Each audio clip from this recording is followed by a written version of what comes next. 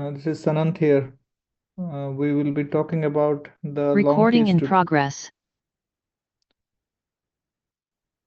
I have 1 more minute to go, then we'll start. Now, few housekeeping rules. If you have any questions today, you just raise up your hand or straight away call out. You can ask the question interrupting me.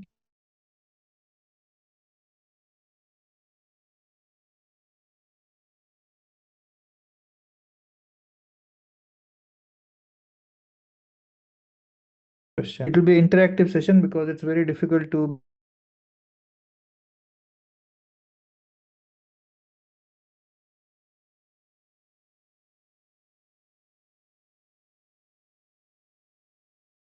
plan is we'll do one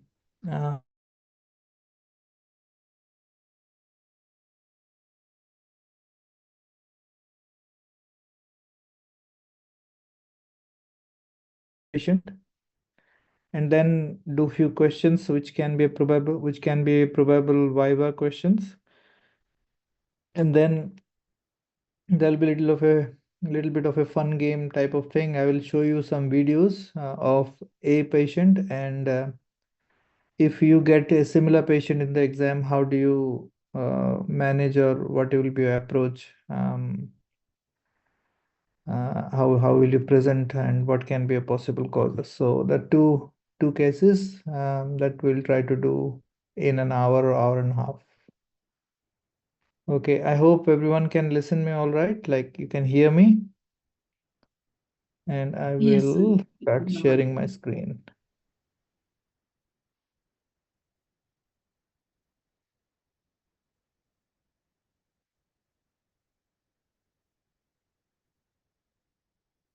All right. Thank you for all of you to come here and be a part of this. Let me go to the first slide. All right.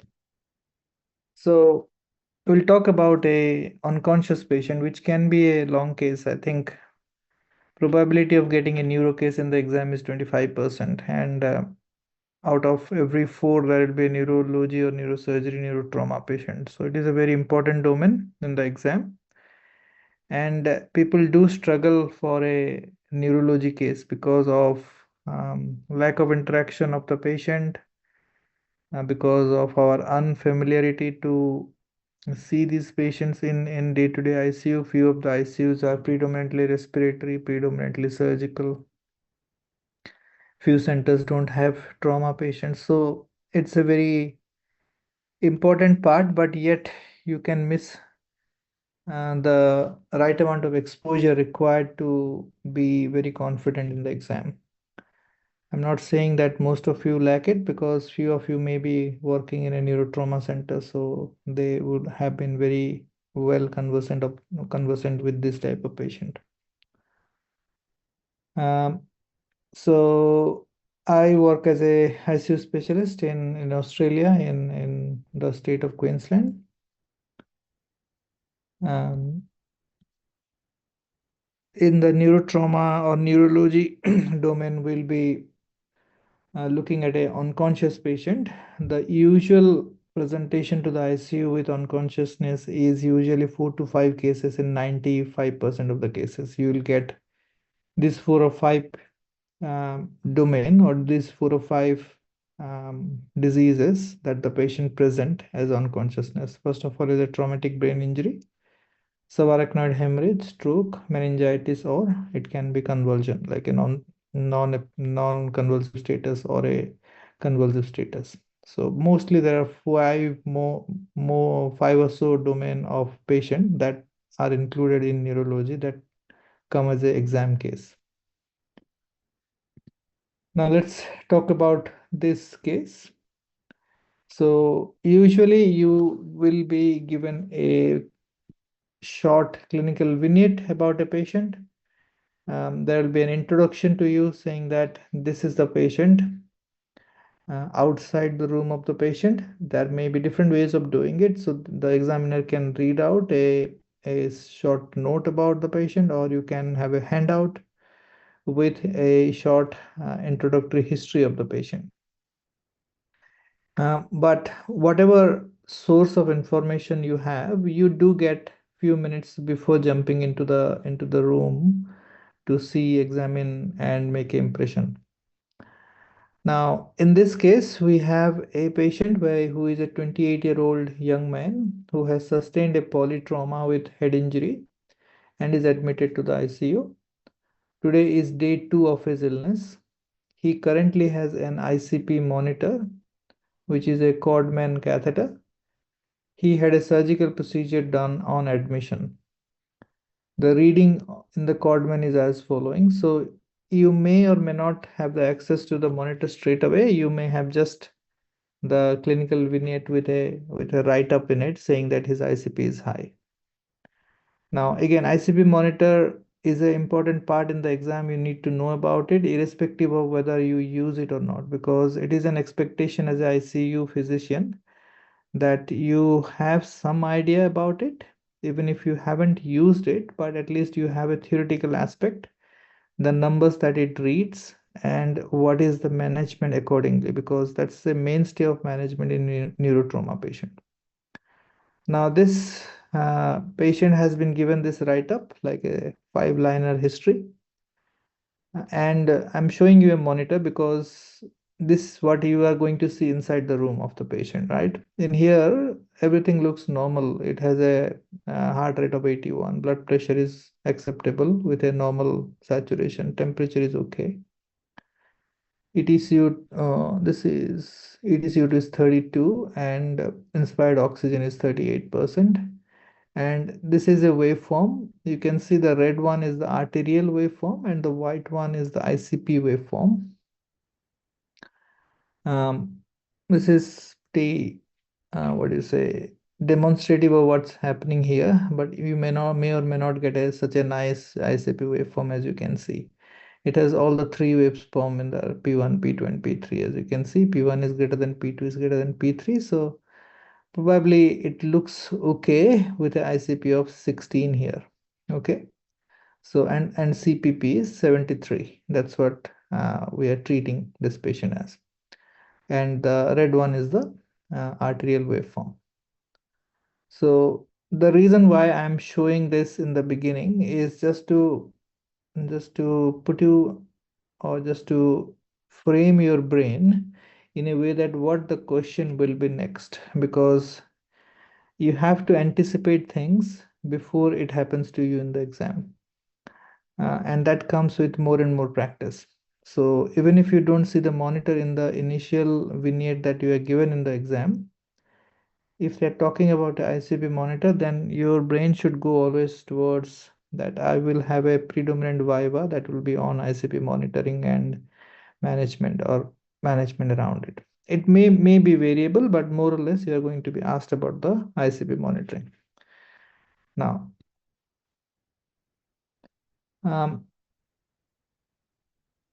the next step, or next important step to see, is what's the question that has been asked to you. What happens in the exam is they will give an idea of the patient, bit of history. Suppose this neurotrauma patient is being given to you on day 20 in the ICU. On day 20 for this patient will not have the same issues as he's having on day 2. Okay, so you need to be very vigilant about what is the situation being given, irrespective of the initial diagnosis, and what the examiner wants to hear from you. In this case, they're asking to assess the patient, identify the current clinical issues, and how will you progress this patient. So two specific things they are asking. They are asking your clinical examination to assess and identify the clinical issues, and how will you progress this patient. Okay. So your whole approach should be focused towards these two questions, because this is the initial most important question that the examiner has asked. And when you are going to present, your presentation should be focused on these two things. You can miss few things here and there, but your answer cannot omit these questions, because what happens with the candidates, they become overwhelmed in the exam, examine the patient pretty well, and come back and talk about a lot of things tangentially without answering the question, and the examiner have to bring him back saying, okay, that's fine, but the question was, what are the issues? Can you tell me the issues? Right? So you try to avoid that situation. Stick to your question, what the examiner has asked, and start after your initial introduction and bit of a summary of the patient. You start straight away in the question what the examiner has asked. Again, it varies, right? In different exam scenario will be asked in a different way. So they you may be asked just assess the patient and present the patient to the examiner. In that case, you have a free hand. You can talk about their clinical examination, present the patient. But if they have asked in the specific manner in the beginning, saying that assess, tell us the current issues and how will you progress.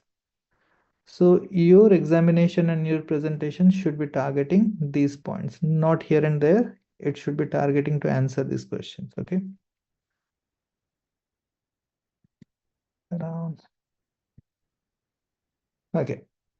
Now, in a long case, what happens is usual format. You will be given, as I said, a vignette. You examine the patient at the bedside in front of the examiner. They will see your capability in examining the right way, in a safe way, which is an acceptable way. It doesn't have to be very, very authentic. This is the way copybook type, but it has to be something which is safe and acceptable. Then they look for how you summarize your whole examination and finding. Now you are given based on what center and what type of timing. You are given half an hour, 45 minutes to examine the patient or 20 minutes to examine the patient. But you cannot summarize for 20 minutes. So you make sure that your summary should include all the questions that they have asked as an answer to them. Unless you have answered your leading question or your opening question, they will not go to the Viva after that. They will be waiting to hear those questions they have asked. They will wait for the answer and then go to the Viva. Okay. So always it is a three-prong approach. You examine, you summarize, and then you jump to the Viva. Now we call it as a bedside dance because in a practical world, in a ward round, I see the patient within 10 minutes, or most of us may be seeing a patient less than that. It's not what we do usually. In the exam, you have to show your or act your examination in a way that looks attractive to the examiner. Half of that thing is not what you do every day, and half of the thing you do every day. Okay. But keep in mind that whatever you do in the exam as an examination process, make sure that it has some meaning to it. For example, if you are going to hear the heart or hear the heart sound, do the way it should be, not like putting your stetho in two positions and saying heart sounds are dual and no normal. If you are going to listen to the heart, listen the way it should be. You should see, you should hear in the apex, hear in the mitral area, hear in the pulmonic or tricuspid area. So all the four has to be there. Okay. If you miss it, then you are marked wrong and you will get demerit points for that. If you have a neuro patient and due to time constraint you don't examine the heart, which is not important, you can be given that grace. Okay, the heart was not important to examine.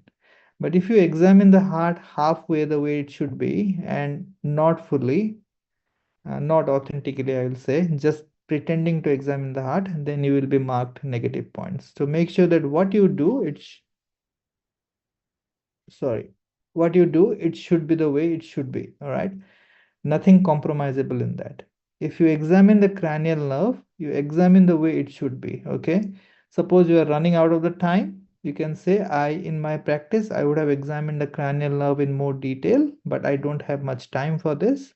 But grossly, they look normal. You can put that wording or those sentences.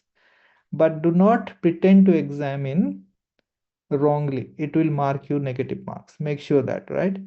And examiners also know that you cannot complete a complete neuro exam in 10 minutes if you're given. Okay. They have the leeway, but they cannot see a patient who is faking in front of them. So make sure that if you examine completely. If you don't examine, tell them why you are not examining it. Him. All right. Okay, so as I said, we call it as a bedside dance or bedside opera that we do for half an hour. We don't see an ICU patient for half an hour for sure in our ward round, but in the examination or in the exam, you have to do that. So few of the things you have to do out of the way that you do usually. Okay. Now,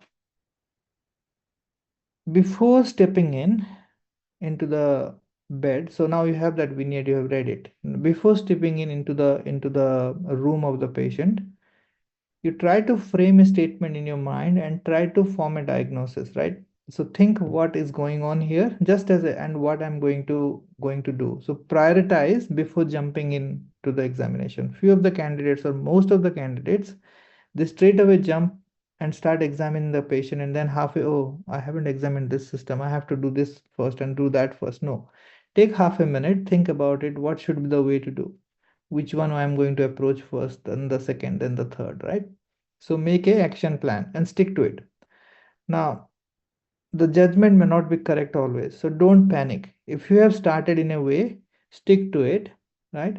Suppose this neurotrauma patient, and it has some, the patient has some other things like has a renal failure associated or has a acute abdomen associated, and we thought that in the initial, you thought that no, I'll examine the abdomen first and then go to the neuro and other system. That's fine, that's completely correct. Okay, but halfway, don't change your mind. Like you are examining the abdomen. Oh, I can see the ICP monitor. I should do the neuro first. No, complete one and then go to the second one, right? If you have an action plan in your mind, stick to it. Nothing is wrong or right in the sequence. But if you have started something, complete it. That's the bottom line of it, right? Now, you have formed which way you are going to see this patient. I'm going to see the neuro examination for this patient, or some that's what I'm going to see in this patient, right? We have decided.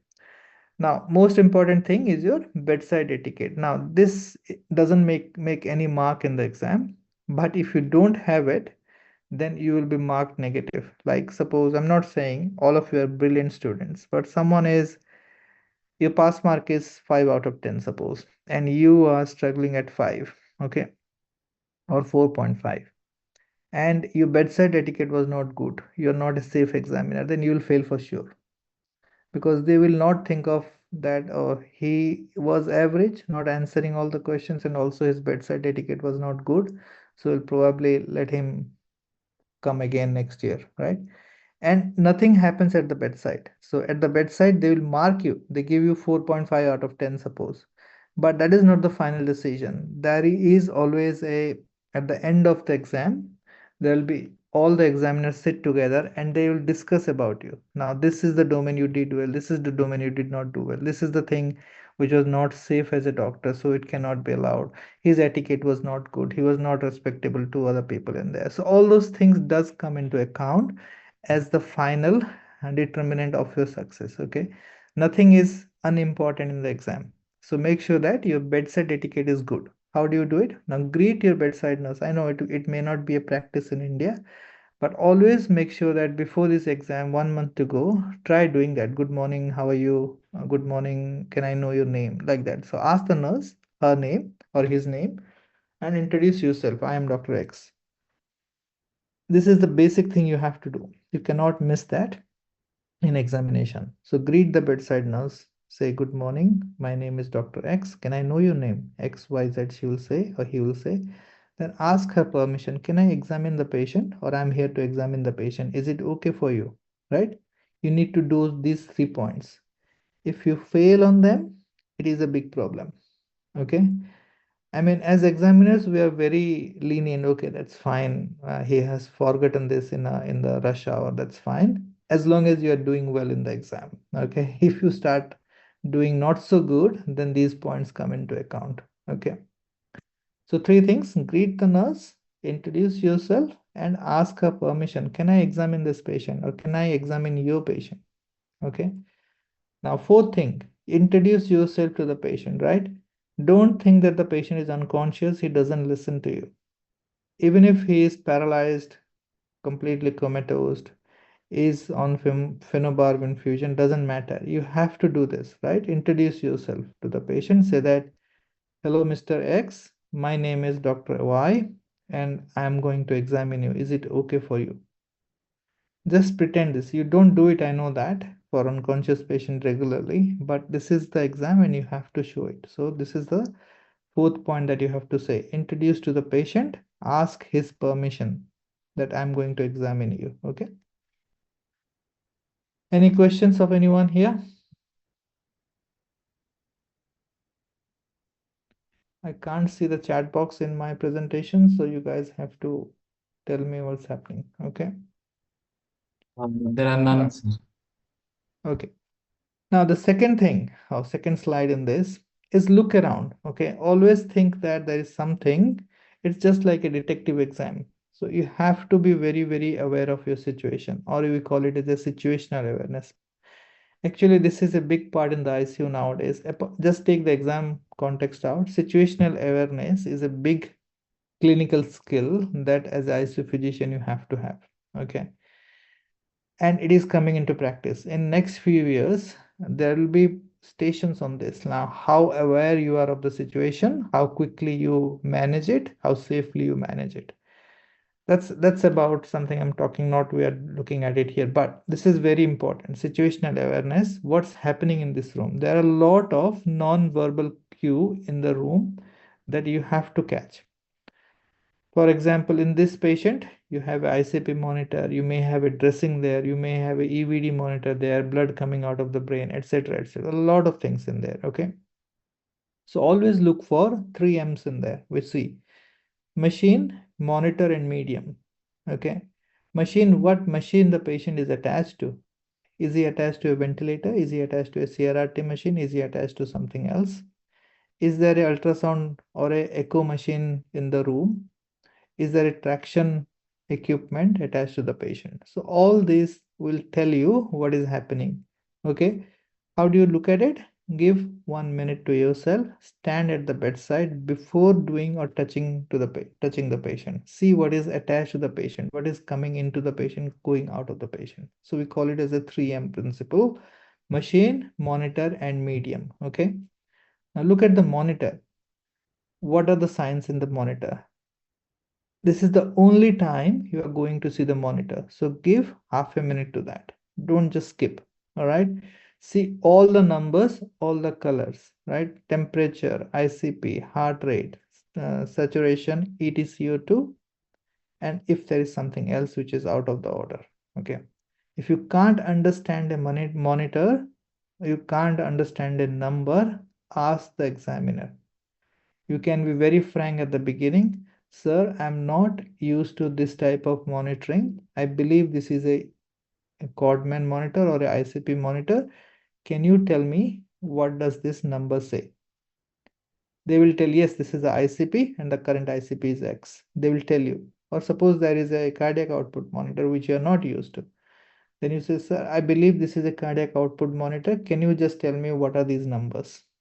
You're very frank in the beginning to say that you don't know about it, and if you are told some information you can work on it. Very, very frank in the beginning. Okay. If you can't understand, ask the examiner. They will be more than happy to answer you. Okay. This is about the monitor. As I said, this is the only time you are going to see the monitor. Give half a minute at least to see, and never forget the temperature. Usually the temperature will be blinking on the right side of the monitor somewhere in a white color or whatever color your ICU feels like, but people usually miss it. Okay, make sure that you see that. Okay. Now the third thing is the medium. Look at all the medium going into the patient or coming out of the patient. Any chest drain, abdominal drain, catheter, urinary catheter, other type of drain, trace them to the patient, and if it is coming out, then trace them out of the patient and see what is there. Okay. Again, half a minute. This is the only time you are going to see. All right. So give some time before you touch the patient. That is most important. And the infusion pumps also, you have to look for it. Sometimes there may be a vial of antibiotic in the room, which is unusual. Like somebody on an amphotericin vial will be there, or a vancomycin vial will be there, or a linezolid vial will be there, or something like that. Some odd thing may be there that gives you some more clue about it. Okay. So make sure that you don't miss the obvious cues that has been given by the examiner. Sometimes they give the cues there. All right. Now, before I'm going per se to the examination, neuro examination of the patient, before starting the examination, there are few standard questions that you can ask the patient or ask the examiner or ask the nurse. You are allowed to, okay? For example, you can ask how long the sedation has been stopped in this patient and when was the last paralytic dose if it has been given. So important thing, suppose the examiner or someone has given a paralytic dose 15 minutes before you are examining. Is there a point of doing any painful stimulus and expecting a response or any other type of neuro examination in detail? Somebody who is paralyzed, you will not have a outcome of it, right? So make sure that you ask these questions. There are two reasons. One of them is you will probably avoid few of the examination that is not useful in this patient.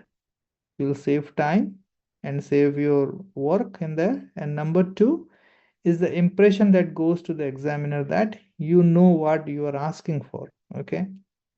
Suppose you straight away go and start examining the patient who has been heavily sedated and paralyzed an hour ago or 15 minutes ago.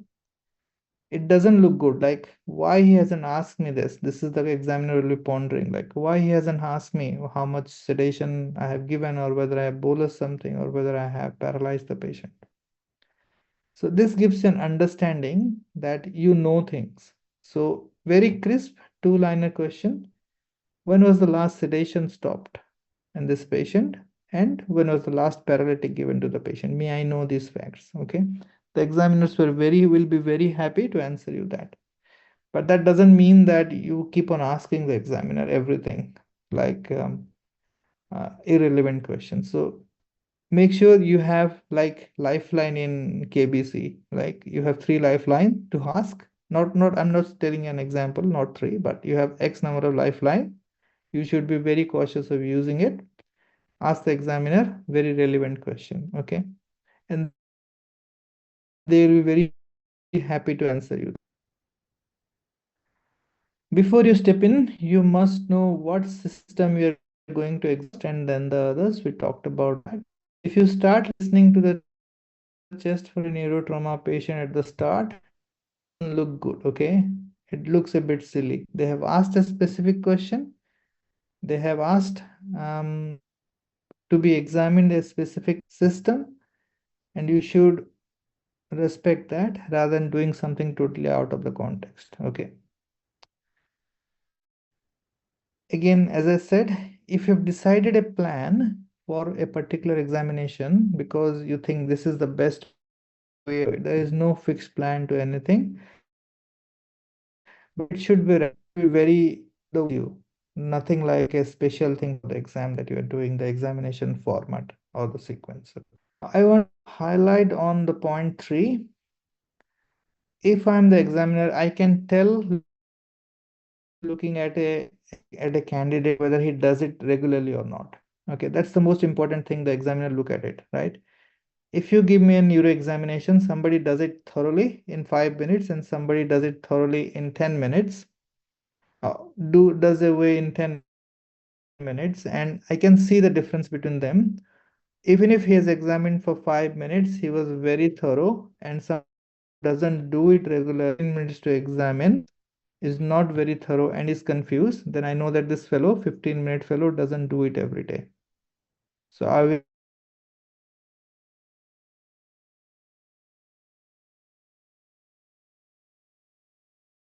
be very does the reflexes,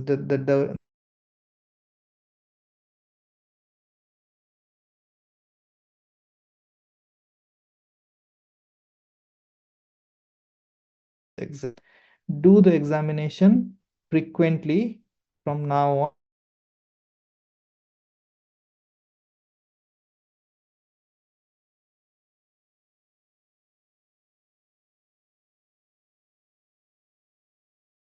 Book video, make a sequence of examination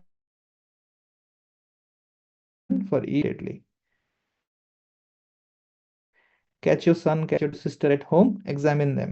as example. I will, so that's what I used to do.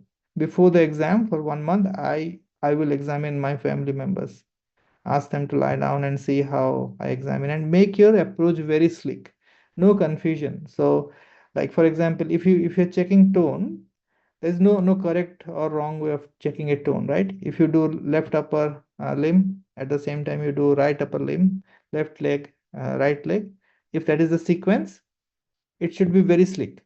If you start doing okay, left upper limb and then left lower limb and then right upper limb instead of left leg or something, if it is bit grumbled, then you know that this fellow is doing it for a long hasn't done it for a long time. So make sure that you bring that sleekness to your exam. This is very important because the examiner can see and say that, oh, he doesn't do it, or if he does it regularly. Practice is the key. That's what is the bottom line. Now, examination does vary at different places, like time-wise. The DNB exam, probably the whole case goes for an hour or so, and you get a pretty hefty time for examination.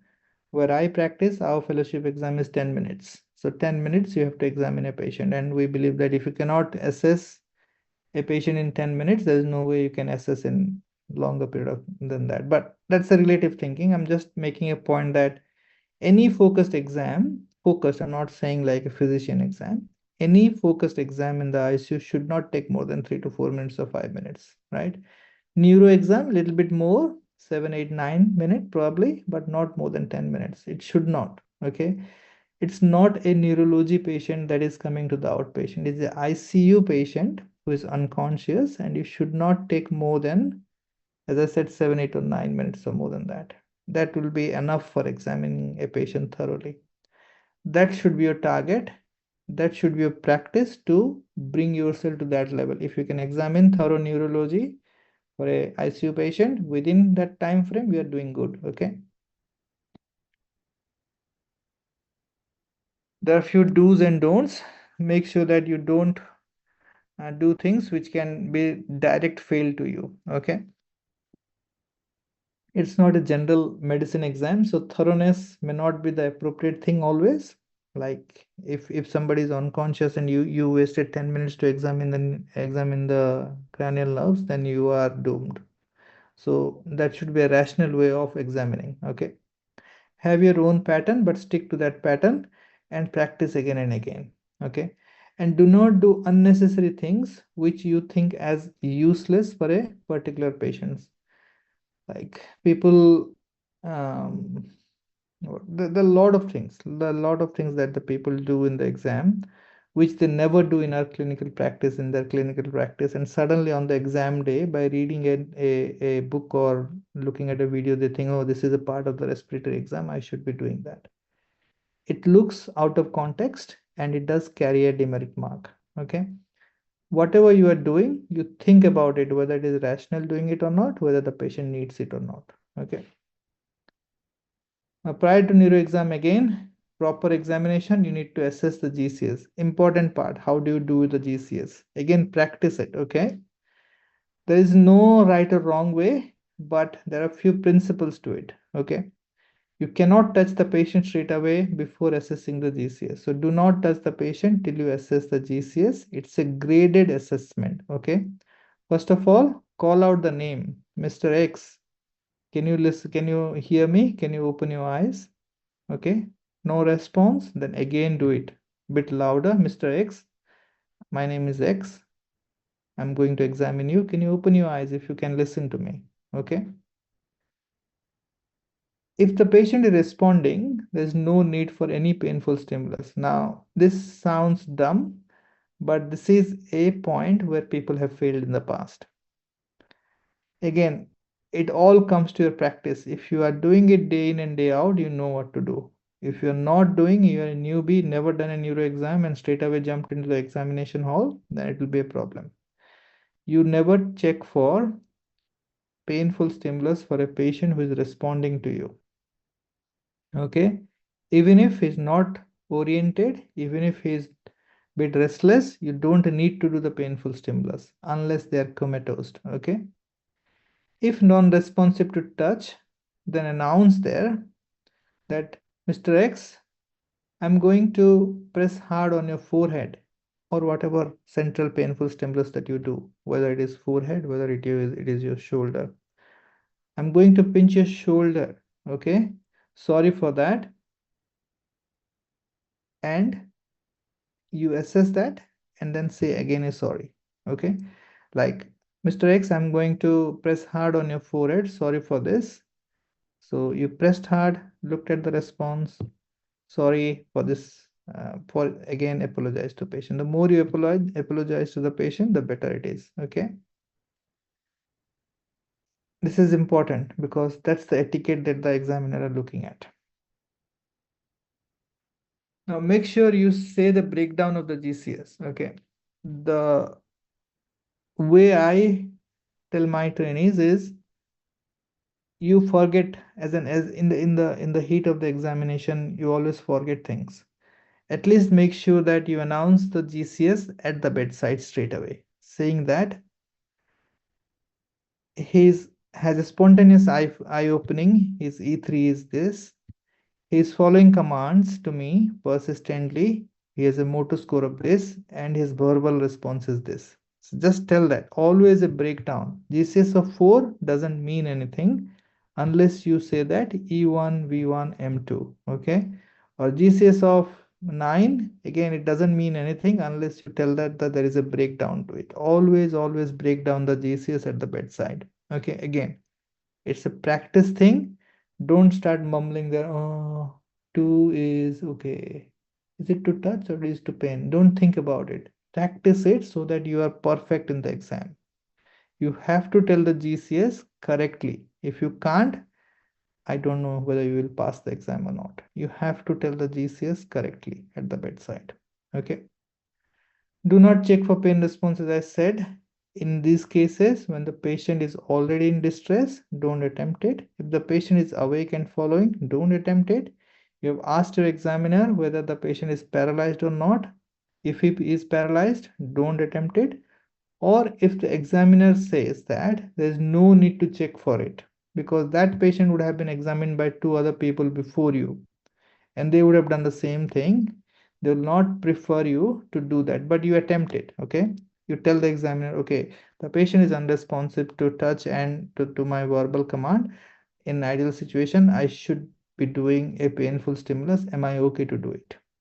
The examiner will say, no, there is no need to central painful stimulus. He is M3, M4, whatever. Okay, they will tell you. They will avoid usually giving pain to the patient.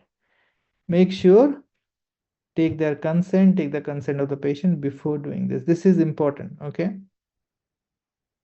for a neurotrauma patient, always see the head where the trauma is. Okay, what happens in the heat of the examination, again, people don't see the laceration. There is a big cut at the back of the head that they miss it.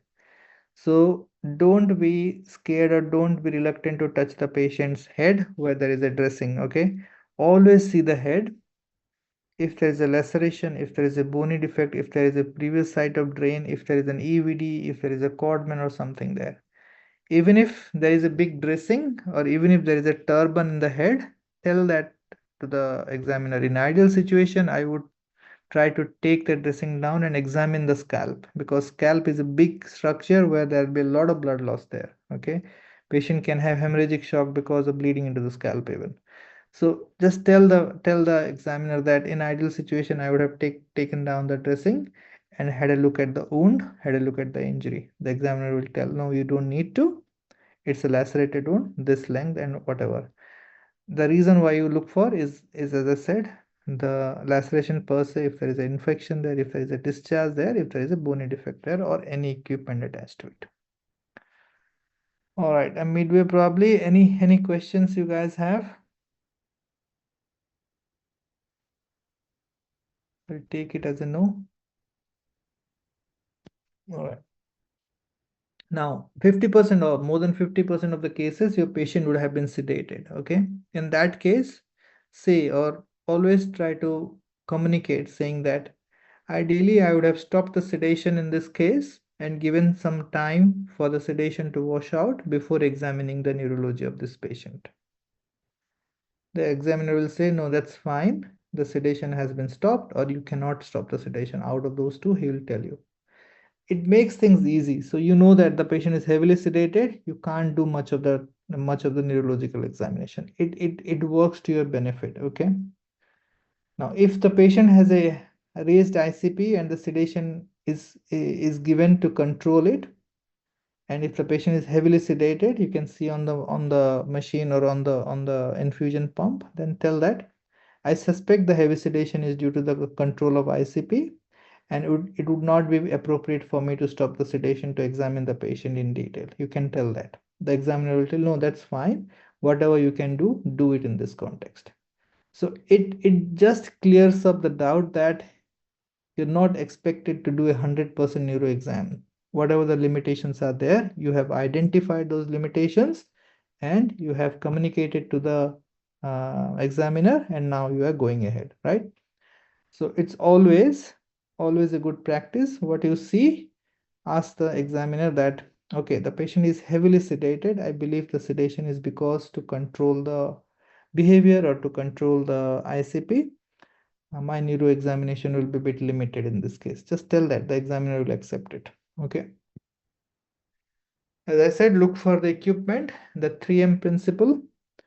What counts here is the EVD or Recordman, height of the EVD. If there is an external ventricular drain, how high is it, whether it is open or closed, what is the character of CSF flowing out of it. If there is a ICP, what is the waveform of the ICP? Look at the CPP. We saw that in that monitor, it was 73. Whether the patient has a continuous EEG attached to him, what sort of vasopressor is he on, what is the EtCO2 temperature. As I said, give 1 minute to the monitor. This is the only time you are going to see this monitor in this examination. Okay. There are different ways of approaching the examination. Few people talk in between the examination, they while examining the patient. Few people prefer to keep everything to the end, but I always take a middle way where I talk a little. Whatever important information I see at the bedside, I always tell it, because my memory is very short. When summarizing, I may forget something. So if I have identified something which is bit odd, bit abnormal, I always tell it at the bedside. In this case, I can see the ICP monitor and the ICP is 18, which is just under the normal range of the ICP, and the patient is normal ATCO2 and is euthermic. And I think the high sedation is because of is aiming towards maintaining a normal ICP. I would tell those words so that even if I forget about something while summarizing, the examiner knows that you have noted this, you have already told. Okay. Suppose you find a syringe of hypertonic saline or a mannitol or an EEG ongoing. So in that case, you have to tell, I suspect the hypertonic saline infusion or ongoing anticonvulsant is for control of ICP or seizure prophylaxis. You have to tell that. Oh, not have to, but it's better to tell it, because you will forget about this at the heat of the exam, at the time of summarizing all of it. So just small sentences. If there is something you have found, you just announce it there so that the examiner will tick the boxes there, and even if you miss at the summary at the end, you are okay with it. Okay. Now never forget about some of the important things, the red flags. We say it is a red flag when you have EVD, blood associated with it. Then you think, oh, there's blood in there, so intraventricular blood in the EVD. They'll be asking about subarachnoid hemorrhage, they'll be asking about ventriculitis, etc. If the patient has an ongoing EEG monitor, this is going towards non-convulsive seizure probably. What is the prognostication role of EEG, or how do you manage non-convulsive seizure, etc. If you see a hypertonic saline, then management of ICP, like tier of treatment, this is going to be asked. So just anticipate what is going to be there. If there is a thiopentin or a phenobarb infusion or a vial there, or the patient has barbiturate coma probably, okay, then the questions will be hovering around that part. If there is a bear hugger or if there is a cooling machine there, okay, what's the role of hypothermia? What temperature to target? These are the questions will be the next one. If there is a skull defect while examining, then it will be decompressive craniectomy. That will be the question next. So anticipate few things based on your finding. But don't dive deep into it. Like if you are examining, oh, there is a defect in the skull, decompressive craniectomy, yeah, they will be asking about the trial probably. So that's how you frame your mind in this examination. Okay, the good thing is the DNB exam, you get a lot of time to examine and frame your thought process. It's not very time pressured. Now, going to neuro examination proper, check the pupils. After the GCS, I usually see the pupils and tell it what it is, right? X millimeter bilaterally reacting to the light, both direct and consensual light reflexes are present. There is no obvious ophthalmoplegia. There is no obvious ocular injury. There is no hippus that I can see. Okay, this completes your pupillary exam. Then you go for the corneal reflex, present or absent bilaterally. Ask the nurse that, can I do a suction of this patient if he's already intubated to assess his cough reflex, and can I assess the gag reflex to the examiner, because they will say no to it, because it's not a good idea to do repeated suctioning for the sake of examination. Okay, they will have an idea that you are going to see the cough and gag for this patient, that's why you have asked for it. Oh, no, no, the cough is present and he has a good gag, they will tell. Okay. So you avoid that exam, but you have to verbalize the way you should be. It's a sequence of test: pupil, corneal, cough, and gag. You have to ask for these things. Okay. You can do the pupil 100%. All the patients needs to be done. Corneal, yes or no. If there is no issue, if the patient is not awake, you can look for it, corneal reflex. But for the cough and gag, you can always ask to the examiner. Or even if you don't ask, you have to tell that I'm going to do the cough reflex or look for the gag reflex. Okay. Now, after this, just stop everything and look for spontaneous breathing. How do you look for it? Look at the EtCO2 trace, look at the ventilator, look at the chest. Don't take much time.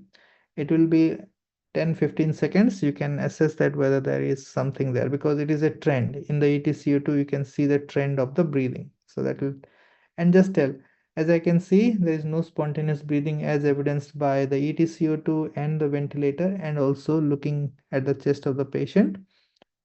There is no spontaneous breathing, or the patient is breathing spontaneously on top of the mandatory breaths, or whatever you see, you find it. Okay. Now, few people straight away jump to check the doll's eye. Be careful about it, because if it is a neurotrauma, don't try it. Okay. Don't check for neck stiffness. If it is a neurotrauma, you have to ask the examiner, I'm going to check for doll's eye and the neck stiffness. Am I allowed to? Is the patient neck is clear in terms of cervical spine injury? They will say yes or no. Again, this is a fatal mistake. If the patient has a collar and you start doing the doll's eye, or if you start doing to check for the neck stiffness, that's absolute no. If the collar is there, don't attempt that, right? If you do, you fail. There's no doubt about it. Okay. Suppose you don't want to do it, there's a very clever way to do it. So say that, ideally I would have checked for neck stiffness and doll's eye for this patient.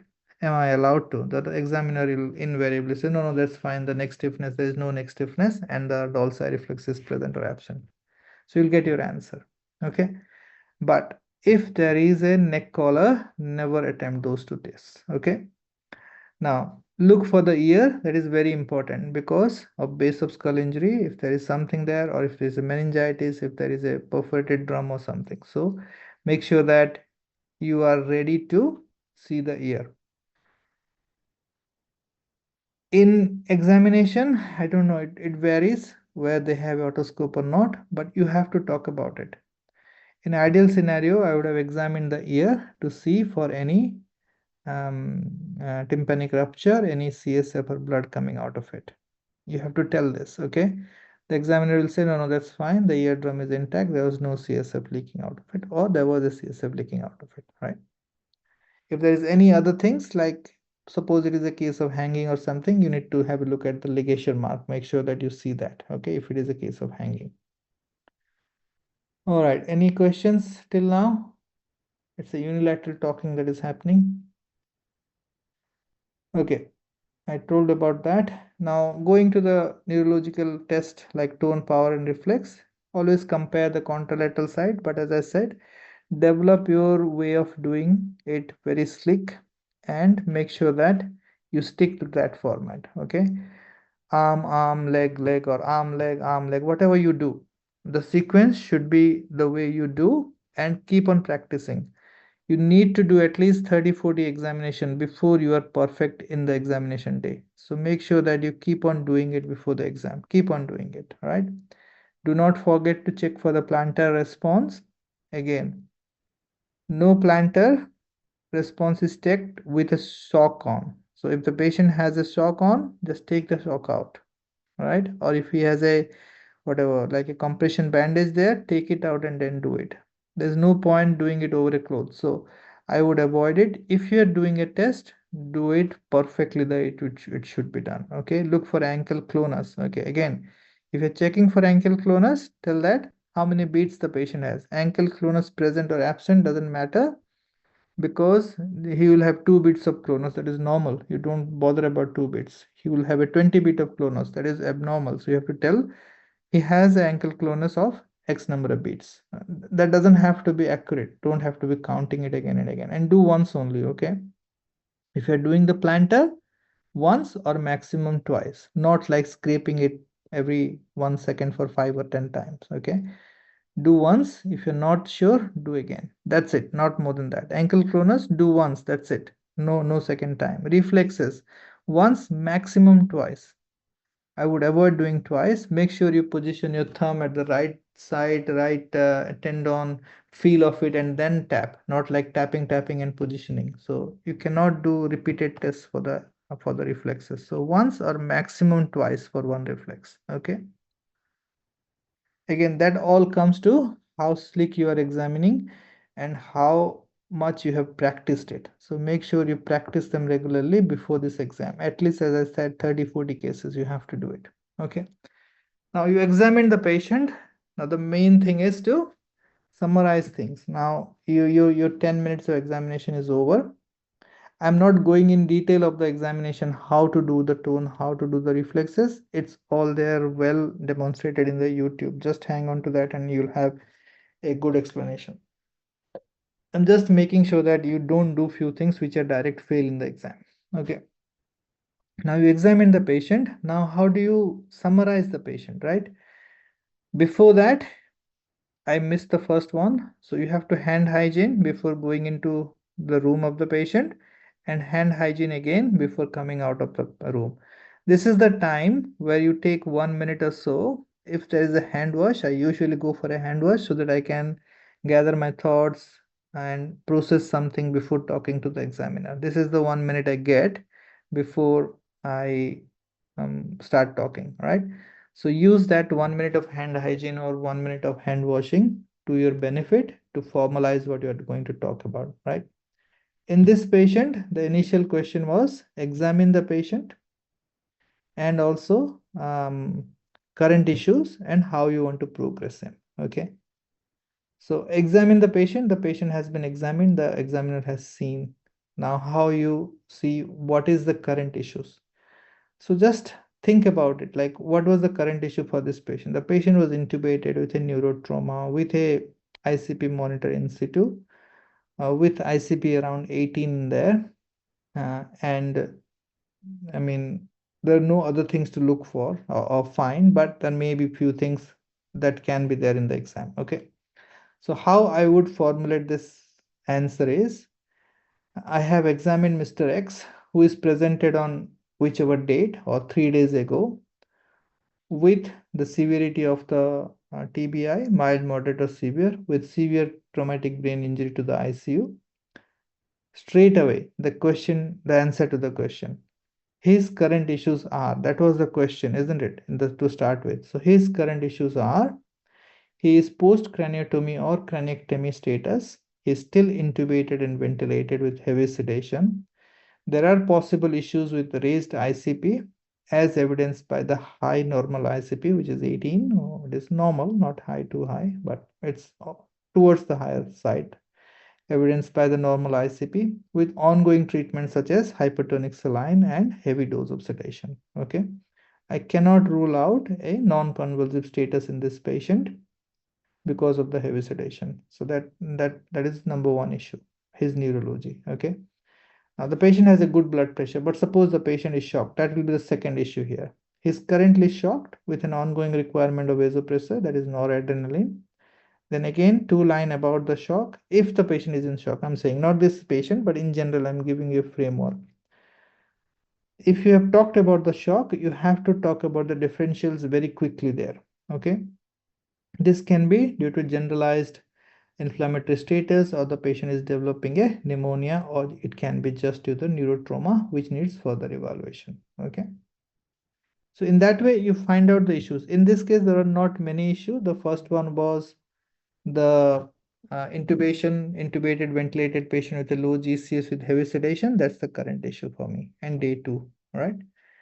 And with a ICP monitor. But there can be few other things like um, fever, like shock, etc., etc. Okay.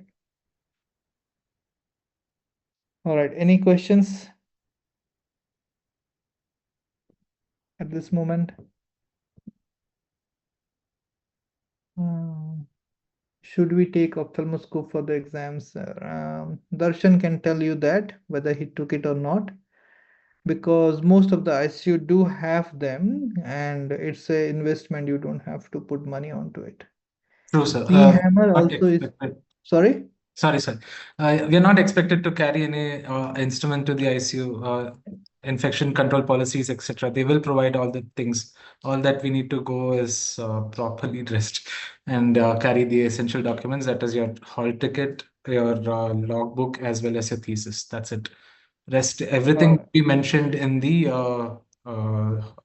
thing hall ticket, which will be admit card provided to the candidates if there anything else is required. All right. Okay.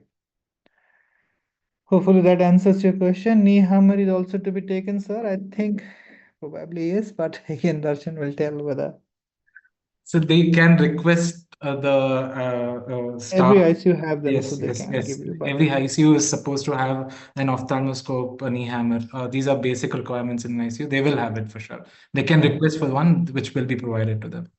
yeah. All right. Now, this is the basic principle how you examine a neuro case.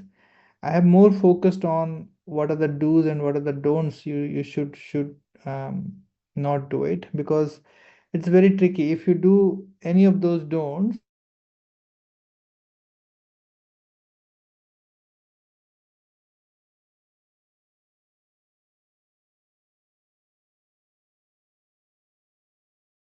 you need to know about, and you need to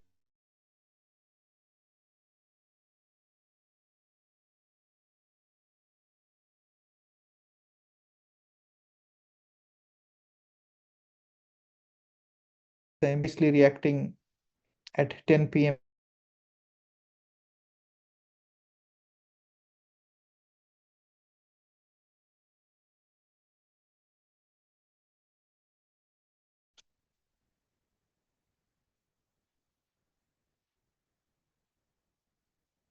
Anyone wants to answer this?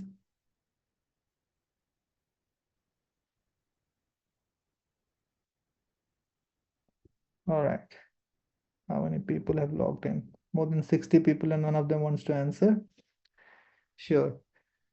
Um, anyway, so the bottom line that I want to make here is somebody with an ICP of 25 with a very sluggishly dilated pupil on one side is a neurosurgical emergency. You have to talk about this term. That's what the examiner wants to listen. This is a neurosurgical emergency. This is the first line you have to tell. All right. Then what you do, make sure it is not a spurious reading. Somebody has not don't know how to look at the pupil and etc. They have done it very quickly. Make sure that it's not a spurious reading. Acute control of raised ICP, we'll talk about that. Inform the neurosurgeon. Plan for further investigation and possible surgical options. These are the way to escalate treatment. All right. Now, how do you make sure that it is not a spurious reading? So EVD, if it is a EVD there, make sure it is not blocked, unclamped. If it is clamped, then you have to unclamp, or it is kinked. Make sure that these are not happening there, okay? because that can give you a spurious reading. Similarly, for Codman catheter, they do drift, and if they are put in abnormal position, suppose somebody has a frontal hematoma and somebody has put a Codman catheter to the hematoma, so it will not give you the right reading what you are looking for. So make sure that the catheter is placed in the right place where it should be. They can ask you about different type of catheter in the exam. Do you know how do you measure the other measures of ICP? How do you do it? So that answer you have to frame beforehand. So how do you answer them? Anybody wants to volunteer? If they ask what are the ways you measure ICP?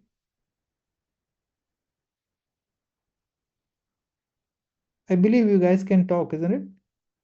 Is there a function that has not been enabled or something? Somebody has told optic nerve sheath diameter. I will fail that candidate probably. There are a lot of other ways of doing it. So answer is always talk about classification. Okay, there are various ways of measuring the ICP: invasive and non-invasive. Invasive ones are parenchymal catheter or Codman catheter, intraventricular drain, subdural bolt. Non-invasive are optic nerve sheath diameter. If you want to do a transcranial Doppler, that you can be, and also regular CT scan to look for any changes. All right.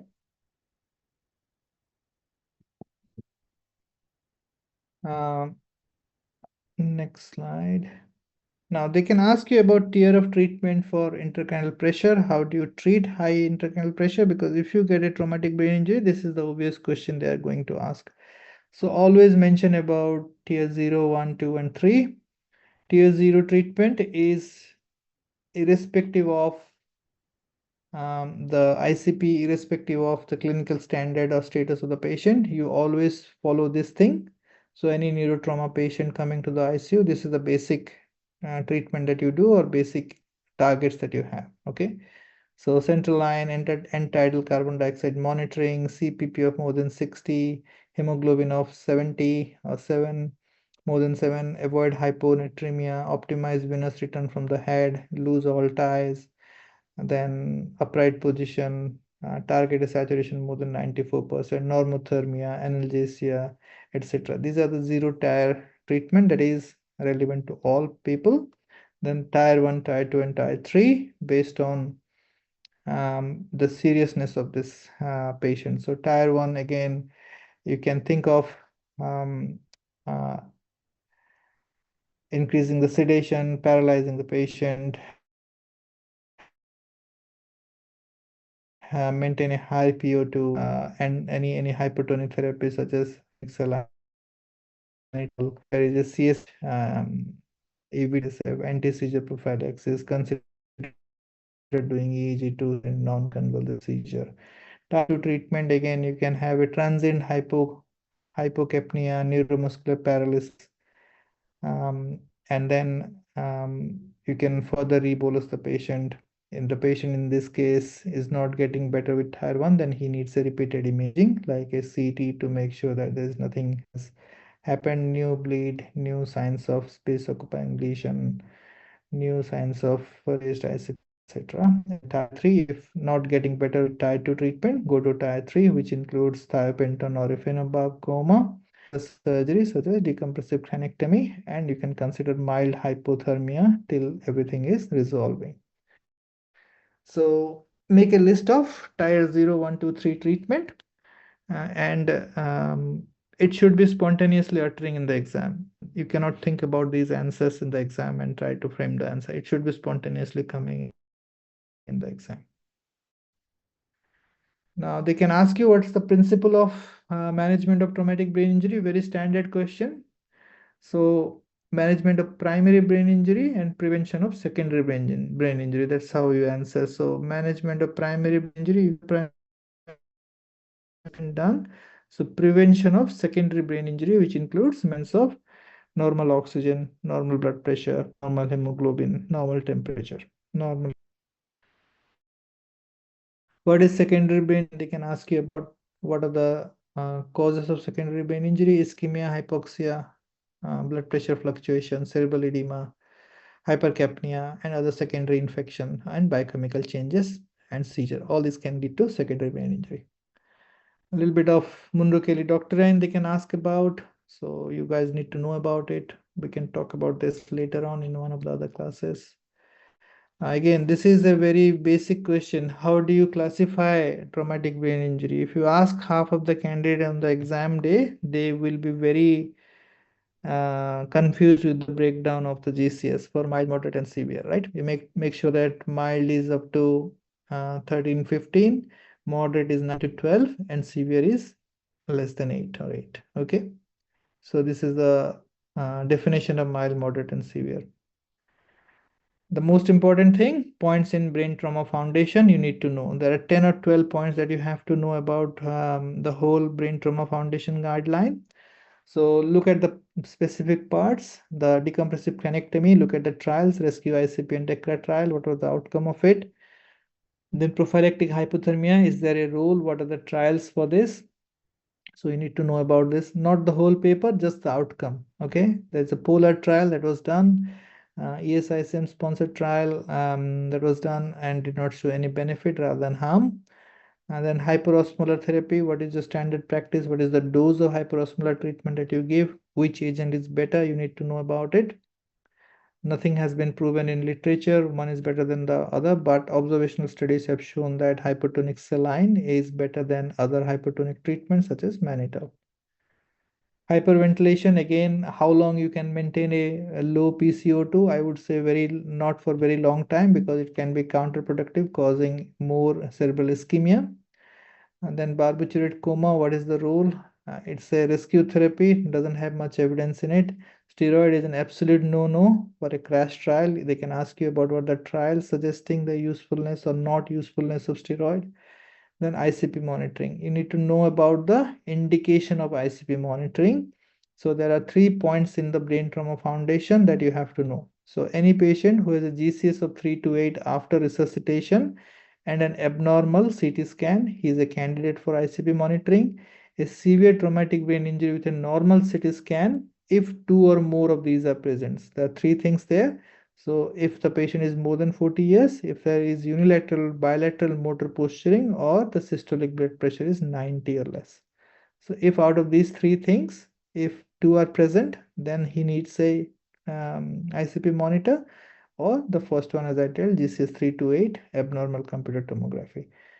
Um, Again, this is a old brain trauma foundation guideline, but we still follow this rule, but not very strict. Clinically, the neurosurgeon's point of view do vary a lot about it. The trial about ICP monitoring, again, there is one landmark chestnut trial. Nothing has been done afterwards because it is a standard of practice in Western society. So doing a trial with half of the patient getting ICP monitor and half not is not justified. So probably that's why there's not many forthcoming randomized multi-center trials coming in this field. Again, they can ask you about tracheostomy. We'll discuss that later on. Anticonvulsant, what's the role of anticonvulsant and what is the indication? Very specific guideline in brain trauma foundation for this. Phenytoin or phospheniton is recommended to decrease the incidence of early post-traumatic seizure within 7 days of injury, when the overall benefit is felt to outweigh the complication associated with such treatment. However, early post-traumatic seizure have not been associated with worse outcomes. So within 7 days, yes, you can think of, if there is a bad CT scan, the patient had seizure, then in those cases you do it. CPP, avoid aggressive attempt to maintain a CPP more than 70. So 60 to 70 or 50 to 70 is a good range. That's where you look for, more towards 60 and never below 50. Tranexamic acid, again, is safe in traumatic brain injury, and that treatment within 3 hours reduces head injury associated death. So if you're giving tranexamic acid, it's before 3 hours. That's where the crash 3 trial has shown benefit. They can show you a CT scan to look for. Again, you need to know how to look for abnormalities in CT scan. These are the few slices that I have put in. Most of the CT scan, 90% of the CT scan will be covered with this. So the first one is a extradural hemorrhage.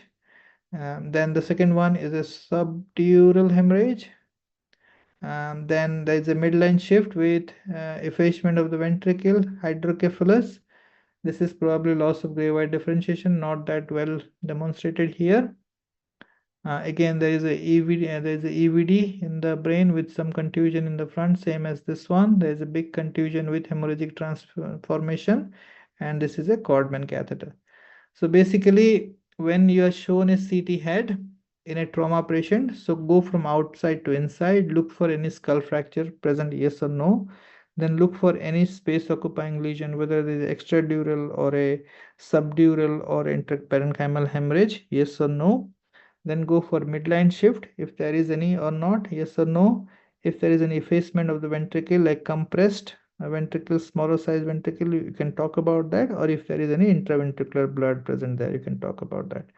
Now the third thing is, again, look for gray white differentiation loss. Again, it is very subtle, and in the exam it will be very hard for you to comment, but if you can comment, it is good. And if there is a device, whether it is a Codman catheter, whether it is a EVD, and the placement of it, whether it is correctly placed or not. So basically, in a neurotrauma patient, these are the things to look for: fracture of the bone or skull with base of skull fracture, if there you can make out. If there is any carotid canal fracture, you can make out. The second thing is look for any space occupying lesion, midline shift, gray white differentiation loss, and any devices. Few other things you can be asked about is a cervical spine injury. If there is a obvious dislocation of spine or damage to the spinal cord, you can be shown a plain CT film with the non-alignment of the cervical vertebrae. That's an important thing. You cannot miss that CT scan. So practice on that. If you are shown, you have to identify, because this is a life-threatening thing. Okay. And then you may be shown some intra cerebral arterial dissection, like dissection flap in the internal carotid, or there may be some angio showing that there is a loss of flow to one side compared to the other side. So these are the CT scans they usually show at the bedside also. So very specific, but make sure that you practice those CT scan, how to verbalize them. Okay. No, we did that. Then again, if there is associated C-spine injury, they can ask you about the C-spine clearance. How do you do it? So the Canadian C-spine score or the Nexus score, one of them you need to remember. Okay, which one you follow. Just tell them that in our practice we do Nexus score, but we go clinically and also radiological MRI. Whatever you do practice, you talk about that, but no confusion. Like sometimes we do this, sometimes we do that. That doesn't form a good consultant level answer. So very particular. We look for we go by the Nexus rule, and also we look for radiological evidence. If there is a significant history, then we look for radiological clearance along with the clinical clearance. So you can tell that. Radiological means MRI. That was the last slide. Thank you for your patient listening. Darshan, I think I have gone through my time. Yes, sir. You have 5 minutes if you want to sum up, if they want to ask any questions. Okay, let's see if you guys have any questions. I'm happy to answer. Um, See, the examination technique doesn't have to be system specific. The initial part of examination is same for any patient, irrespective of neuro, respiratory, cardiac, or anything. Those principles are same for any patient. Make sure that if you are doing an examination, it is the way it should be, and no half-heartedly. Suppose you are checking a abdomen for a ascites patient. If you're checking for ascites, make sure that the way it should be done, not like halfway here and there. Okay. If you're checking for splenomegaly, make sure that the way it should be done, with the percussion, palpation, deep palpation, etc. Okay, nothing halfway between, because the examiners have gone through all this and they have seen hundreds of candidates. If you start faking, they can make it out. There's no point doing that. If you're listening to the chest, listen to the whole breath, inspiration and expiration. 90% of the candidates withdraw the stethoscope at the end of inspiration and they don't listen to the expiration.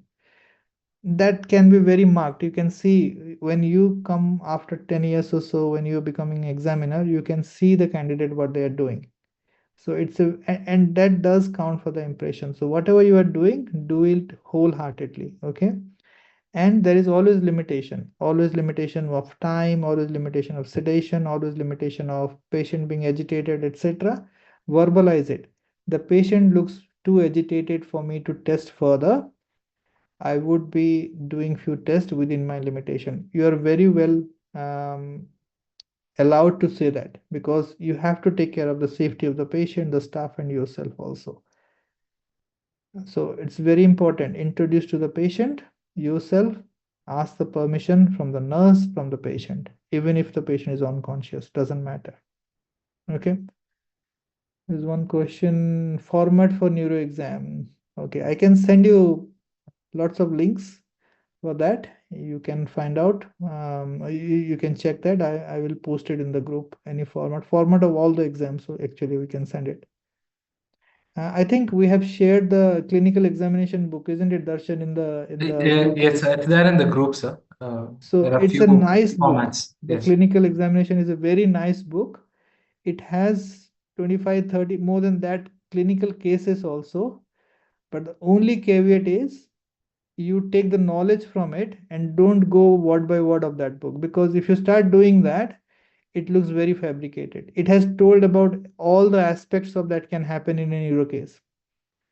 Just read it. It's very very good book, but don't follow all the aspects of it. Just put your knowledge and rationalization of things, what needs to be done, what doesn't need to be done. Okay, but it's a very nice book, the clinical examination book. I can send the format, Jyoti, that's fine, for the neuro exam.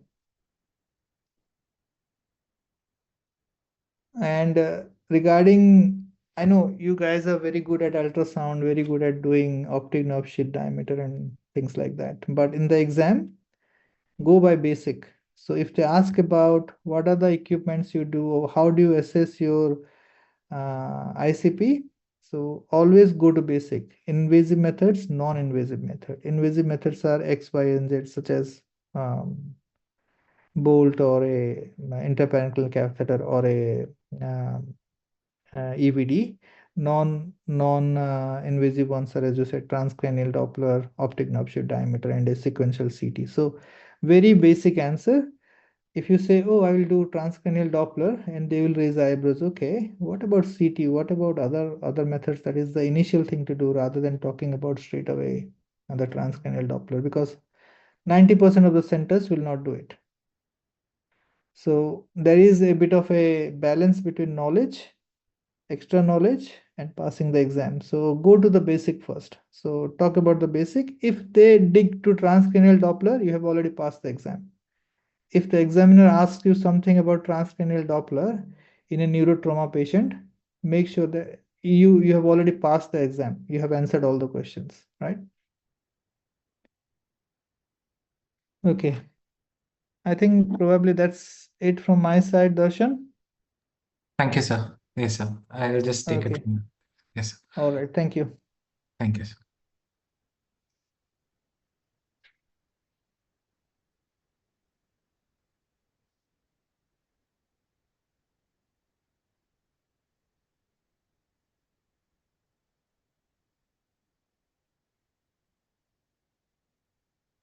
Is my screen visible?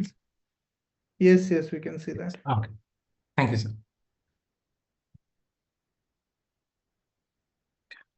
So, good evening, everyone. I think so. That was an excellent presentation on the format of long cases. I think so. Sir went in quite in depth and told all the smaller nuances that you have to focus on during the day of the exam.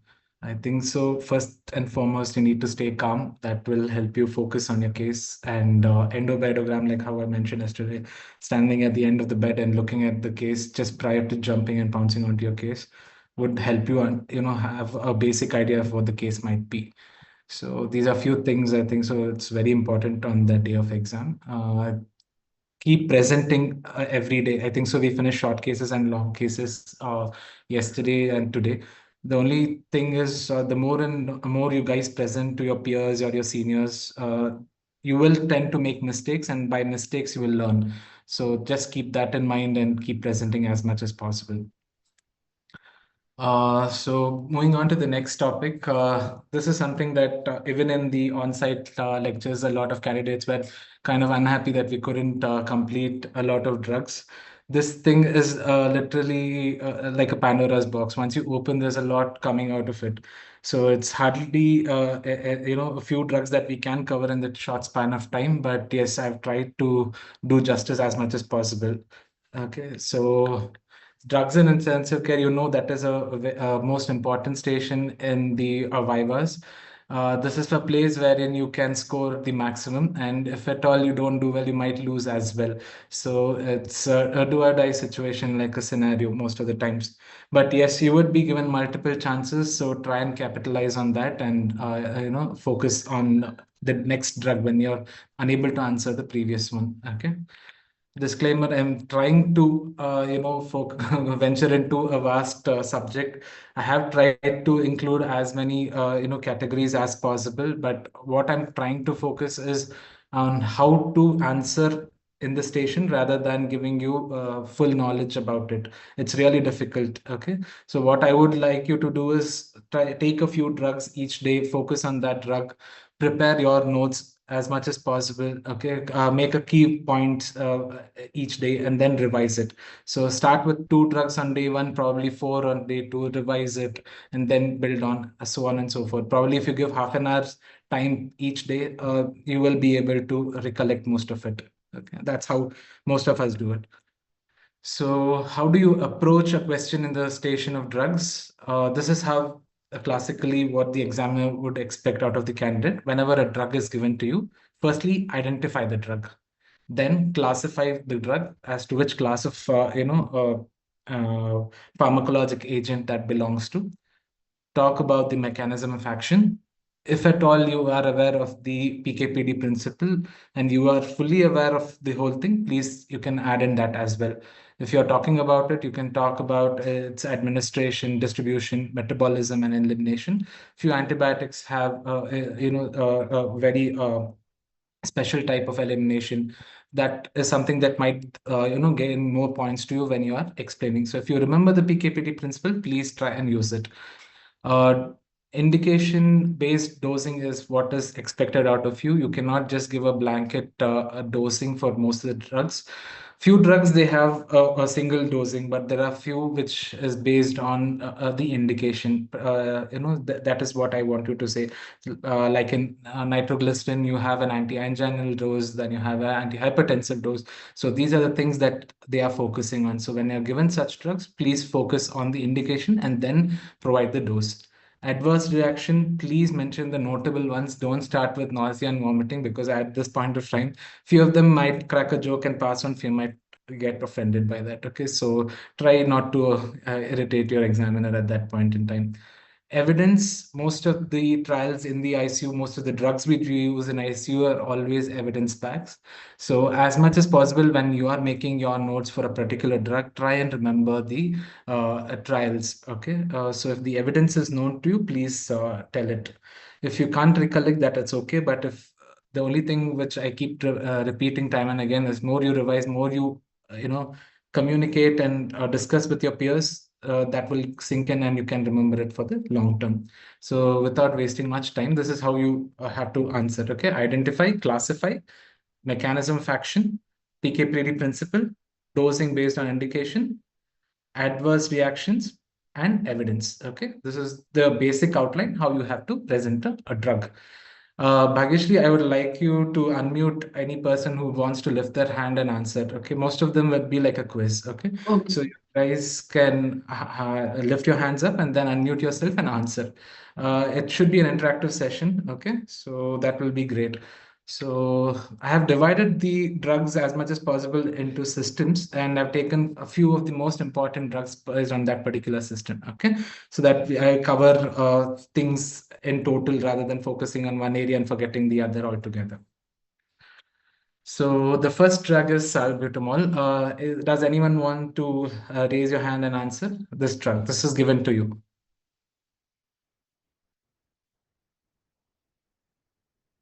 No one?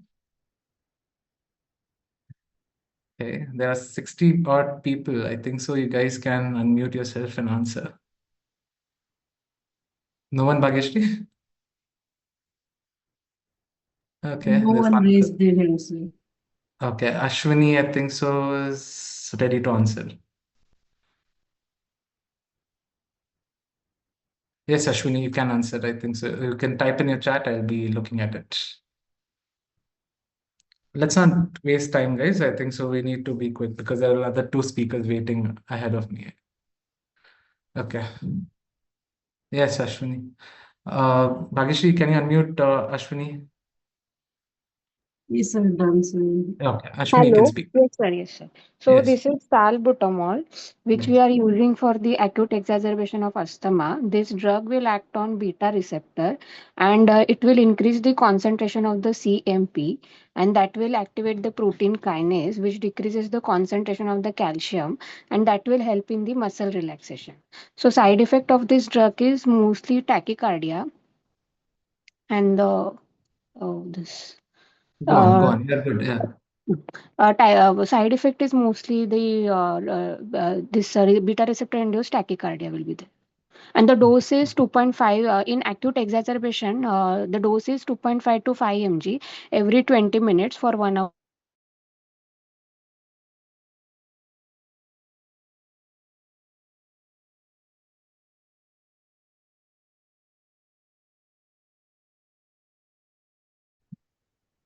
You use it, right? You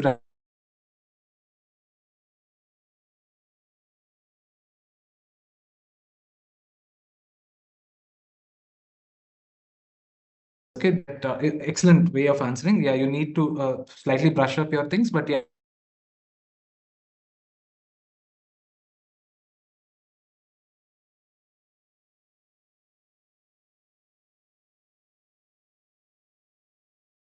Mentions, okay, which is just can't tell beta agonist. Okay, we are focusing on these things, right? So that is one important Yes. thing. Okay, it is used for managing bronchospasm and hyperkalemia. You mentioned both. Okay, and then the most important thing is the rapidity in which it acts. That's the reason it is chosen for these acute scenarios in the ICU because of rapid bronchodilation and faster action in the correction of hyperkalemia. Okay. So mechanism action, excellent. You started by telling the the receptor of activity and then the cyclic AMP pathway. Okay, that is excellent. That's how we expect you to do. The other mechanism of action is mucociliary clearance. Okay, along with all of this, it does have anti-inflammatory effect and the translocation or the transposition of potassium ion. That is, it stimulates the sodium potassium ATC ATPase pump, driving the potassium into the cells. So there, thereby it reduces the plasma levels of the serum potassium. Okay. So adverse effects also you told clearly. And coming to doses, you mentioned clearly about 2.5 to 5 milligrams. Okay. So you need to know how often it is given. Okay. Every 20 minutes is what you need to remember. You told the dose fully. Whenever we talk about the dose, you tell what is the repeat dose and acute scenarios, if at all the drug has. For example, this one does have a repeat dose, right? So this drug, probably anti-epileptics, you need to tell the time as well. Okay. So in this case, it is 2.5 milligrams nebulized every 20 minutes for up to 3 doses. And then you can put it as a Q4 tali or Q6 tali as needed.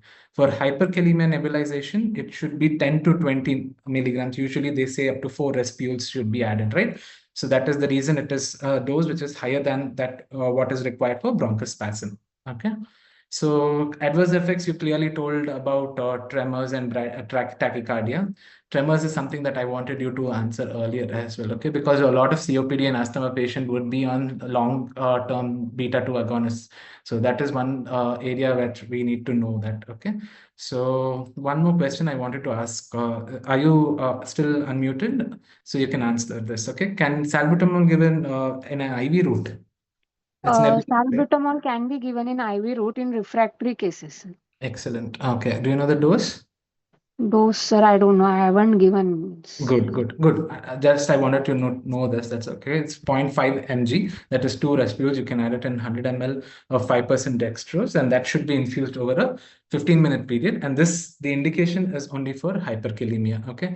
The other way, if it is bronchospasm, what we think about is, either there are other bronchodilators which we can use for spasms, but IV salbutamol is indicated for hyperkalemia. Okay. Sir, it is not indicated for refractory asthma. Asthma, we have other drugs, right? So we go and use all those drugs. In the end, And probably then, okay, yes, okay, because again, there will be a lot of adverse effects if we give IV, and most commonly, most of the bronchodilators have tachycardia and sympathomimetic activity that can be detrimental. The others as well. So in a spasm, when we're giving it in a sequential manner, probably that can precipitate, arrhythmias. So that's why they're worried about it in the long term. But in this case, because it's given over a 15-minute period, just for hyperkalemia, we can think about it. But we have other drugs as well, right? So that's and okay. routinely, please don't mention salbutamol for hyperkalemia. Yeah, that is one more thing I want you to say. If at all they ask you if it can be given, then tell it. Otherwise, if they ask you what is the drug of choice, then you tell beta 2 agonist, but don't tell it as IV. Okay, please tell it as nebulized salbutamol. Okay, that is something that I want you guys to carry forward. Okay. So excellent. You told about tachycardia, but these are the other things that you need to know.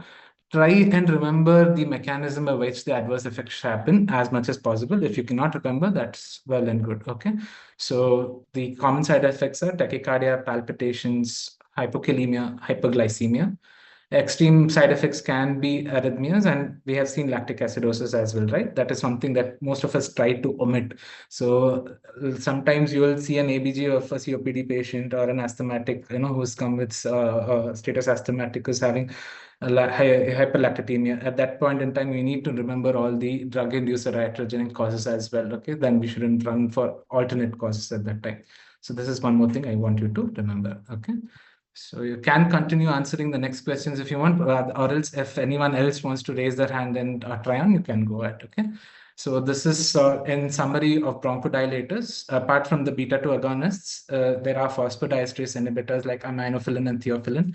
Steroids, we all know these are being used for the next line of treatment in asthma, mast cell stabilizers, and muscarinic antagonists. Most of the times, what the guidelines, if they tell they, you get a case of asthma, they can ask something related to GINA guidelines. Okay, so this is the global initiative to stop asthma. That is the guidelines, and the latest one, what they say is it is a level of evidence A to give a combined salbutamol and ipratropium with systemic steroids, be it IV or oral, whenever the patient comes with asthma. Okay, so this is something that you guys have to remember. If at all they ask what is the level of evidence, is it better that you give beta 2 agonist alone or you have to add it with ipratropium?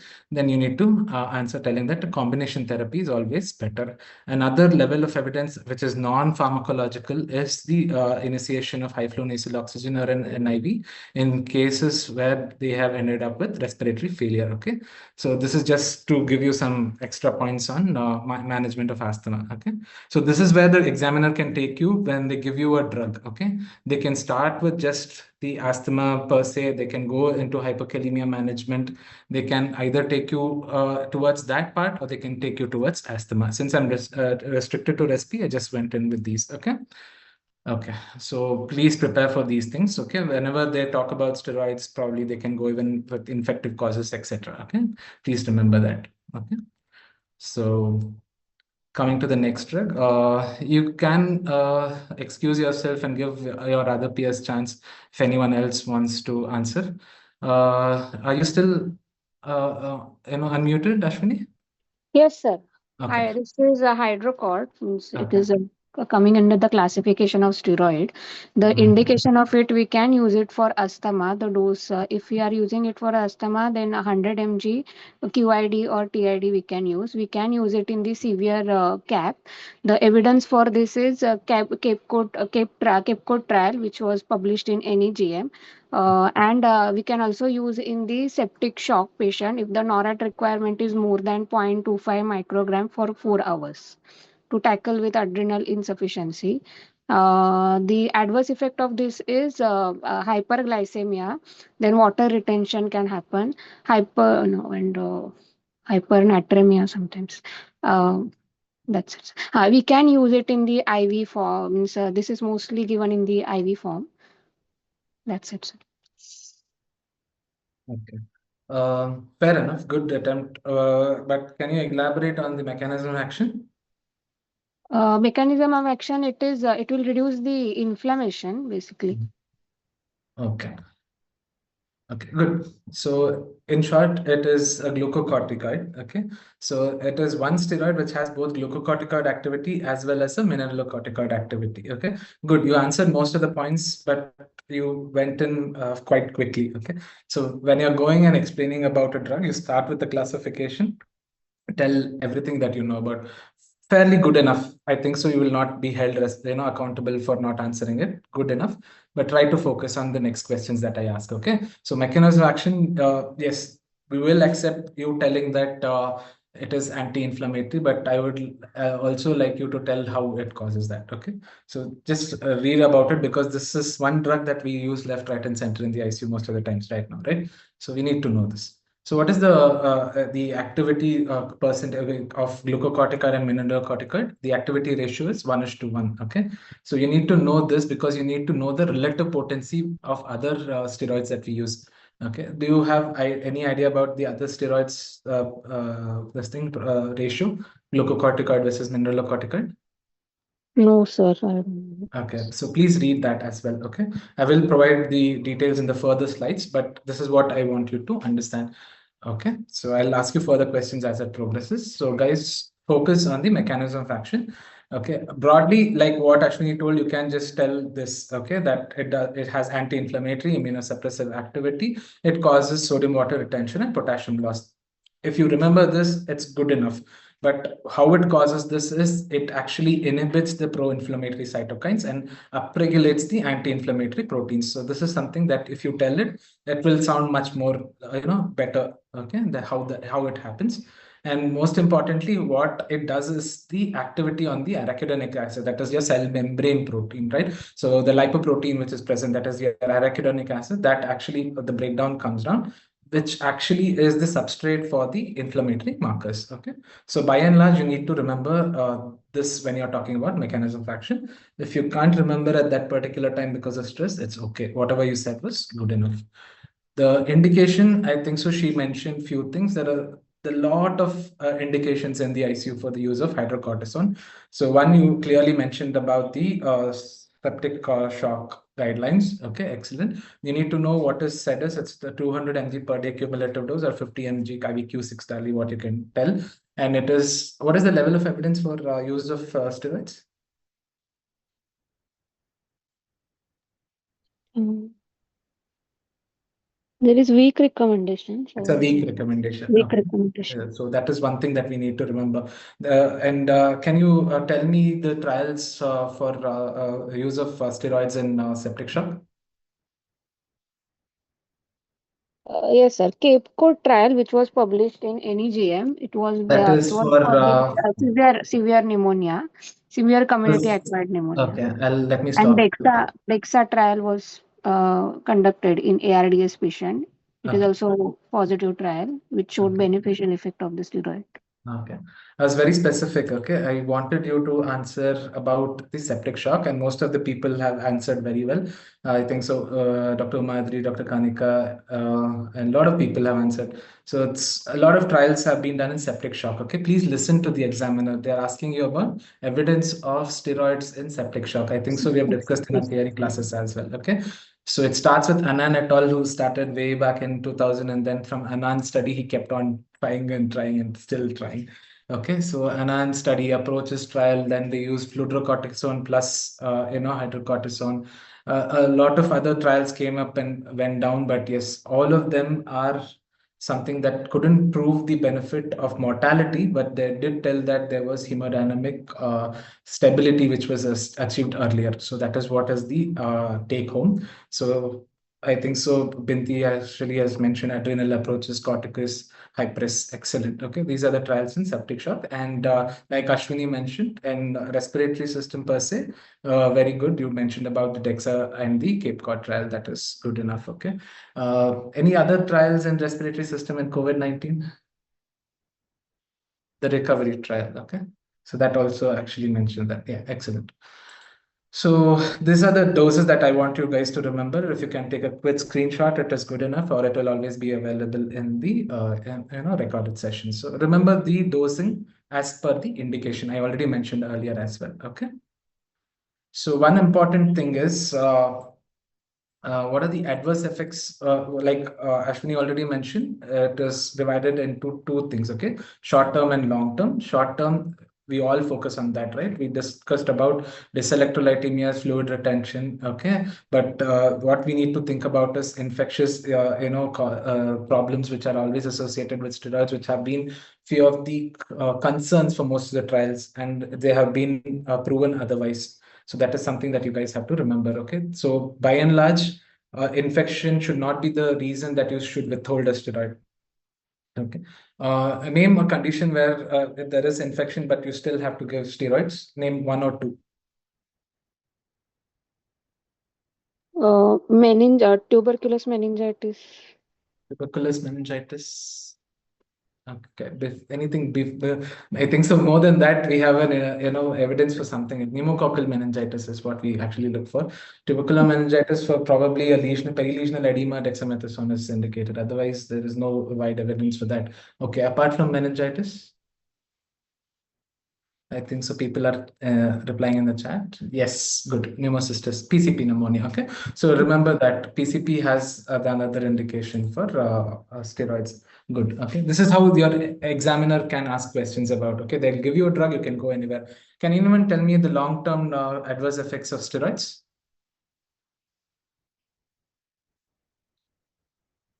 Okay. Osteoporosis, myopathy is correct. Yes, critical illness neuropathy. Yes, good. Okay, this is few things that you have to tell. Adrenal suppression, Cushing's. Yes, this is what we are looking at. Okay, so HPA axis suppression is something that we want you to focus on. Okay, long-term things. Basically, because you are intensivist, we want you to focus on the ICU acquired weakness along with that HPA suppression. Okay, so can anyone or Ashwini yourself, you can answer. After how long of steroid use do we expect or anticipate HPA axis suppression?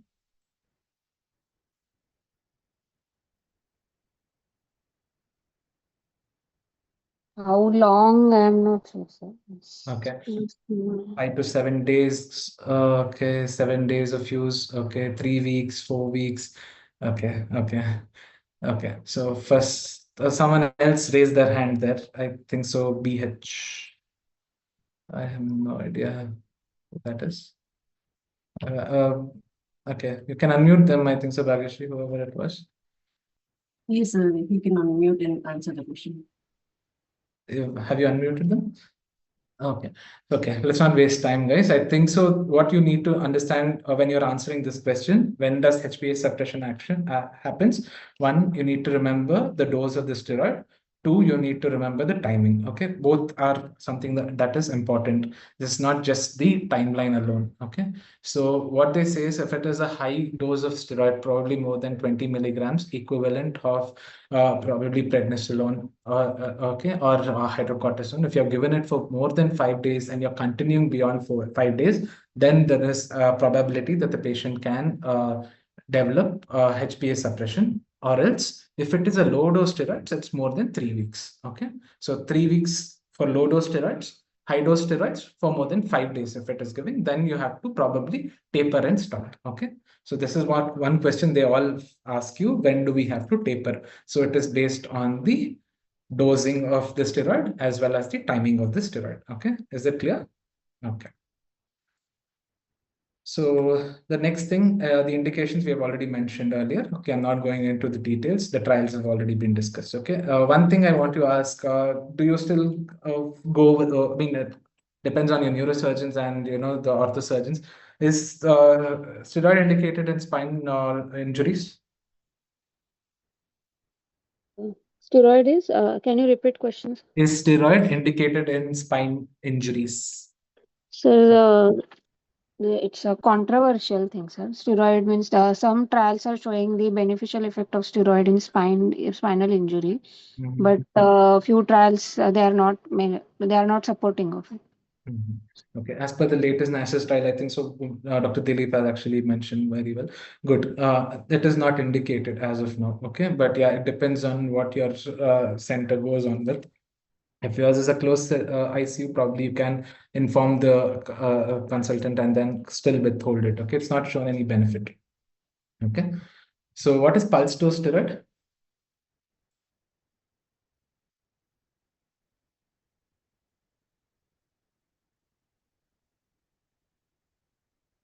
Okay. So pulse dose, what we do is it's the indication of steroid wherein you have a very catastrophic inflammatory process going on. Okay, whenever you have a catastrophic inflammatory process going on, to arrest the inflammatory process, you need to give a pulse dose steroid. Okay, what we do is we give a high dose corticosteroid. Okay, we usually it is given as an IV bolus, or else it can be given as a short infusion. Okay, it is to rapidly suppress the severe inflammation, more or less to minimize the sequelae because of the inflammation. Okay, so you can use a lot of you have a lot of options here, but most commonly what is chosen is methylprednisolone. I think so. You have seen this, right?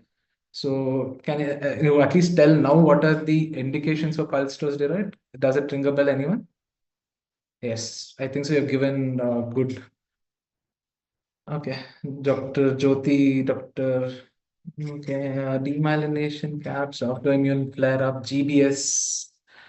Okay, we don't give pulses there. GBS, firstly, do you give steroids? No role of Dr. steroid Anka? in GPS. Yes, that's good. Okay, so please be careful. Don't fall into the trap of answering steroid and GBS as the first line. Okay. Yes, myasthenia crisis. Good. Dr. Jyoti. Vasculitic disorders, you should be specific. Okay. Yeah, let's go and see the indications. Okay. So most common one which we use is for methylprednisolone, and the rest I've already mentioned. Okay, I think so you guys saw. So the indications would be divided into the systems. Neurologically, you have autoimmune encephalitis, optic neuritis. So these are the areas that you need to remember. Multiple sclerosis, relapse is one area wherein they give pulse dose steroid. Rheumatological diseases, like you guys mentioned, ANCA-associated vasculitis, Takayasu's arthritis. Okay, these are the indications. Flare-up of lupus nephritis is also one indication. Okay, so it is divided into the systems, and then you can answer them. Okay, so please go through these indications. So it can be neurological, rheumatological, renal or pulmonary, dermatological, and other indications. So what we often see is our autoimmune encephalitis, correct? So you need to remember these causes because they are increasing in incidence as of late. Vasculitic disorders are most commonly admitted to the ICU. You need to remember there. You need to remember about your lupus nephritis patients coming in. You need to remember about dermatological reasons. We have seen a lot of TEN and SJS of lately, so that is something that you guys have to remember. The evidence for thyroid storm is not that great, but yes, there have been case reports about the use of pulse dose steroid and thyroid storm as well. Okay, so these are the indications for pulse dose steroid therapy. So I spoke to you earlier about the potency and the dosing, right? This is the chart I want you guys to remember. Okay, what is the relative glucocorticoid, relative mineralocorticoid potency of each of the steroid that we use in the ICU? Okay, if you can remember hydrocortisone, dexamethasone, and methylpred, that should be great enough. Prednisolone is required because most often we send the patients on oral steroids, right? So if they come back to the ICU, for if at all you want to calculate, whether HPA suppression would have happened, for you to understand, probably that is something that I want you to go through these things. Okay, so definitely they will ask you. So please know this. Okay. Okay. Any questions at this point in time? Okay. So this is basically about the respiratory. Okay, so I'm going into the next thing, that is the renal system. Okay, Dr. Ashwini, thank you. I think so. We'll give someone else the chance. Is that all right? Yes, sir. Yes, sir. Sure, sir. No Okay, issue. thank you so much. You were doing good. Please keep up this. Okay, I think so. You need to brush up a little, practice daily. That's great. Okay, anyone wants to come up, please? I think so. This drug is quite easy. You guys can already guess the questions, right? Okay. If no one is there, I think so. I'll request Dr. Ashwini to continue herself. Is that all right?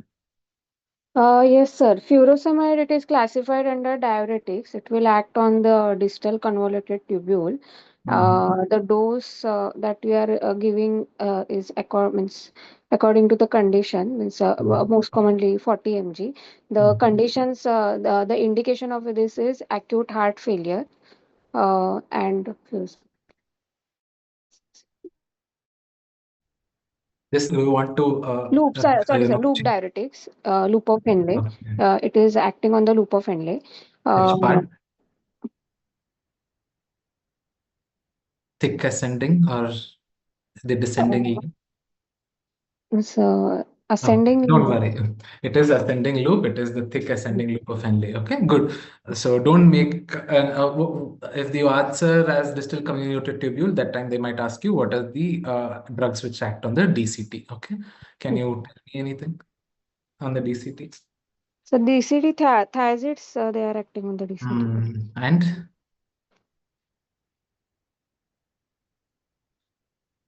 okay. So furosemide, you told clearly it's a loop. It is a loop diuretic. What is the place where it acts on? What is the channel? Can anyone? Yes, good. Someone has Amar. I think so. Paritosh has Sodium been. chloride. Yes, correct. Okay, it's the sodium potassium Sodium. chloride. Okay, so you have to tell that. Okay, Dr. Pratiksha, I think so. SGLT is a totally different thing. Okay. So furosemide is a potent loop diuretic. It is used in a lot of conditions like Dr. Ashwini already mentioned, like fluid overload, heart failure, hypertension, renal dysfunction. Okay, it is belonging to the class of loop diuretics. It has the action on the thick ascending loop. Okay, so I've mentioned something here called as the high ceiling effect. Can anyone type in the chat box what is ceiling effect? Okay. If not, it's okay. I will discuss. You guys can chat, put the thing in the chat box. Dr. Ashwini, do you want to comment on what is high ceiling diuretic? I'm not sure, but I will still answer. Is it depend upon the dose trial? Means if you'll give the high dose or low dose, the effect will be same. Is it Uh, related to that? mm, okay, fine. No, firstly, the dose trial is not what you said. Dose trial looked at continuous infusion versus bolus. Okay, that is the dose trial for furosemide. Okay, that is different. But here, what you need to understand is if giving higher dose of diuretic will give you more diuresis. Okay, that is what they were looking at. Like, for example, if you're giving 40 mg of Lasix and then you're anticipating around 200 ml of urine output, if you increase it to 80 mg and then further on to 120 and 160, will the diuresis increase? That is what is the meaning of ceiling effect. Okay, so what happens is a diuretic with a high ceiling effect is you can go up to a higher dose of upwards of 120, 160, or up to 200, after which if you increase the dose also, the amount of diuresis will not increase. It plateaus off. Okay, a few of you have already typed in the chat box. Good enough. So this belongs to higher ceiling diuretic. That means to say you can give multiple boluses and you can increase the dose of Lasix to give better diuresis. Whereas if you compare to the other type of diuretic, that is the low ceiling diuretic, that is your thiazide, it reaches the ceiling very earlier itself. Okay, so thiazides with a lower dose itself, they achieve that plateauing. Okay, that is the meaning of ceiling effect. I will show you in the diagram so that you'll understand. Okay. So please be aware of the dose trial. Okay, good. Ashwini, you mentioned that trial. Okay, so that question again, I wanted to ask you, since you have mentioned dose trial, can anyone tell, is there any difference between giving a bolus of diuretic versus giving infusion of diuretic? Which is better? So there is no difference, sir, No difference. Okay. between bolus and intermittent. Correct. Okay, great. So there was no difference. Only thing is, whenever there was hemodynamic instability, they found that giving an infusion maintain the hemodynamic stability. That's it. Okay, but there is no difference in any benefits or mortality or any other outcomes which they notice. Okay, so this is a very old study. Actually, I think so more than a decade ago it was done, and then still we are using this. Okay, it was a good study. So mechanism of action, we have already discussed sodium potassium 2 chloride channel. Okay, so this is one thing you need to remember. This is the main thing. The other effect of furosemide, which we all forget, is its vasodilatory action. Okay, so that is something that actually prevents excessive load onto the cardia. That is, it reduces both the preload and the afterload, and that's one of the reasons wherein it is useful for patients with congestive heart failure and in patients who develop severe pulmonary edema.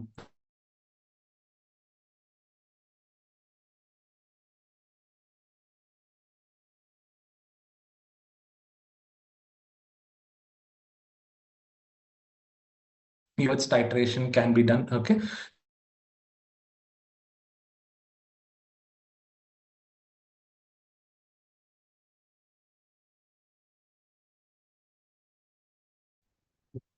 Okay, you guys are taking time. Okay. One.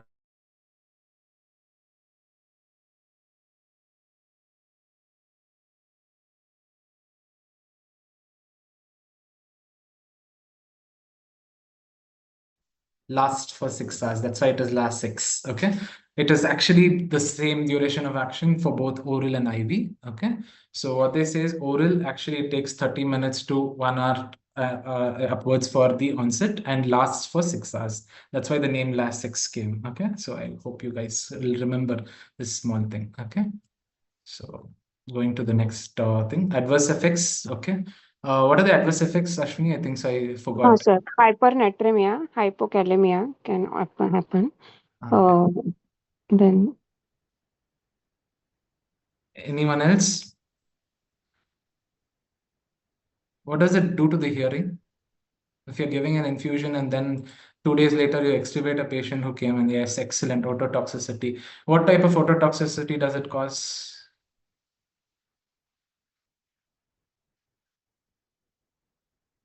By which I mean reversible, irreversible. Okay. Reversible. Okay. Higher doses are known to also cause irreversible. Okay. So that is one thing you guys have to remember. Don't forget this, okay? Electrolyte imbalance is definitely there, okay?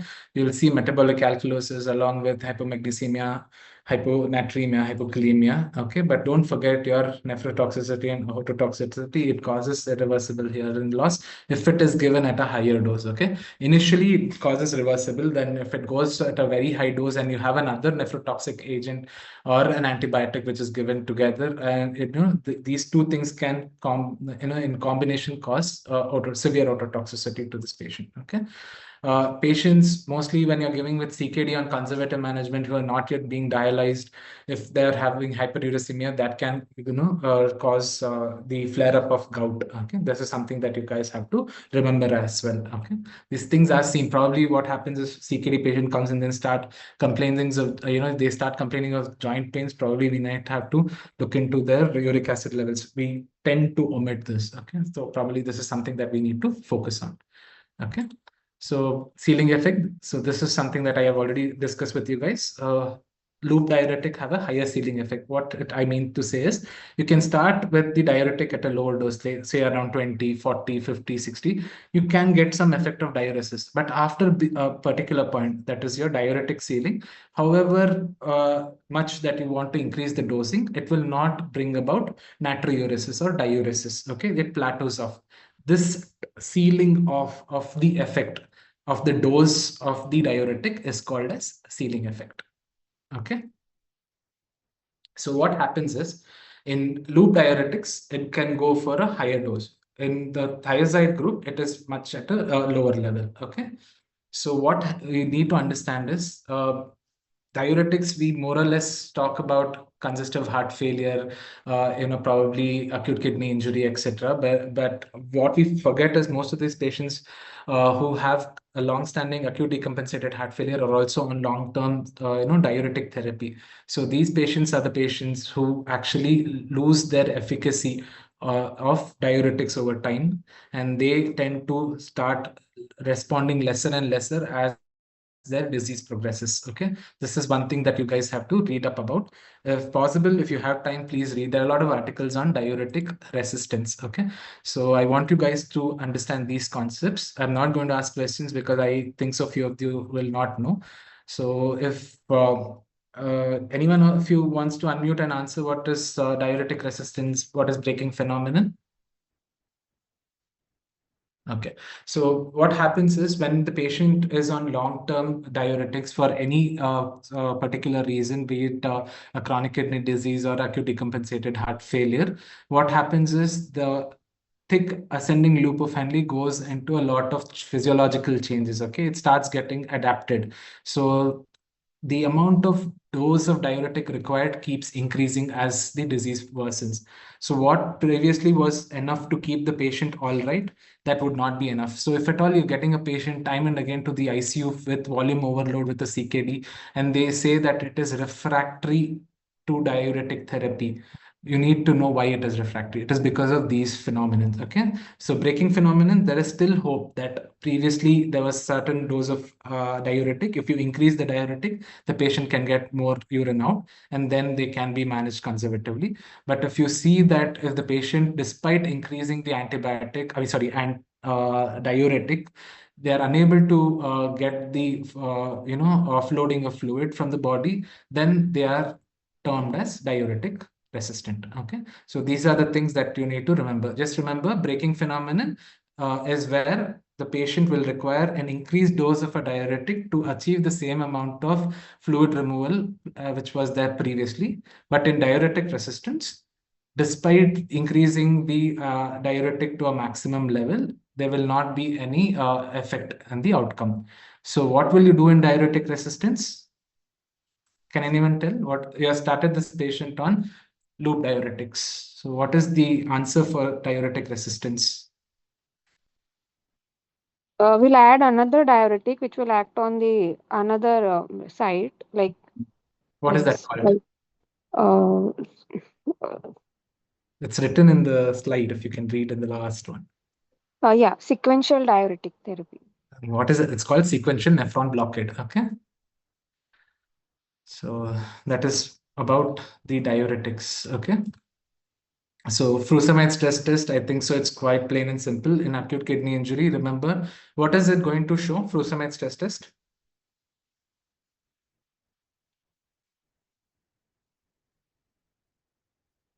Okay. First, it will tell only the reserve of nephron which is available in acute kidney injury. I think so, Bhagishri, we can unmute Dr. Deeksha. She has raised her hand.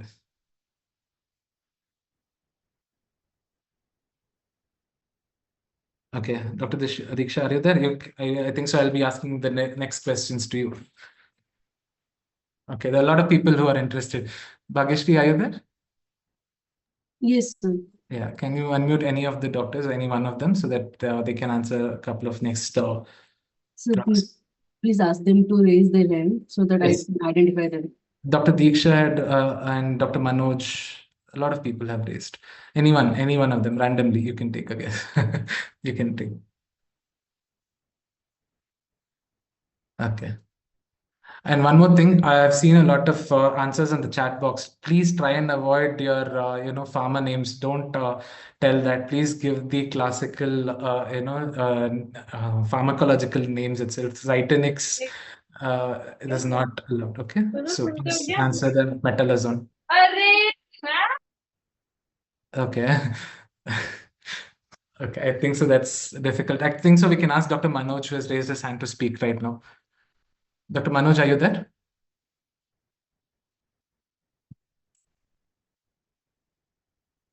Okay. So I think so. I'll go ahead. Dr. Ashwini, are still there? Yes, sir, I'm here. Okay, I think so. You're lucky. You can continue. So furosemide stress test, I think so. I'm not going to stress more. It is for the renal reserve, which is there. For naive patients, it's 1 mg per kg, which we give. And then for the patients who have already received diuretics previously, they will receive a 1.5 milligrams per kg of furosemide. Wait for 2 hours, and then we check the urine output. If it is more than or equal to 200 ml, we term them as FST responsive, that is your stress test responsive. So that in these patients, you can continue the diuretic therapy and expect the patients not to go on to renal replacement therapy. But if at all at the end of 2 hours, if the urine output is not enough, if it's less than 200 ml, then you might have to term them as furosemide stress test non-responsive. But there are a lot of prerequisites for this test. This is something that we need to remember. If it is a case of pre-renal AKI, you need to make sure that they are having their volume status optimized prior to doing this. Okay, before optimizing the volume status, if at all we are trying the diuretic stress test, it would not be an ideal situation. Probably we might erroneously term the patient as unresponsive. Okay. Okay. So you can talk about this drug. So, sir, this is the sodium bicarbonate. So the indication of this drug is to treat the metabolic acidosis. If the cutoff once there is no cutoff of the pH is less than 7.1 and 6.9 in diabetic ketoacidosis, then the other indications are it can be used in hyperkalemia. Uh, then soda bicarb. You can use it in diabetic ketoacidosis. Yeah, we can. Okay. If pH is less than 6.9. Correct. Okay. In extreme cases wherein there are certain hemodynamic instabilities which are seen, then you can use. Okay, fine. Go ahead. Then the adverse effects are this hypernatremia, metabolic alkalosis, hypernatremia. Then hypokalemia can cause because of the sodium soda bicarb. Okay. Good. So what is the availability of soda bicarbonate in the ICU that you usually use? TCA overdose, yes, Dr. Jyoti, correct. Okay, different formulations by car ICU. Good. I think so. You guys quite know. Dr. Jyoti has raised her hand. Can we unmute Dr. Jyoti? Jyotirmaya. Okay. What's the preparation of soda bicarb that you use in your ICU? It is 7.5 and 8.4. Normally we use 8.4 because 1 ml becomes 1 milliequivalent. Excellent. That is what I wanted you guys to. Can you please repeat it for the audience again? That's a 7.5% and 8.4%. 8.4% is basically 1 ml becomes 1 milliequivalent. Excellent. So if it is 20 ml we are taking, it is 20 milliequivalent. Okay. So how for dose calculation, it becomes easier. Excellent. So how do you calculate the dose deficit for a patient who requires bicarbonate therapy? So basically, we calculate the total body weight into the bicarbonate deficit. Excellent. So normally, if you take 24 and if the into anything else? Normal, isn't there a factor involved? Yes, sir. There are few places where they're given 0.3. There are few places which they're given 0.5. Okay, and I'm not able to find out why it is. I'm sorry. If anyone can help me in that, I'll be happy because even I've had this discussion with a few of my colleagues wherein 0.5, sir, 0.5. Yeah, see, and I have seen 0.3 and I have read 0.3, and there are a few places where we have read 0.5. So I don't know what exactly it is. Okay, but then that is the total body bicarb. That is what it is, the constant value. That is what it's shows, that 0.3 and 0.5. Okay, so as Dr. Jyotirmay already pointed out, so that is how we calculate. So uses, I think so, Dr. Ashwini has already pointed out excellently. It is severe metabolic acidosis, poisoning like tricyclic acids, barbiturate, non-anion gap metabolic acidosis. That is something that we need to remember. Whenever the patient comes with high anion gap metabolic acidosis, which DK is a part of, we try and optimize the fluid status as much as possible. Then alone, if it goes on to some hemodynamic instability with ECG changes, probably at that particular time, probably to buy time, we might give a bolus dose of bicarbonate therapy. Okay. So what is the most important understanding that you guys have to have when you're using bicarbonate? What type of a solution is it? Isoosmolar, hypoosmolar, hyperosmolar? Hyperosmolar. Excellent. It is heavily concentrated, so you need to dilute it before giving it. Excellent. So you need to be careful about thrombophlebitis and its effects on the sodium load on the body. Okay, this is something that we need to remember. It is a very hyperosmolar solution. It is almost comparable to 3% saline. Okay, so if you're giving 50 ml bolus, sometimes you need to remember it is equivalent of 3% saline. Okay. So mechanism of action, it actually dissociates to form the bicarbonate ion, wherein it consumes the hydrogen ions to neutralize the pH of the body. Okay. So in this, you need to remember one thing. It usually converts the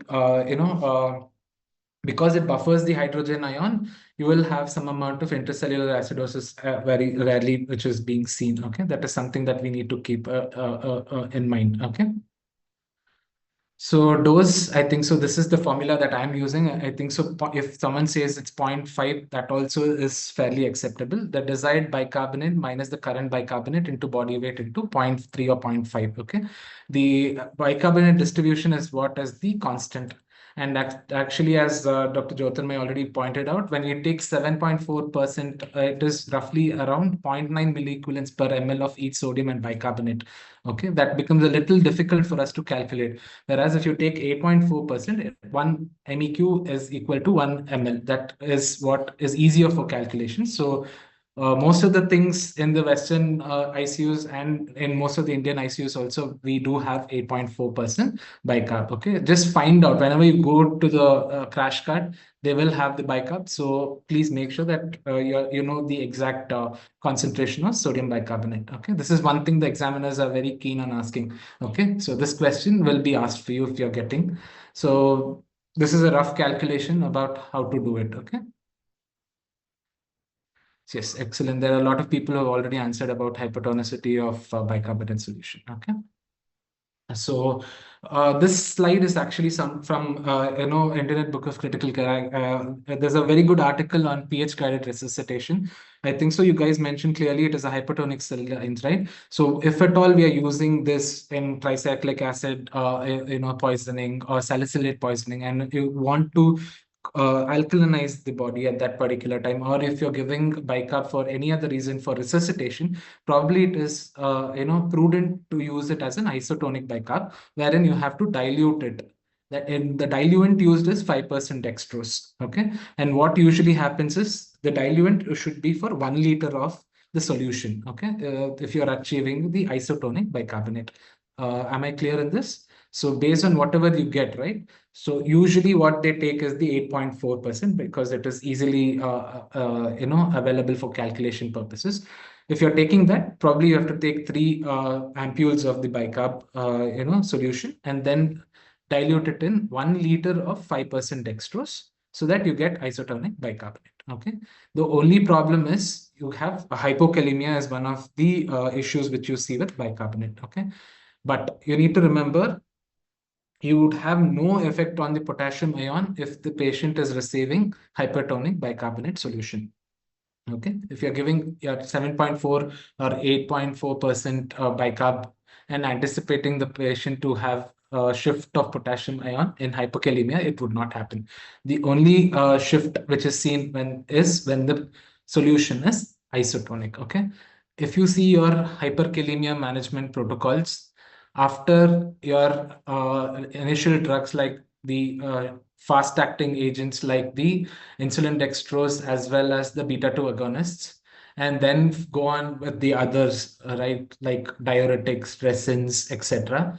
You also would see this present in the algorithm, okay, before dialysis. So when they talk about the use of bicarb for hyperkalemia, the bicarb they mention is isotonic bicarbonate, okay? So please remember that. So the contraindications for sodium bicarbonate is metabolic and respiratory alkalosis, hypocalcemia, because it actually deionizes the calcium. Okay. Because it's a hypertonic solution, hypernatremia is the most common side effect, which we usually see with bicarb infusion, where most often what happens is because of the hypertonicity associated with sodium bicarbonate, it causes acute volume overload in patients with congestive heart failure or heart failure with reduced ejection fraction. So in these patients and even with CKD patients, when you're giving bicarbonate, be careful. This can precipitate pulmonary edema. Okay. Hypokalemia, I already mentioned, it is usually with isotonic bicarbonate. Okay. So these are the drugs we have already discussed.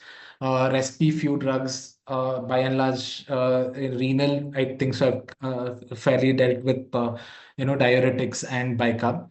So coming to the next system, neurology. Okay. So who wants to talk? Dr. Jyotirmay, are you still available? Okay, Yes, whoever sir. is there, you can Yes. just speak. Yeah. So it's a 3% saline, called it a hypertonic saline. Basically, it's a osmotic solution used for the treatment of acute rise in ICP or cerebral edema. Uh, uh, it's a very highly osmolar solution.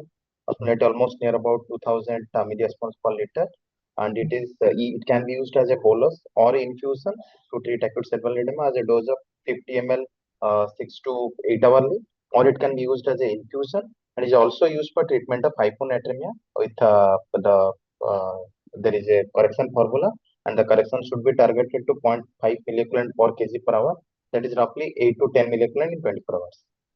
And the most common adverse effect is one is the rise in sodium, and in case of acute hyponatremia it can cause the osmotic demyelination syndrome. Another is there is a risk of pulmonary edema in case of renal failure, and it has got a, compared to mannitol, the main difference is the variation in the reflection coefficient. The reflection coefficient of 3% saline is around 1, whereas mannitol is around 0.9. That means the rebound effect is less with 3% saline compared to mannitol, but it compared to other things it has got the similar effect in case of efficacy. Excellent, excellent. I think so. The examiner will just go to the next drug. Good, you have covered most of it. Okay. So one thing, if we answer, can you tell me the per kg body weight dosing of 3% for hyperosmolar therapy? For kg dose, Anyone? I think so. Some answers on the chat. 3 to 5. Excellent, Dr. Vinay. Yeah, it's 3 to 5 ml, okay, of 3% NS. So, what are the other solutions which are available, other combinations or the concentrations? 7%, 7.5%. As high as 24, okay. So just remember, there are a lot of things, okay. But fairly, you've done well, okay. So this is what is expected out of you. What is the other effects of using a hypertonic saline on the cerebral circulation? What are the other mechanism of action? One, it causes decrease in ICP, correct? Anything else that it can do? There is another rheologic effect. Rheological. Yes. What does it do with the rheology? Basically, it decreases the viscosity. Correct. Okay. So it improves in So the perfusion. perfusion increases. Perfusion increases. Excellent. Okay. It also is known to have some anti-inflammatory effect also. Okay, good. Basically, you need to focus on these two things. Okay. So if you answer these two, it's good enough. Whatever you have said is fair. Okay. So these are the various other combinations that are available: 3%, 5%, 7.5%, 10%, and 23. What they usually ask you is, what is the concentration of sodium in this solution? What is the osmolarity of this solution? Okay. Please remember these things. For at least 3% you need to remember, because this is something that you require for the calculation for hyponatremia correction, correct? So please remember these, okay? So this is something that I wanted you guys to remember, okay? So most commonly what we use for hyponatremia correction is a 3% NaCl, right? So remember the formula which you use for hyponatremia correction, okay? So can anyone tell me the formula? Andromedias. Okay, the name is correct. Okay, please go through that formula. Okay, so you need to know the Point five into body weight, current expected sodium minus current sodium Okay. for hyponatremia, right? Yes, hyponatremia. Correct, correct. Okay. Coming to the next thing, this is the mechanism of action. One you already told about the osmotic effect. The other one is the cerebral perfusion, wherein it actually draws in the water and then increases the perfusion. Okay, thereby preventing further worsening of ischemia.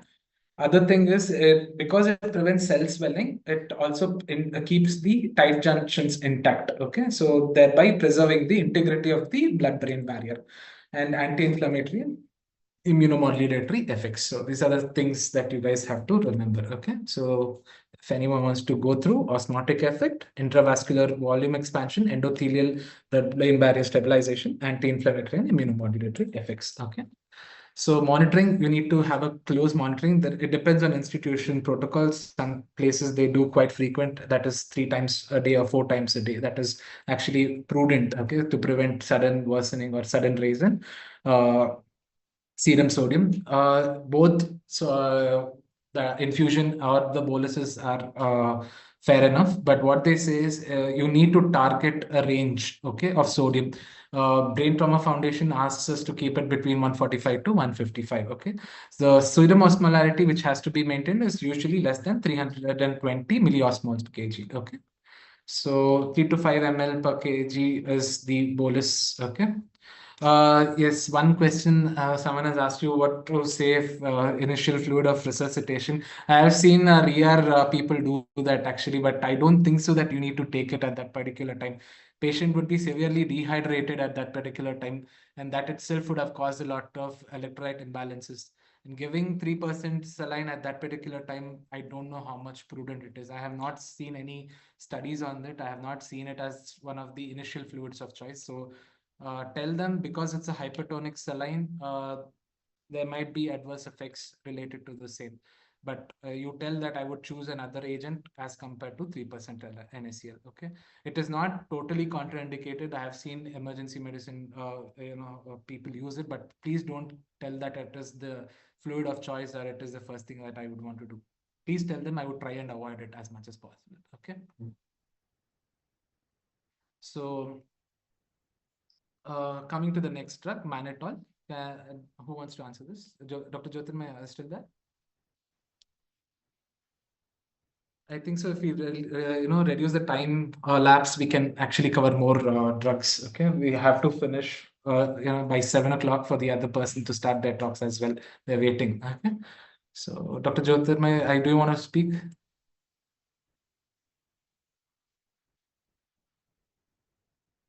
Okay, so mannitol again is a hyperosmolar solution, which is again used for the reduction and this thing, what is the ICP. Okay, but the most detrimental effect, as you all know, is primarily because of renal failure, wherein it can theoretically worsen the renal failure. Okay, most of the times they have told that it doesn't take into consideration, but what usually happens is, because its PKPD principle involves the excretory pathway via the kidney, better to avoid it. Okay, and he already mentioned earlier, the refractory coefficient is something that we all look at. Okay, what we mean to say by that is rebound. The rebound CP is more commonly seen in mannitol, which is a better choice as compared to. Okay? So these two things I have to remember. If at all someone asks you the question, which would you choose? Which commonly is the question which is asked, you can tell that hypertonic saline. It has very little effect on the renal elimination. It has little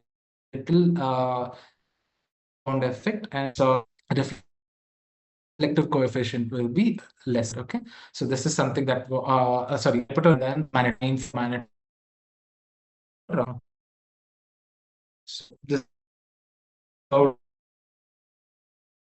anyone.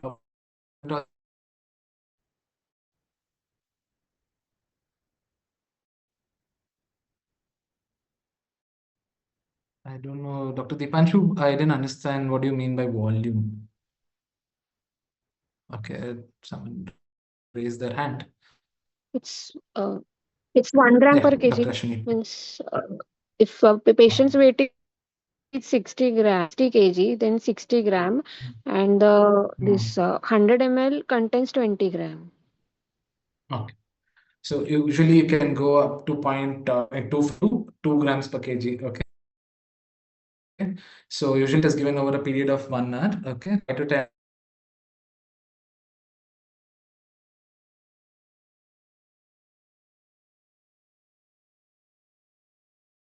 It will adverse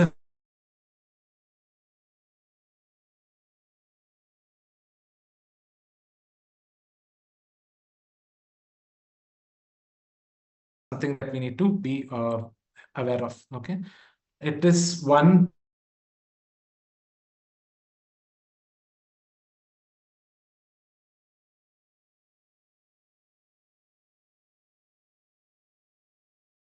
with hyponatremia. Okay, so this is one question they might ask you: what is the electrolyte abnormality which you see with mannitol? Okay, so you see hyponatremia, which is usually associated with hyperosmolarity. Okay, so it is basically dehydrated state. Okay,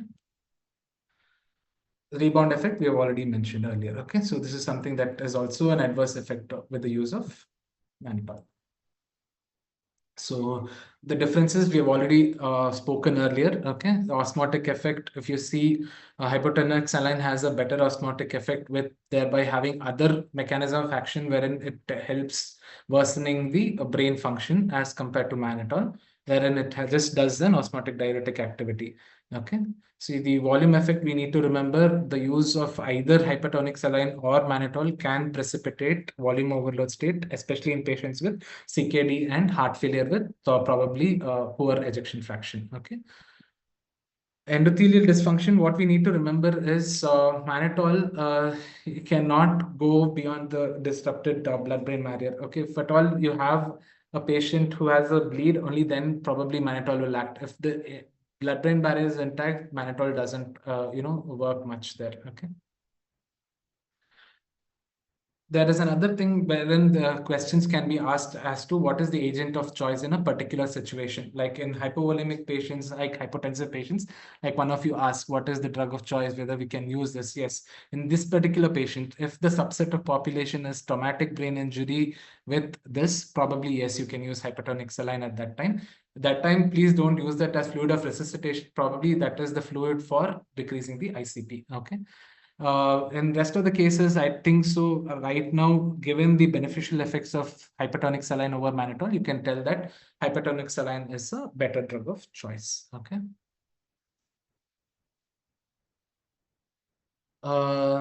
See, there are, I mean, I am not aware of any large named trials for 3% with mannitol. I can't recollect actually.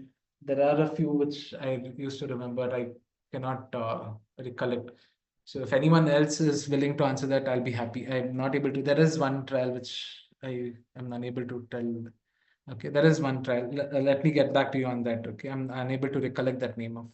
Okay, but yes, multiple trials have been done. Most of them were unable to tell which is better over the other. Okay.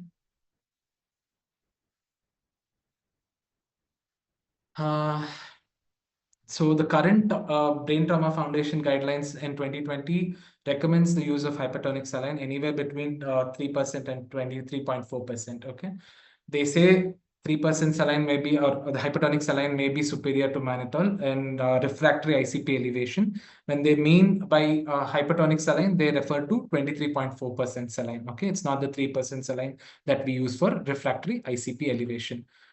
Okay. Who wants to answer this, Trip? This is, so that was majorly about very commonly used fluids. Okay, that is hypertonic saline versus mannitol. Correct. Kobe trial. Thanks, Dr. Pratap.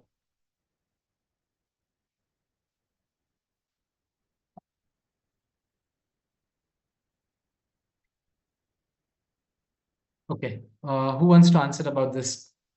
We have half an hour's time and we have still a lot of drugs to be discussed, antibiotics, etc.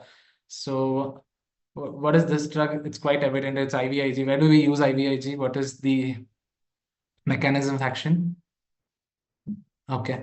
I think so for the want of time. IVIG is binding to the FC receptors of the cell, and it will inhibit the inflammatory as well as autoimmune reaction. It is the uses of the IVIG is catastrophic APLA, GBS, myasthenia gravis, HLH, refractory cases of HLH. The adverse effect. Commonly, where do you use it in the ICU? You went to catastrophic APLA, you went to HLH. Before that, GBS, Correct. myasthenia Okay. gravis. Okay, good. So start with that. Okay, what is the dose? GB dose? GB dose is 0.4 mg per kg. Excellent. Okay. Given over? days. Given over 5 days. 5 days. Okay, good. 0.4 mg per kg per day over 5 days. Good, good. Okay. So yeah, most of you, it's grams, correct, Dr. Dinesh. Everyone is 0.4 mg per kg. Overall dose would be in grams, correct. Okay. This is something which most of you make a mistake in. Okay, when you're mentioning about IVIG, remember the doses in grams. We tend to make a mistake of mentioning it in milligrams. Okay, what is the available thing which we have is usually we have the 5 gram preparation and the 10 gram preparation. Okay, so this is something that they will ask you about. Okay, excellent. Dr. Ashwini already mentioned about the mechanism of action. It usually used for neutralization of the pathogen or the toxin. As free receptor blockade is the most important thing, wherein it prevents the phagocytosis. Okay, especially in case of patients with ITP. Okay, otherwise also it is used for reduction of the inflammatory process, which is usually seen in the vasculitic disorders, and in cases of autoimmune diseases like GB or myasthenia, wherein the autoantibodies are neutralized by the IVIG. Okay, by and large, when they ask what is the mechanism of action, it is multifactorial. The exact thing depends on the indication of use. So you need to remember this is a particular table. You can take a snapshot of this if you require. For various indications, the dose depends. Okay, this is what I asked you in the earlier thing as well. When you're talking about IVIG, mention the indication and then the dose. Okay, so that they will know. So it is, you can tell them, like you clearly started by telling it's an IVIG preparation. It is used, the mechanism of action is anti-inflammatory. Then you told about the indications and you went on, right? When you tell them, then you can tell the dose per the indication as so. Okay, so this is what you need to focus on. And the questions in this would be again on IVIG, which is plasma exchange, so on and so forth. Okay, so you guys have to be ready for these questions, which are very routinely asked in most of the places and in your theory as well, you would have studied. The indication of IVIG in sepsis is one thing they'll ask. So that is very important that you need to remember. One is very rarely there is any indication for thing in sepsis with septic shock, but only in patients with severe staphylococcal infections, there the toxin mediated damage is very high. So when it is these set of patients, then you can use IVIG. That is one indication they have told. Again, the level of evidence is not very high, but still if it is MRSA and then you have other toxin mediated sepsis, in those indications that you can mention the use of IVIG. Okay, so the thing is mostly in issues related to autoimmune disorders. So the common side effects, I think so. Okay, Dr. Ashwini, do you want to talk about the adverse effects? Okay, Dr. Jyoti, you can, Jyotirmay, even you can, I mean, whoever is there, you can just answer. Okay, I have roughly around 25 minutes to go before I hand over to Dr. The Srihari. common side effect which I have seen on our ICU is allergic reaction mostly, Excellent, hypotension, allergic reaction. excellent. Um, some Yes, people, some patient develop AKI also after that. correct. So anaphylaxis is something which we need to be aware of. Okay, so that is something that is the first thing that comes to our minds, right? So anaphylaxis, as of now, it has come down. Okay, because the preparations have been much better. Okay, and they're more or less recombinant technology which they're using. Earlier, because of the stabilizer which they used to use, there were a lot of issues associated with IVIG. The stabilizer used to be mannitol. Okay, so that used to have a lot of adverse effects. Like dyselectrolytemia, especially sodium-related disorders. Okay, that has been reduced off lately in the newer ones. Okay. Just to complete neurology. Okay. Okay, I think so. Most of you have answered quite well about the adverse effects, volume overload, anaphylaxis, DVT, hyperviscosity. Excellent, excellent. So there are a lot of side effects associated with this. I think so. We have covered this. Okay, just to make sure that good. I'm actually impressed that you guys are up and doing great. Okay, so this is one thing I just want you guys to know, because you will be given drugs related to management of status epilepticus. Okay, so you need to learn about the status epilepticus protocol, how to go about it, okay, and the steps involved with that. So this is just for completion of the drugs related to neurology. I just wanted to put this slide. Know the anti-epileptic classification. Basically, it is the pro and excitatory versus the anti-excitatory pathways, which have to be balanced. Okay, so you have an irritated neural network which needs to be calmed down. So that is what is usually looked at. There are a lot of the various mechanisms of action. Okay, usually what we see is decreased axonal conduction, wherein you have the sodium influx, which is usually blocked. That is by either carbamazepine or phenytoin. Okay, then you have an increased inhibitory tone by GABA facilitation, wherein the chloride-mediated channels are activated. That is usually seen in barbiturates and benzodiazepines. Excitatory effect are actually decreased by drugs like lamotrigine, topiramate, etc. And presynaptic calcium influx is also reduced by certain drugs like valproate. Okay, so actually valproate has multiple modes of action. Okay, it also acts on the GABA channel as well as it blocks the sodium channel, and it inhibits the T-type current. So it is one drug which actually has a broad sense of anti-epileptic activity. So this is one drug that usually is used in refractory seizures. Okay, so this is something that we need to remember. Can anyone tell how levetiracetam acts?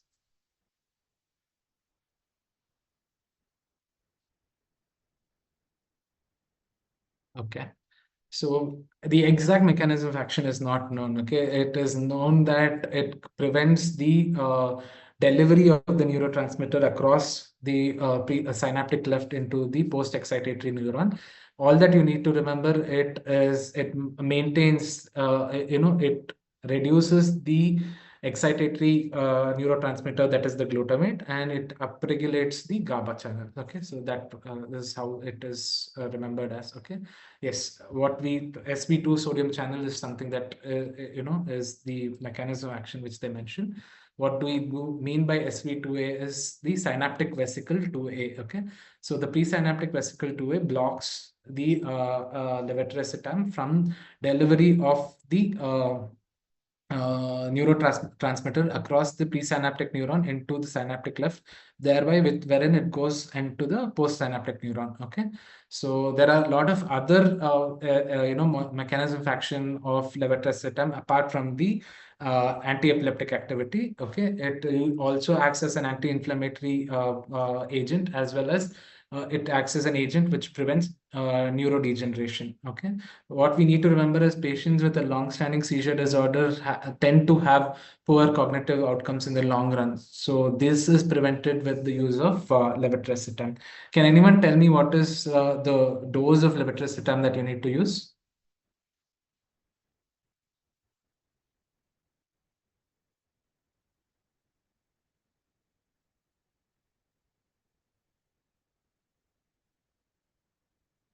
Okay, Dr. Dinesh, right, 4.5 grams. Is it blanket for 4.5 grams?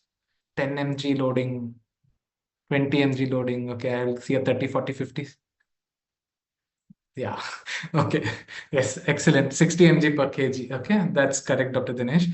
So usually what we give is 60 mg per kg loading. Do we have to give it to everyone, or it is in a particular scenario? In status. Excellent. Okay.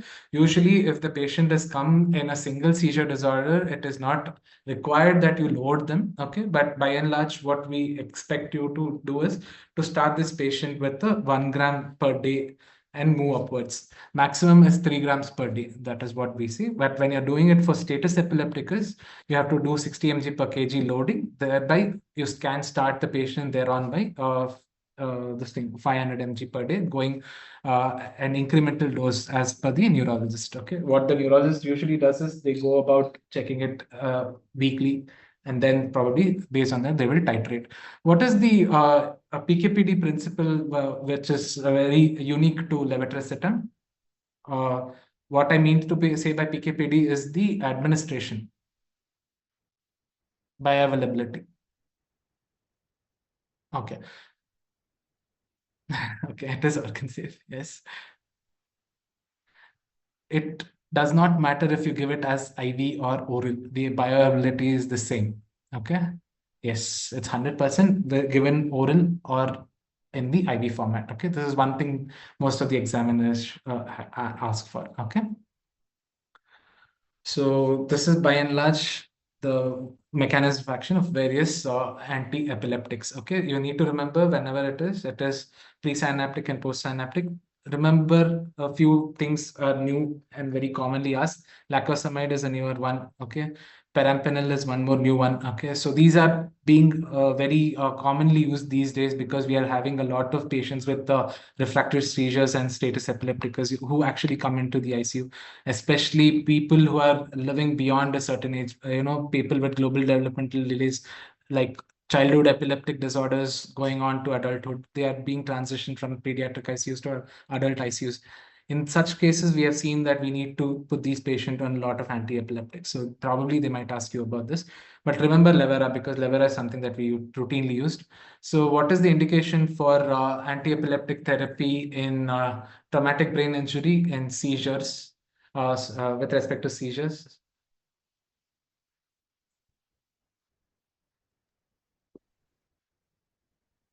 Do we have to give? There is no indication for prophylactic anti-epileptic therapy. If there is evident seizure, then we can give. For What does post-traumatic brain? epilepsy, phenytoin is recommended. There is no evidence for levetiracetam. What does BTF say? Brain Trauma Foundation? It's still indicated for a week. Correct. Dr. Dinesh is telling it correctly. Okay. There is something called as early seizures and late seizures. Okay. What they say is you can start prophylactic anti-epileptic therapy. The drug of choice is levetiracetam. It can be given for a period of 7 days and then you can abruptly stop it. Okay. That is what is indicated in traumatic brain injury. Okay. So this is one thing that you guys have to remember. Any other things, the routine use of prophylactic anti-epileptic therapy is not indicated. Okay. Coming to the next thing, it's on hematology. So we'll go a little quick from now onwards, okay? Because after this, we have quite a few questions that I need to ask. Enoxaparin? Dr. Ashwini? Or Dr. Dinesh, you want to come on? You can unmute yourself and then you can answer. Dr. Umadri, you guys are all doing great. I mean, a lot of people. Good. I'm actually happy that you guys are answering and your spirits are great. I think so. If you keep this going, you can do well. Just remember these drugs and practice. Okay. So enoxaparin, it is a low molecular weight heparin, right? So common name is Clexane. So just don't pick it up and by routine use tell it's Clexane. Okay. Use the word enoxaparin. Okay. So there are a lot of indications. You need to remember low molecular weight heparin. It acts on indirect, it's factor 10A inhibitor. That is one thing that you guys have to remember. Remember the mechanism of action for all these hematologic drugs, antiplatelet therapy, if they give you ecosprin, if they have that clopidogrel, all of this you should know. Okay, they might pick up a strip. You don't know what drug will be kept on the table. They can pick up any of these things. Okay, cardiac drugs. They can just pick it up and then ask you what is the antiplatelet action. Okay, you can't blanket tell all of this. Okay, just because I've just mentioned the names, I just wanted to ask you the questions, but after we finish, enoxaparin. So we know it is the mechanism of action of enoxaparin is inhibition of factor 10A, okay, wherein it prevents the formation of thrombin, okay. It does not cause any significant fibrinolysis. Okay, the key difference from unfractionated heparin is its potency. Okay, remember that it has a higher anti-10A activity, that is 4:1 as compared to 1:1 for unfractionated heparin. Okay, so it has a longer half-life. It is more predictable anticoagulant response as compared to unfractionated heparin, which usually requires APTT monitoring. Okay. These are the things that I need you guys to remember. Okay. So these are the questions, body weight that you have to answer whenever they talk to you about DVT prophylaxis. 40 milligrams subcutaneous once daily. Remember one very important thing. If the creatinine clearance is less than 30 ml per minute, the dosage reduction would be necessary. Okay. Most of the times, what the centers do is they switch over to unfractionated heparin or any other alternative. Okay. So whenever you have these things, questions about this are quite often the newer ones. That is, the NOACs can be asked to you. Okay. There are a lot of NOACs that have come into picture, so they can pick up one of those NOACs, and even though they give you enoxaparin, they can question you on those drugs. So be prepared for all these things. Okay. I've just picked up this. The questions on heparins would be: one, what is heparin-induced thrombocytopenia? Okay. Does anyone want to answer that? Okay. So just write down the questions at least. I cannot be, these things are something that requires a lot of time and explanation. Okay. So questions can be on heparin-induced thrombocytopenia. What are the other alternatives for the use of, heparin or anticoagulation therapy? What are the classifications you have for anticoagulation? Okay. There may, then what is the monitoring that you need to use? Okay. What are the adverse effects? Okay. So these are the things that routinely they ask. Okay. So this is something that I want you guys to remember. Okay. So the adverse reactions, bleeding is one of the most common things we see. Heparin-induced thrombocytopenia and thrombosis, injection site reactions, hyperkalemia, hematoma, etc. Okay. The major contraindications is severe renal failure wherein the creatinine clearance is less than 15 ml per minute. Okay. And recent major bleeding is the active, contraindication. Does anyone want to talk about this drug which routinely is being used left, right, center right now? I've already given the classification. Okay. Guys, we have roughly around 10 to 15 minutes. I have another roughly 20 drugs to discuss. If you can go quickly, we can do it. Okay. No chats also. Are you guys bored? Okay. So it is an antifibrinolytic agent which belongs to the fibrinolysis inhibitor group. Okay. And it is actually a synthetic lysine analog. Okay. So this is usually used in major cases like trauma, like PPH, etc. It inhibits the plasminogen activation wherein the fibrinolysis is prevented and the clot is kept intact. Okay. This is what you need to talk about. Okay. It stabilizes the clot formation, wherein it prevents the activation of plasmin. Okay. So this is what I need you guys to remember. Okay. It prevents this plasmin from breaking the stabilized fibrin clot. Okay. So there are a lot of people who have answered that. Chat is time. Okay. Okay, Paritosh, understood. That's why I'm asking, you can lift your hand when we can talk about it. Okay. Crash 1, crash 2, halted trial. Okay. I think so. A lot of people have answered about the trials. Okay. So good. So you've talked about bleeding. You've talked about the uses as well. Okay. So can anyone type in the chat box what is the non-bleeding indication for tranexamic acid? It's not focused on your plasmin activation. It's not used for bleeding. It is used somewhere else. Where else can it be used in a particular case? Okay, I see a chat. Acne. Okay, if it is used, I am not aware of it. So I'm sorry. Because we don't routinely see these cases in the ICU. I'm talking to you about a case in the ICU. Upper GI bleed, yes, but it's still a bleed. I'm asking about non-bleed, non-bleeding indications for tranexamic acid. Okay, it's hereditary angioedema. Okay, you should remember that because the mechanism of action in hereditary disease as compared to the histamine related angioedema that you get in your allergic angioedema, right? So what usually happens is because plasmin is inhibited by the tranexamic acid, it prevents the activation of factor 10, then thereby it also prevents the activation of factor 12. Okay. Factor 12 is usually required for the conversion of prekallikrein to kallikrein, which is actually a precursor for bradykinin. Okay. Bradykinin is the main culprit for the occurrence of we can use tranexamic acid. I've just seen one case when I was a resident. So in that patient, we did help her by giving, tranexamic acid. In this case, we actually knew that she was a case of hereditary angioedema. So this is one indication. Okay, then you can remember. Okay.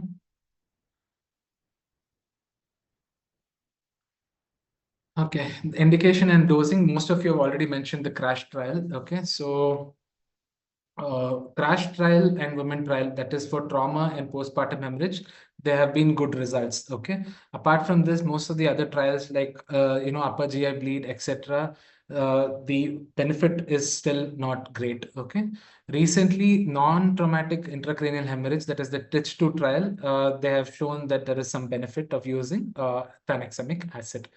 Most of the places, what they say is the trauma cases, it has to be given within 3 hours of injury, wherein you can get the best result. The dose would be 1 minutes followed by 1 gram over 8 hours in trauma. Okay. In the postpartum hemorrhage, it is usually given the first loading dose. After that, you can repeat one more dose after 30 minutes. Okay. So the best effect you need to remember is if it's given as early as possible. That is great with if it's given less than 3 hours. Okay. Remember, 3 hours is very important. Okay. This is something that we need to remember. And I told you about hereditary angioedema. Okay.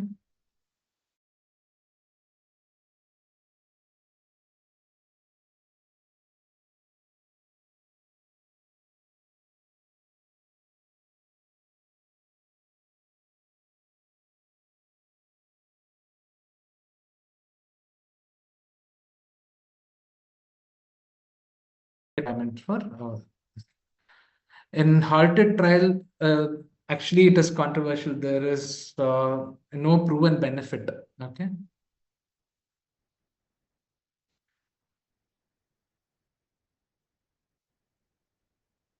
So contraindications for this is active thromboembolic disease, wherein DVT, PE, and stroke is seen. There have been instances, very few, wherein they have caused thrombosis. Patients with cardiac surgery with a history of seizures, very rarely, they have also had a cardioembolic event with this tranexamic acid. So in these patients as well, it is contraindicated. The adverse effects associated with the use of tranexamic acid is thrombosis, seizures, nausea, vomiting. That is something which is very rare. Okay, vision changes have been seen when the patient has got prolonged use of tranexamic acid. There are few only case reports which is attributed to retinal toxicity. Apart from that, I don't think so there is much of an issue with it. Okay. Yes, there is. Whenever you have patients very bad epistaxis, and you've already tried your adrenaline pack, etc., and still you're unable to, achieve control.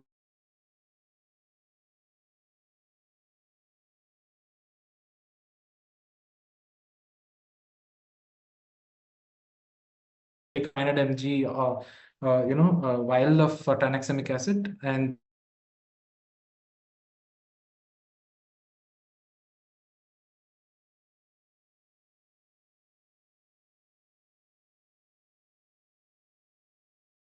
visualization of this, how exactly they do. I have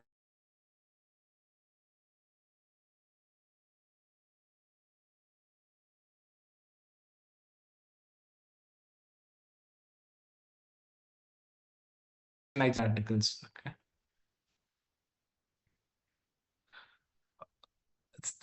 Diffuse alveolar hemorrhage, again, I don't know how, it's already a very bad state. We don't know how much it is going to be useful. Okay.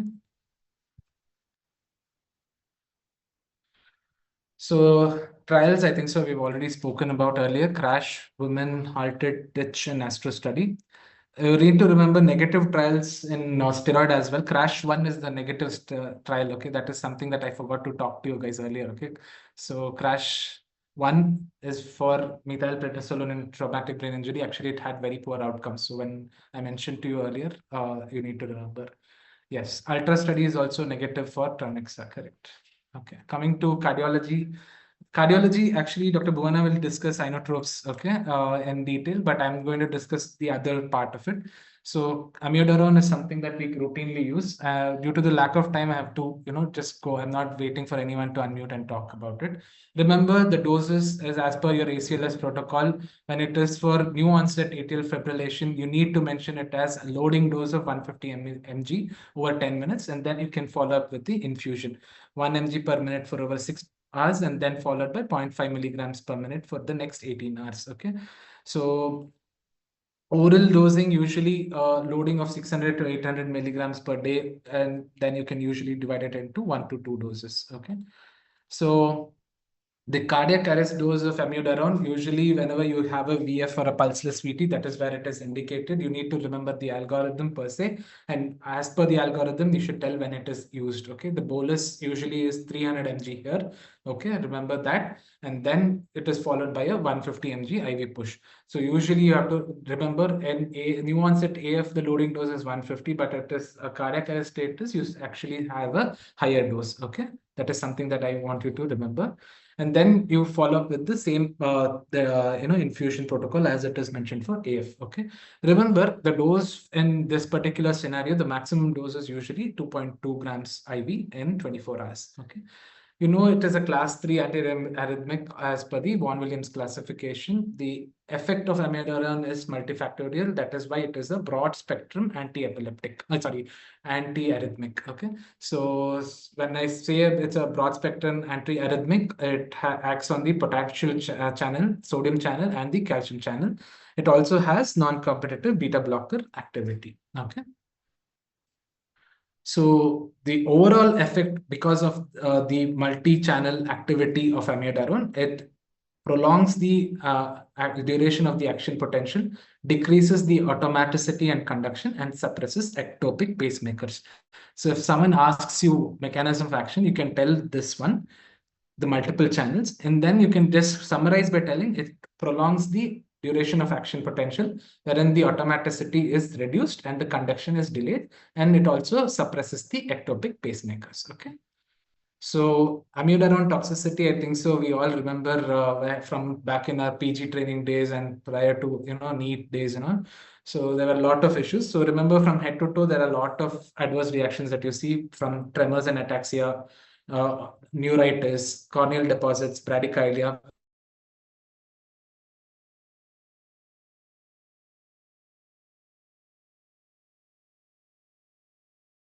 Using that pharmacology book which you used to study, right? The periphery of my lung and liver usually have and cornea are photosensitive. This is something that is being used from time and again. So this is very easy to remember. Okay, if you can remember this slide for the toxicity, it is good. It's great if you can answer this in one go. If you are given a choice to pick up a drug, always remember, choose a drug wherein you can start off very strongly and end strongly as well. Okay. So in that case, prepare 1 to 5 drugs wherein you can pick up the drug and talk. Okay. If your luck is good, probably first drug they'll let you choose, second drug they'll let you choose, third drug onwards. If you talk good about 1 or 2 things, they might give you good marks. So prepare at least 5 to 10 drugs excellently from the way of the format which I've already mentioned earlier. Then onwards, start building up your bank of drugs. The clinical trials associated with amiodarone are the ARREST trial, which showed improvement of survival to hospital admission after cardiac arrest, which was done way earlier. A live trial, safety trial, which was done for efficacy in conversion from atrial fibrillation to a sinus rhythm. Okay, where one other trial is the CAST trial, where it highlighted the pro-arrhythmic effects of amiodarone in patients who received this drug, especially patients who had an MI. Okay. The only trial I would like you guys to remember is the safety trial, because that is the one which they ask based on which trial did they find out that it has better efficacy in conversion of the rhythm from AF to sinus rhythm. Okay. Adenosine is one other cardiac drug that is routinely used. You should know that it is classified as an endogenous purine nucleoside. Okay, so it causes hyperpolarization of the pacemaker cells, which causes the slowing of the AV node, causing the AV nodal delay. Okay, it causes negative chronotropy and dromotropy. Okay, The dose in SVT is 6 mg IV bolus followed by 12 mg if required. Most commonly, you should tell this, you give a rapid IV push. These are the drugs which we have been studying from our MD days, so I'm not stressing much. Okay. So you need to remember the drug actually has a very fast PK/PD principle. It just gets metabolized quite early. Okay, so the problem that it might cause is probably bradycardia, and in rare causes, it can also cause bronchospasm. And this is the reason that we need to be prepared for probable cardiac arrest situation. Okay, so definitely there should be a crash cut near you when you are using adenosine. Okay, so this is one safety thing they will ask. What else do you want to keep standby? SGLT2 inhibitors I've just included here because it was asked in your exam. Okay, so someone is asking central line 3 mg first dose. I have not come across dosing like this. Always the standard dosing from standard books have been 6 milligrams followed by 12 milligrams. They say a line closer to the heart. Okay, so usually something about near the cubital fossa or the neck vein is what was usually chosen for. Central venous axis, if it's placed in femoral, it is not an ideal choice. Okay, so when you're using adenosine, better to use an axis which is very close to the great veins. Okay. SGLT2 inhibitor, you guys, I think so. If you can answer the trials associated with this, I think so. I'll go to the next drug. I think so. You have given the answer in the exam, right? DAPA trial. Okay. Emperor. Yeah. So this is something that we were happy that this was discussed prior to your exams in the theory session and it had come in. So it is SGLT2 inhibitor. It causes, reduces the glucose reabsorption, wherein the fluid accumulation in the body is decreased.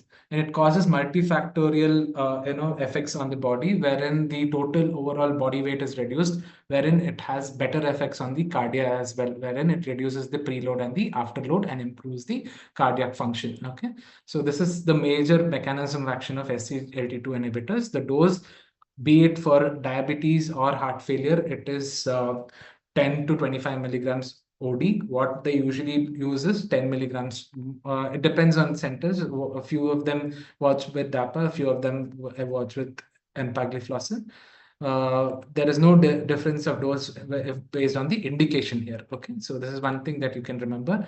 Adverse effects, it is known to cause urinary tract infections very commonly. If the patient has an active UTI, probably we have to withhold the use of SGLT2 inhibitors. Okay. And one more thing you can see here is euglycemic diabetic ketoacidosis. So this is one thing that they might ask you, what is the type of decay that you see here? Okay. Usually you see euglycemic type of diabetic ketoacidosis. Okay. And Srihari has already texted me that I need to finish. Thanks, Srihari. I will try and finish it earlier. Okay, so the trials have already been discussed. That is your DAPA and your Emperor trial. Okay.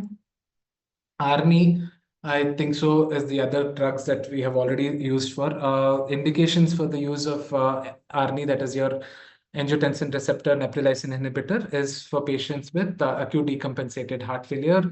It has been used for both preserved ejection fraction and reduced ejection fraction as well. Okay, it has shown to have better outcomes in these. You should remember certain indications wherein you can start.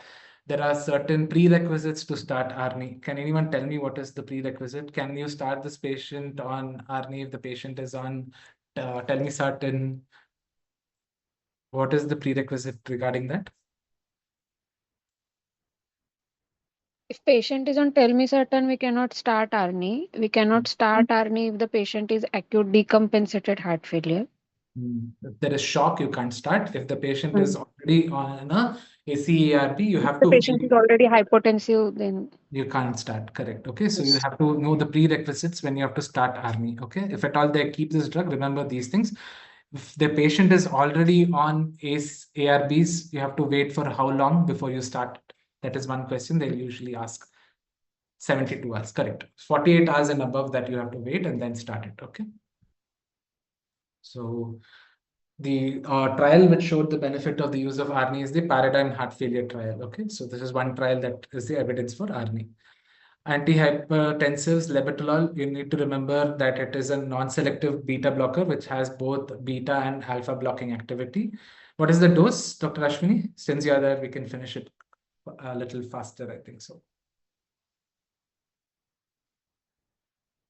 What is the dose you usually use in hypertensive emergency?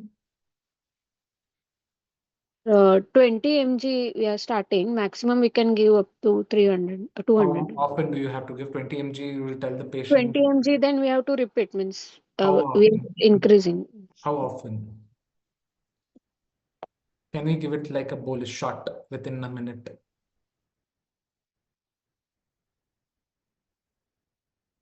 Okay, I see someone answering 3 to 5 minutes, 1 to 2 minutes, maximum 300 mg, 20 mg, 5 minutes. Okay, I'm not going to answer this. Please remove your Washington manual. Read this. Okay, and hypertensive emergencies is an excellent chapter in Washington manual. You have to know it by heart.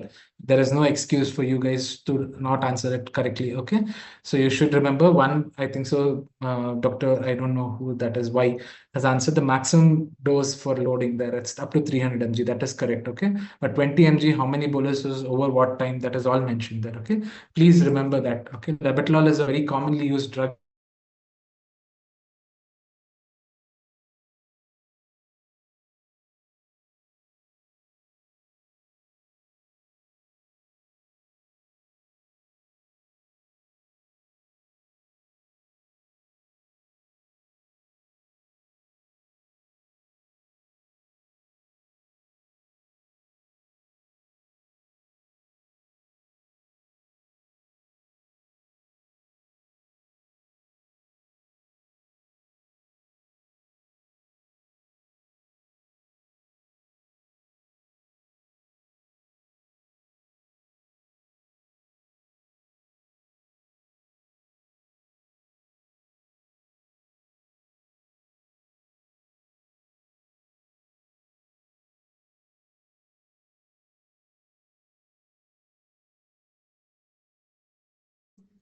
Now it's visible. Now it's visible. Okay, I'm sorry for that. Okay, sorry for the technical glitch, guys. Okay, there are people who. Okay, I'm sorry. Okay, when it comes to beta blockers, we need to know the classification of it. Okay, based on the selectivity, based on the intrinsic sympathomimetic activity. Questions like what are the cardioselective beta blockers is ones which they will usually ask if you're given labetalol. Okay. NTG, again, I told you earlier, the classification, it belongs to vasodilatory group of anti-hypertensives. Okay. It increases the activation of the guanylate cyclase pathway, wherein it causes smooth muscle relaxation, wherein it reaches both venodilation and arterial dilation, but it usually causes more venodilation as compared to arteriolar dilation. This is one thing they usually ask, what does it cause more? Okay. So it decreases both the preload and afterload, which is why it is usually a better drug of choice with patients with cardiac issues, especially in the post PTCA or post CABG patients. They usually use NTG as compared to beta blockers here. Okay. In this NTG, I already spoke to you earlier. You need to remember the doses, like and anginal dose is what is the anti-anginal dose? What is the dose which you give in acute MI, and what is the dose which you give for accelerated hypertension or hypertensive emergencies? Okay, so you need to know these particular indication and doses. Okay, so apart from this, there are a lot of adverse effects associated with NTG, hypotension, associated with reflex tachycardia, headache, dizziness. Usually it causes, tachyphylaxis when it is used for a longer time. That is one thing that you need to remember.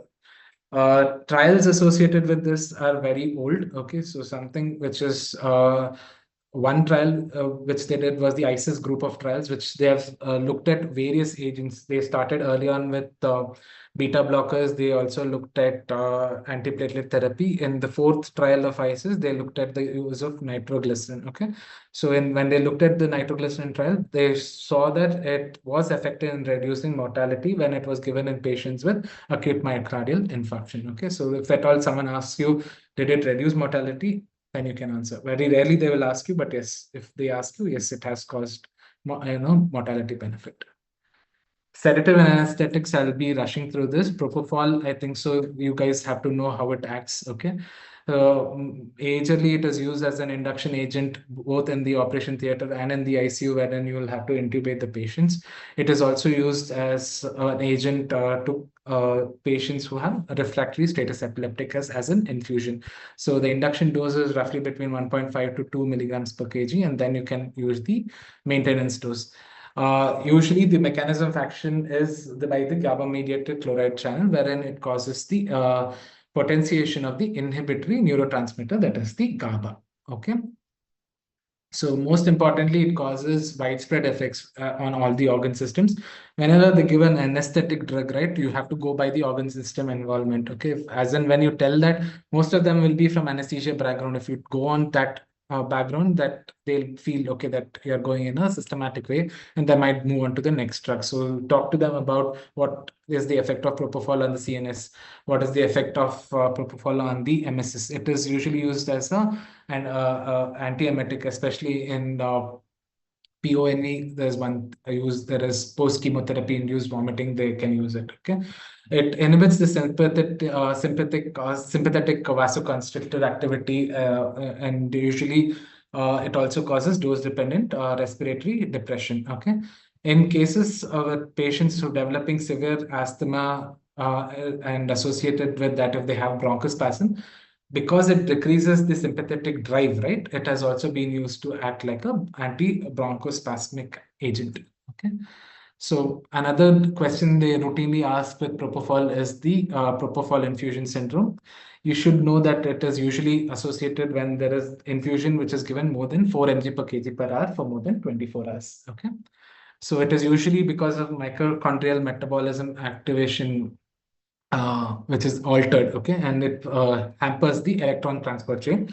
It's the beta oxidation of fatty acid pathway that gets affected, and that actually leads to refractory hyperkalemia, renal failure, cardiac failure, and rhabdomyolysis. Mostly the treatment would be symptomatic.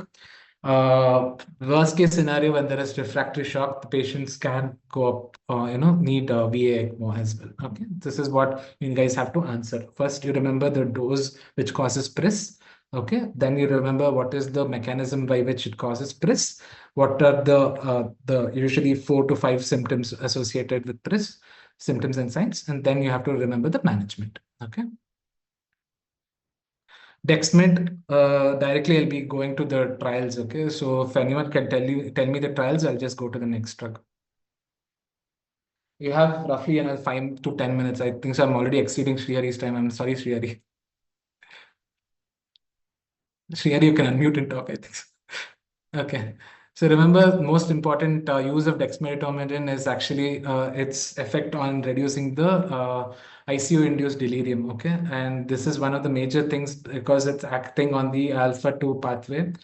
That is one reason it causes conscious sedation. This is the word that they are looking at when you're talking about dexmed. Okay, use the word conscious sedation, prevention of delirium. These are the things that you need to remember. Remember the loading dose. You have to remember it as 1 mg per kg, and the infusion dose ranges between 0.3 to 0.7. Okay. So it's an alpha-2 agonist. The affinity for the alpha receptor, you have to remember 1600 to 1. The most common thing they will ask is the comparison to clonidine. Okay.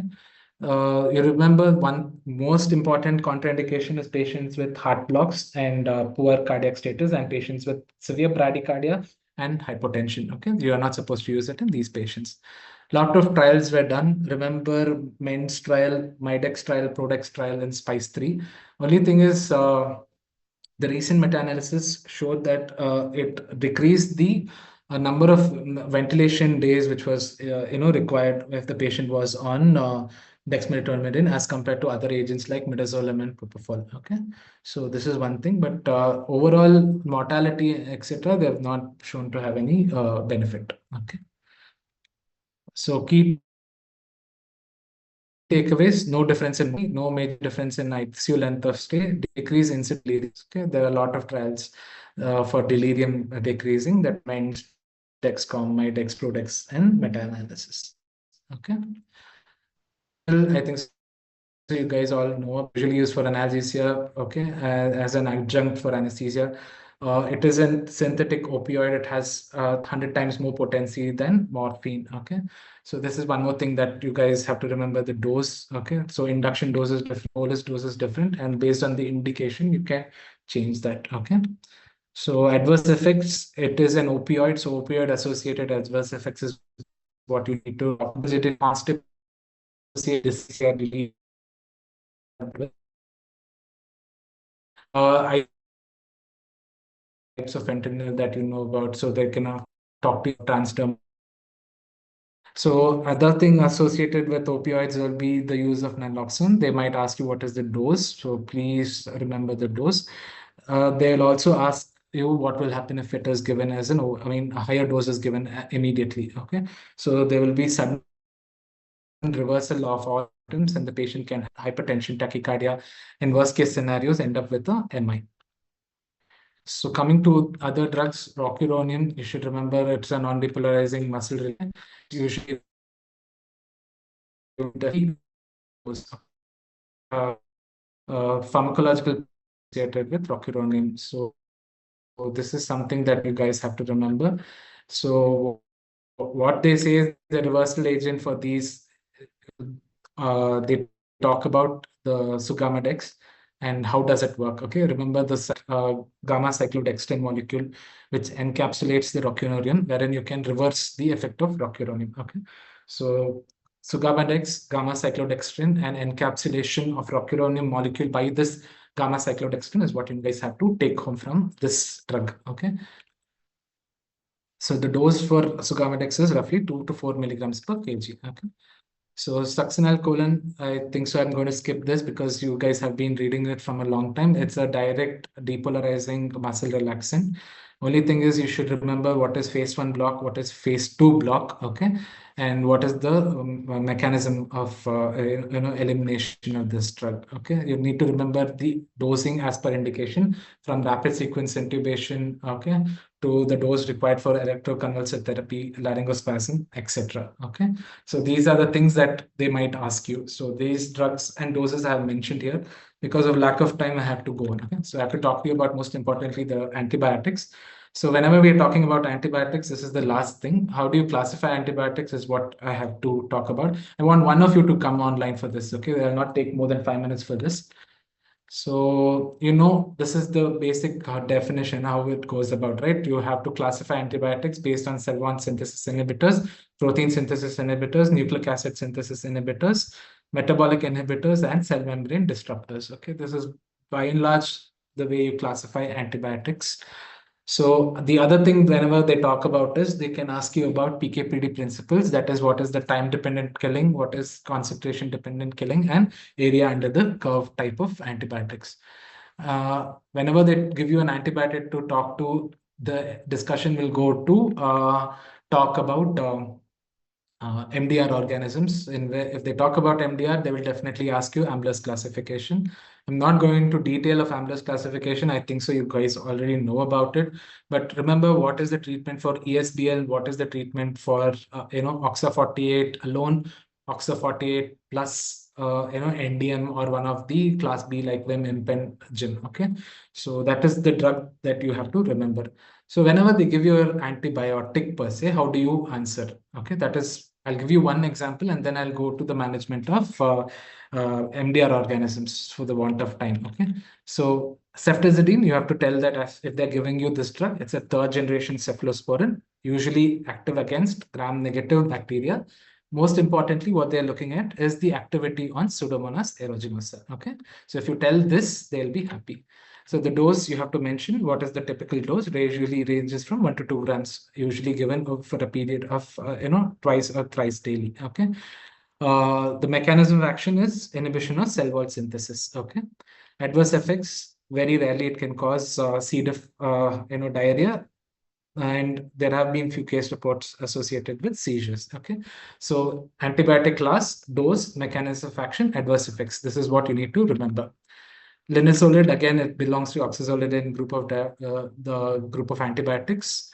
It is usually included for treatment of MRSA and Enterococcus species. Okay, typical dose is 600 mg BD. Mechanism of action is it is a protein synthesis inhibitor. Okay, So this is one thing that you need to remember.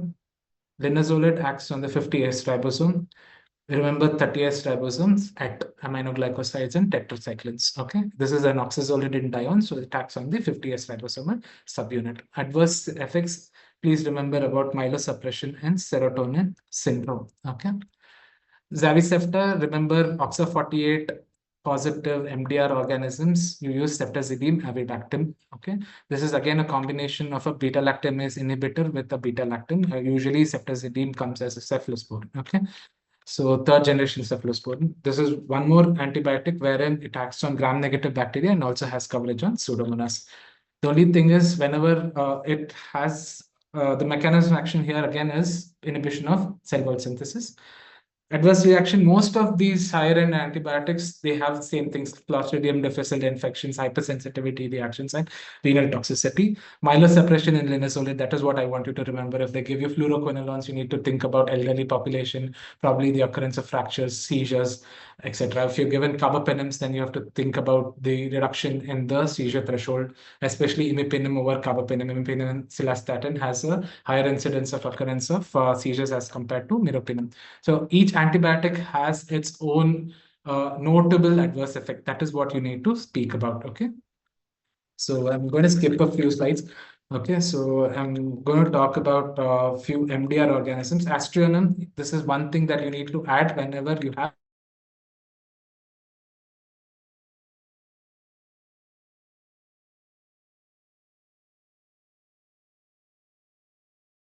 avibactam. If at all it is both OXA48 along with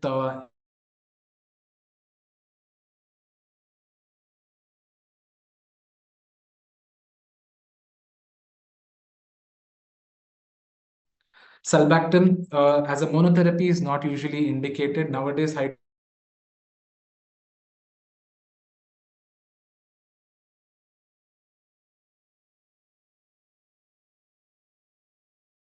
Is one more place wherein you have extremely drug resistant VRE. This becomes one of the drug of choice. Okay. Remember, echinocandins is one more group of antifungals that you need to remember. Echinocandins, how does it act? It acts by inhibition of beta 1,3 beta D glucan synthase. Okay, so remember there are few candidemia wherein there you cannot use your azole group of antifungals, wherein echinocandins become necessary. Even in sepsis with septic shock guidelines, what they say is if a patient comes with shock and you have a fungus growing, always start with an echinocandin and then de-escalate to a azole group. Okay. So this particular slide actually helps you to understand most of the carbapenem-resistant organisms. Astrionum avibactam, cefidericol, ceftazidime avibactam, eravacycline, imipenem relibactam. Few of them are available, few of them are not available in the India market. So remember these group of organisms. There is a recent IDSA guideline which I've already shared in the group. Okay, so that is one thing that you guys have to go through and then look into. Okay, what is the management? So CRAB, what they say is sulbactam containing agent is better. High dose minocycline or tigecycline is also an option. The preferred drug is sulbactam durlobactam, which is still, as far as I know, is not available in India. Okay, cefidericol is actually a generation siderophore cephalosporin that is also being used for the management of CRAB. Okay. CRE, based on the indication, whether it is cystitis, pyelonephritis, okay, or UTI, or any other type of infection, be it pneumonia, you can either start with aminoglycoside combination, or else you can use ceftazidime, avibactam, astrionum, or cefidericol. Okay. So MDR Pseudomonas, this is one thing that is difficult to treat Pseudomonas, wherein ceftazidime, avibactam, and astrionum will be one of the drug of choice. Okay. ESBL organisms, it depends on what is the sensitivity. Most of the times what happens is you can use your higher end antibiotics, start with carbapenems. Okay, if carbapenems are still not effective, probably you need to have to switch over to ceftazidime avibactam. Okay. these are a few quiz questions. I thought I'll use it, but I think so. I'm overtly shooting time of more than 30 minutes. I'm sorry, I have to break short. I'll put these questions in the group so that you guys can answer this. Okay. So the questions like what are the bacteriostatic antibiotics? Okay, you can remember that anti-pseudomonal antibiotics. That is also necessary. Okay, that is something that you guys have to answer. Okay, so you have to categorize it, okay, based on the generation of antibiotics, the classification of antibiotics. That is what is looked over, okay? List few anaerobic antibiotics. These are the questions they'll usually ask with respect to antibiotics. They can ask questions like intrinsic resistance with respect to spice group of organisms. So you need to remember in spice group of organisms, it is intrinsically resistant to CAP, okay? That is chloramphenicol, ampicillin, and penicillin. Remember, AMC producers, it can be inducible or non-inducible, okay? That depends on whether it is chromosomal mediated or plasmid mediated, okay? They might ask you questions like this also. Name the organisms which are not covered by cephalosporins. You remember the mnemonic lame, okay? Cephalosporins usually don't act on Listeria, atypicals, MRSA, and Enterococci. Stenotrophomonas, drug of choice. Says Septran aminocycline we can use, high dose minocycline. And fluoroquinolones. Okay, so remember Stenotrophomonas, these drugs don't act. Carbapenems, beta-lactams, aminoglycosides, rifampicin, macrolides, and sulfonamides. Okay. Okay. Drugs not covered by fluconazole is Candida krusei, Candida glabrata, Aspergillus, Mucorales, Fusarium, and Cryptococcus cati. One question I want to ask before ending: can we use voriconazole for a UTI patient with Candida infection, sensitive? Urinary candida, they say it's sensitive to fluconazole, voriconazole. Can we use it?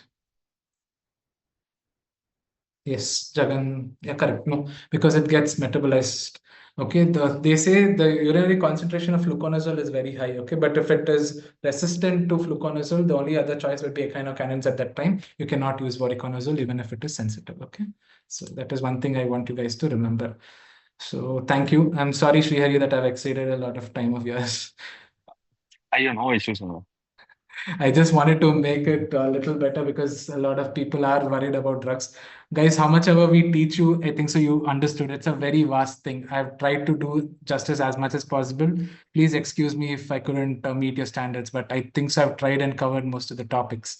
Okay, I think so Srihari will take you to focus away from the drugs right now. It will be more interactive. Thank you, Srihari. Thank you. Only one thing I would like to add on to Darshan's presentation. The thing is about Jefferson and Avibactam. Even though it's the very broad spectrum, it doesn't have anaerobic cover. So that is one thing you need to know. And in the exam, if they ask you, you will have to mention about it. Correct, correct. So that is just one add-on I thought I should give. Otherwise, it was very, very extensive. I Yeah, think many of the candidates would definitely be happy. I hope so. Okay. Okay, so I'll go on to Okay. my talk.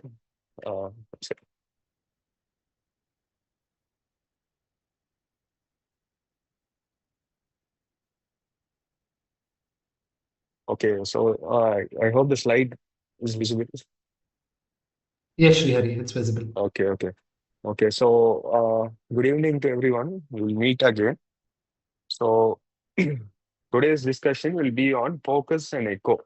So during the on-site course, I had mentioned about this, and we had a lot of one-to-one discussions in relation to this topic, and many people were happy. So we will be for those candidates, it will be like a revision, and for those who have come online, it will be like a good exposure to the areas that are going to be covered. All right. So without further delay, we'll go into the topic proper. So the main discussions that I'll be covering will be on case-based scenarios. Then I'll just be looking into the overview of the protocols and the overview of indications just as a summary. So this is how I'll be going. So in the exam, there can be two possibilities that can be there in this station. One, they can have a volunteer who will be lying on a bed with a machine next to the patient, and they can ask you to demonstrate various tests. that you have been exposed to during the 3 years. It can be collapse point, it can be diaphragm thickness fraction, EFAS, or assessment of pleural effusion, so on and so forth. Or they may show you photos and they may ask you to interpret it. And when they come to the protocols part of it, they may ask you, how do you proceed about it? So that part of it, you need to be well aware. So it's always better to prepare for the worst case scenario, that is demonstration at the bedside. So that is why I wanted to be very specific and clear about the discussions that are going to be coming in the upcoming slides. So coming to the first case, so I need people to volunteer. Okay, so either by chat or by verbal, either way is good. But definitely people need to participate. That's the only way you can learn.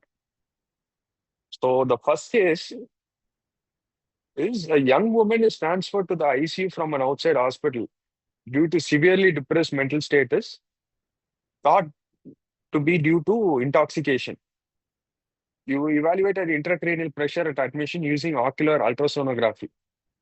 So the first question, what is being measured over here? Optic nerve sheath diameter. Very good. So does this patient have an elevated ICP based on the reading that is seen over here? Yes, we can say it is 0.6, sir. So it is more than Okay. 5. Could you repeat it again? So if it is more than 0.5, it is directly related to increase in the ICP. Okay. Of Is there any other 0.6. specific number that you can say that it has a good 0.5, correlation sir. with the... No. Okay. It is actually 0.57. Okay. If it is more than 0.57, that correlates with an ICP of more than 22 millimeters of mercury. All right. So that is the numbers that you need to keep in mind. So the next question is Sir, this examination? sir, No, male or female, there is difference or not, sir? there is geographical and sexual variations that can be there. From an exam perspective, kindly just remember the numbers for now. Okay, sir. So one thing is, if you have any queries, please keep it to the end because there are a lot of questions which will be coming up.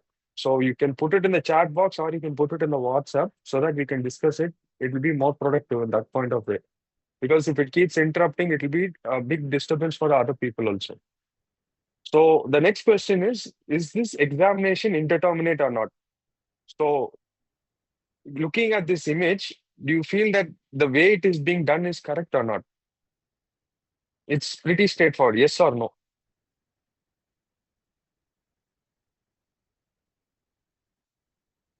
Okay, Vinay has told no. Why is it so?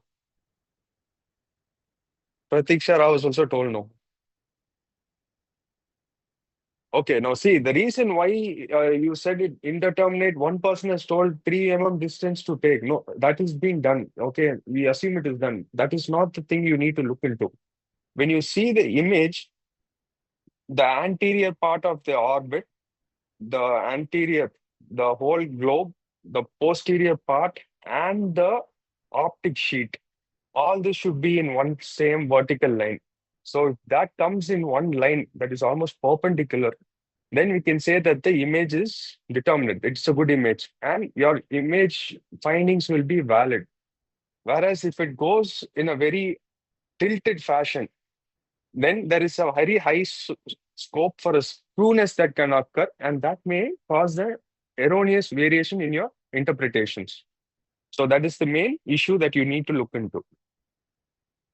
So, like I said, it's a high frequency probe which is kept over the upper part of the eye. So you keep it over the upper part of the eye and measure the optic nerve 3 mm behind the optic disc. All right. So the measurement, they say like more than 5, like the first person I told, is considered to be high. But if it is more than 5.7 mm or 0.57 centimeters, then it associated with an ICP more than 22. So the next question is, what is the sensitivity of this test?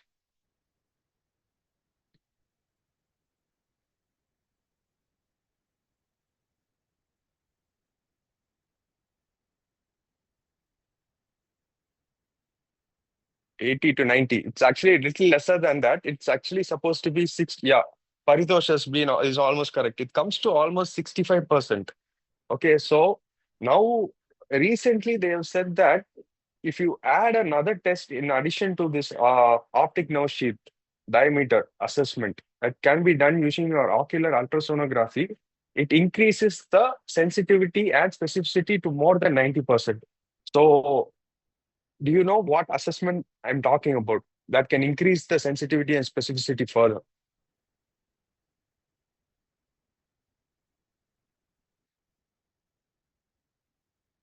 Excellent, excellent. It's papilledema. Okay. So this is what I was talking about. So you see the optic nerve is here. You see the intima of the globe. Okay. From there you can see this structure which is protruding out. This is the optic disc. So if this protrusion is more than 1.1 millimeter, then it indicates that there is significant edema. So when you add it on with the optic nerve sheath diameter findings, and if that is also high, then you can be well assured that the patient is having significantly raised ICP and you need to proceed for neuroimaging at the earliest. Okay, I think this is pretty clear for all of you. So the next one. So I think this is also going to be easy for most of you. Identify the procedure being done. First, number one. Transcranial, doctor. Excellent. So then I think, can you see the images over here? I'm keeping the mouse cursor at this point. So what is this parameter called?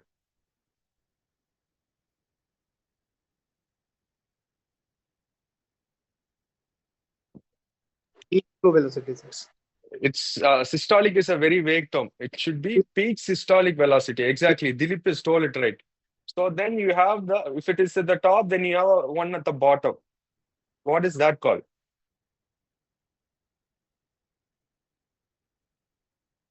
That's the Systolic. Okay, excellent, super. Okay, so you have the peak systolic and the end diastolic, and based on that, the mean flow velocity will be measured. Okay, so what are the indications in ICU practice?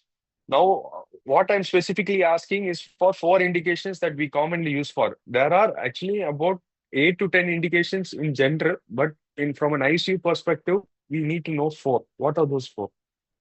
Okay, SH vasospasm, excellent. Anything else? Cerebral circulatory arrest.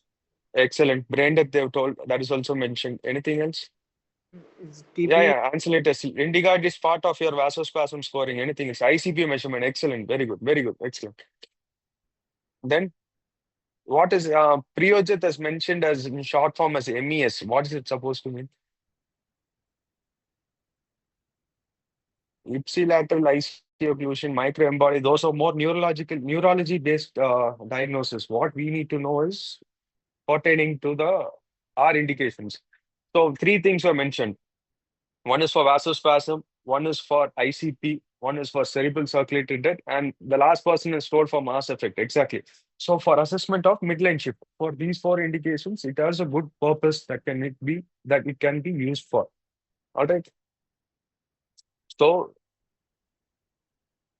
the main indications, like I said, detection of spasm, raised ICP, assessment for midline shift, and detection of cerebral circulatory arrest. Okay. So these are the waveforms that you can see in a TCD, and this is in a patient with an SAH. So this is in a normal scenario, and this is in a scenario where there is a raised peak systolic flow and a low end diastolic flow. That is suggestive of vasospasm. So you need to know the flows in the MCA. So the gradings. Okay. So you can classify the severity of spasm based on the gradings as mild, moderate, and severe. So for mild, it's 120. For moderate, it is 160, and severe, it is 200. So you just remember it as these 3 numbers from your exam perspective. And based on this, you can calculate the Lindigard ratio. Okay. So what is Lindigard ratio?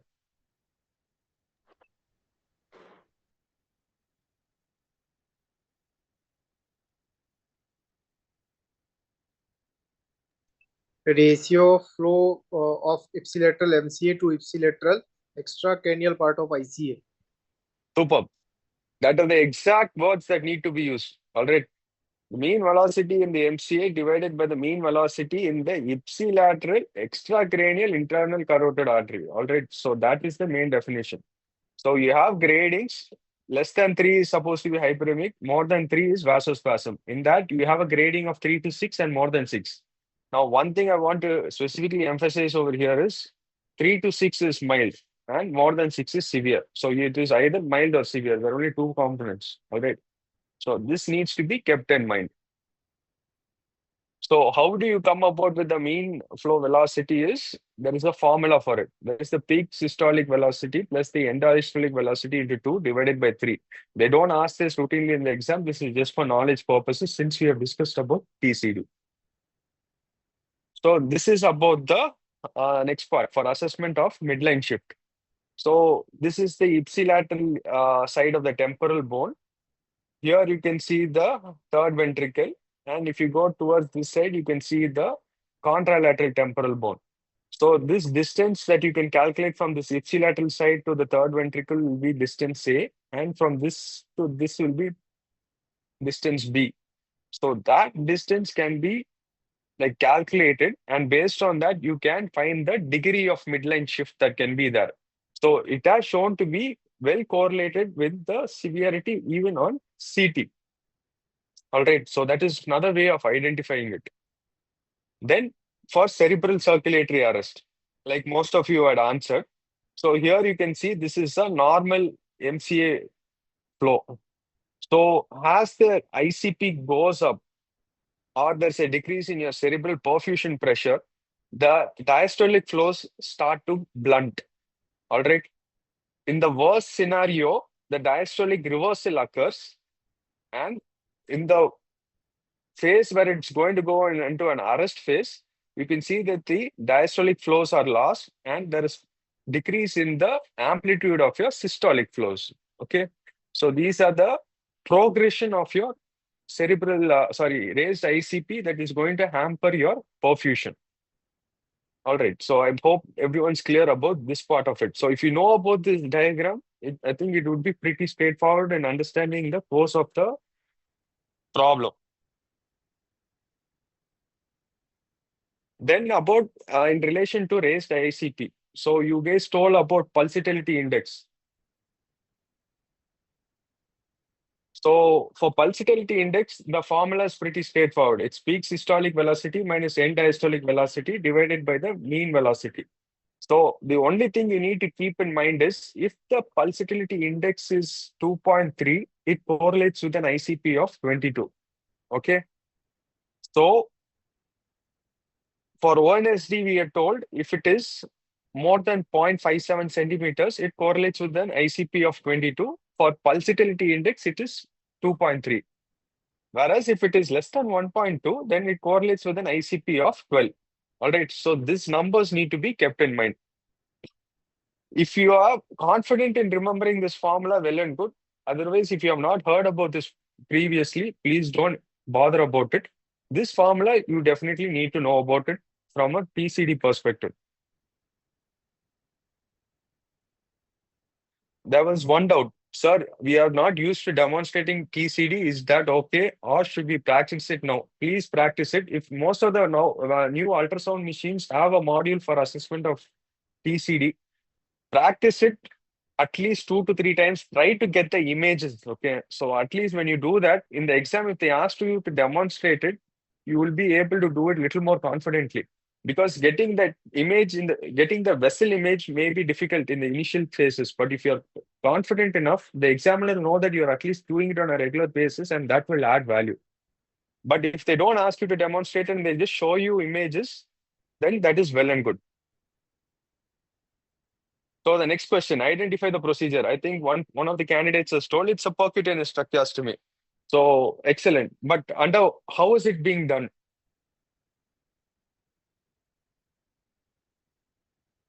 USG guided. Okay, excellent. So then the next question is name of the trial that is related to its use and what was its conclusion? Track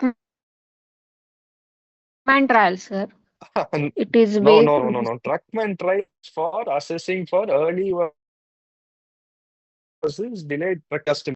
Excellent. Dinesh has told, Binti Patel has told it is trackers. It is track. So it is ultra CT versus bronchoscopy guided PCT in critically ill patients. Okay. So the main conclusion was use of ultrasound guided PCT is non-inferior to bronchoscopy guided PCT in mechanical ventilated patients in the ICU. All right. So if at all they keep a tracheotomy sedation, this image, either they're likely to fail. So most of us would have been exposed only to the Trackman trial. That's why this is out of the world. Not to be forgotten. This is one of the important trials to be known about. Okay. So next is scenario. Okay. We have an 18-year-old male who was admitted as a case. In view of severe hypoxia, he was intubated and mechanically ventilated. So 10 minutes post-intubation, he developed severe hemodynamically instability and lung ultrasound was done, which revealed the following findings. Dinesh has answered. It's the correct answer, actually. So it's lung point. And one person has told it's no lung slide is there. Okay, that is okay. Lung point, the concept of lung point is there will be an area of a partition where there will be no lung sliding at one point and there will be lung sliding on the other. That is very, very characteristic of pneumothorax. And if that is there, the specificity almost goes to 100%. So the next question, if it is pneumothorax, what are the other findings that need to be looked into so that it gives a sensitivity of 94% and a specificity of 100%? Four other important findings that need to be looked into. Okay, someone was told barcode sign in M mode. Okay, next. Sir, absent lung sliding, lung point, Okay, profile. very good. Okay, then one more. And this barcode sensor. Anything else? Have you heard of lung pulse? Lung Excellent. Binti Patel has told it. Okay. So the four important ultrasound lung findings you need to look into is absence of lung sliding, absence of B lines, absence of lung pulse, and presence of lung point. Okay. So if four of these are there, then you can be very sure that the patient has a pneumothorax. Okay. So if these four are there, definitely you are dealing with a patient with a pneumothorax. All right. So the next case, you are called to the medical ICU to assess the cause for hypoxic respiratory failure in a patient with fever and thrombocytopenia. And initial lab tests reveal dengue NS1 antigen to be positive. So you perform a lung ultrasound and see this finding. What's your diagnosis?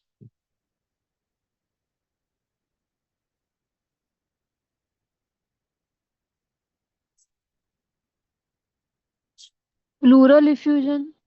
Excellent. Is there anything else that you can see in the ultrasound? Exactly. Amar has told there is collapse. So how did you say it is a collapse?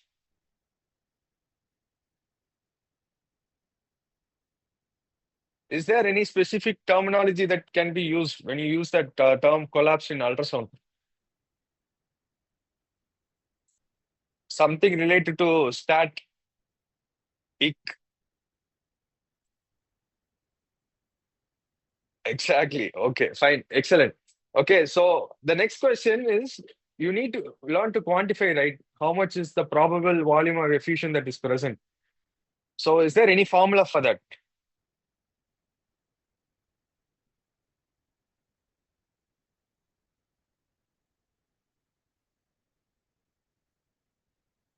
Excellent, excellent, excellent. You told 20 into the distance between which part and which part of the lung that you need to assess, or the pleura. Okay. So this is what I think one of the candidates had told. Okay, so you need to check the distance between the visceral pleura and the parietal pleura. That distance needs to be calculated and multiplied into 20. Okay, so the distance that is calculated needs to be in millimeters. All right, so then that will give you the volume in ml. Okay, so what is this formula called?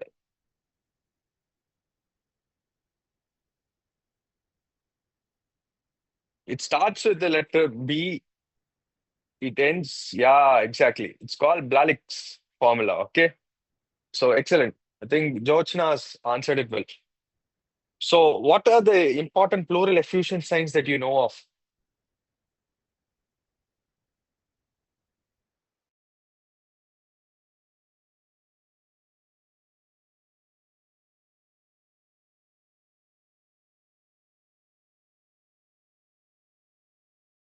Sinusoid is there. Super. What else?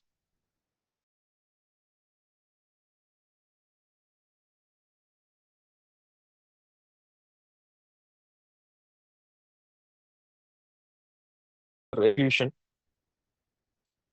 Okay. So we'll go for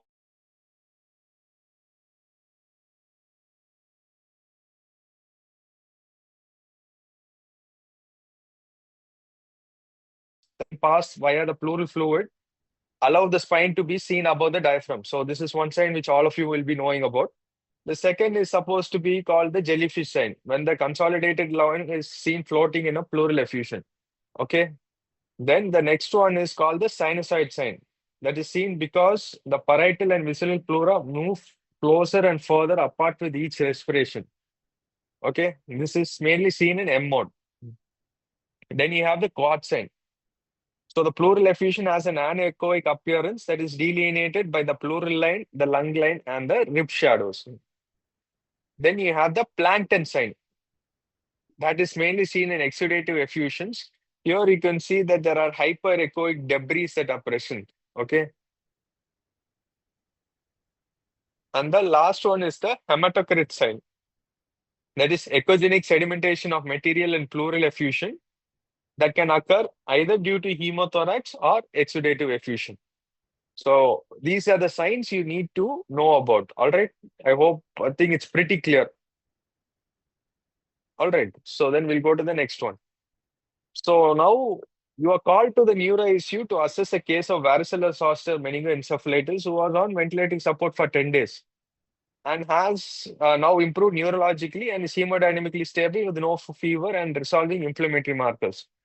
So you perform a lung ultrasound and find out the lung ultrasound score is 21. Question number one. How many areas do you need to assess in your lung ultrasound score? We'll first answer that question and go to the next one. Vinay is told 12. Excellent, excellent, superb. So 12, 6 on the right and 6 on the left. So everyone has a common consensus on that. Excellent. So now the next thing is, what are the landmark points? How do you go? I mainly want to know about the vertical, longitudinal divisions that you need to look into. Okay, so Jyotirmaya is told 3 points. Okay, what are those 3 points that you need to look into?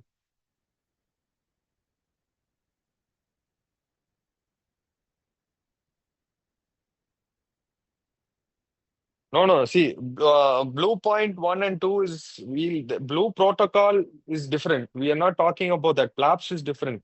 We'll discuss about that separately. In relation to lung ultrasound, there is a different format that is being used. Okay, so that is what I wanted to emphasize. Anyway, we'll go into that separately. Then the next two questions are, what are the grading of severity? Anyone knows about it?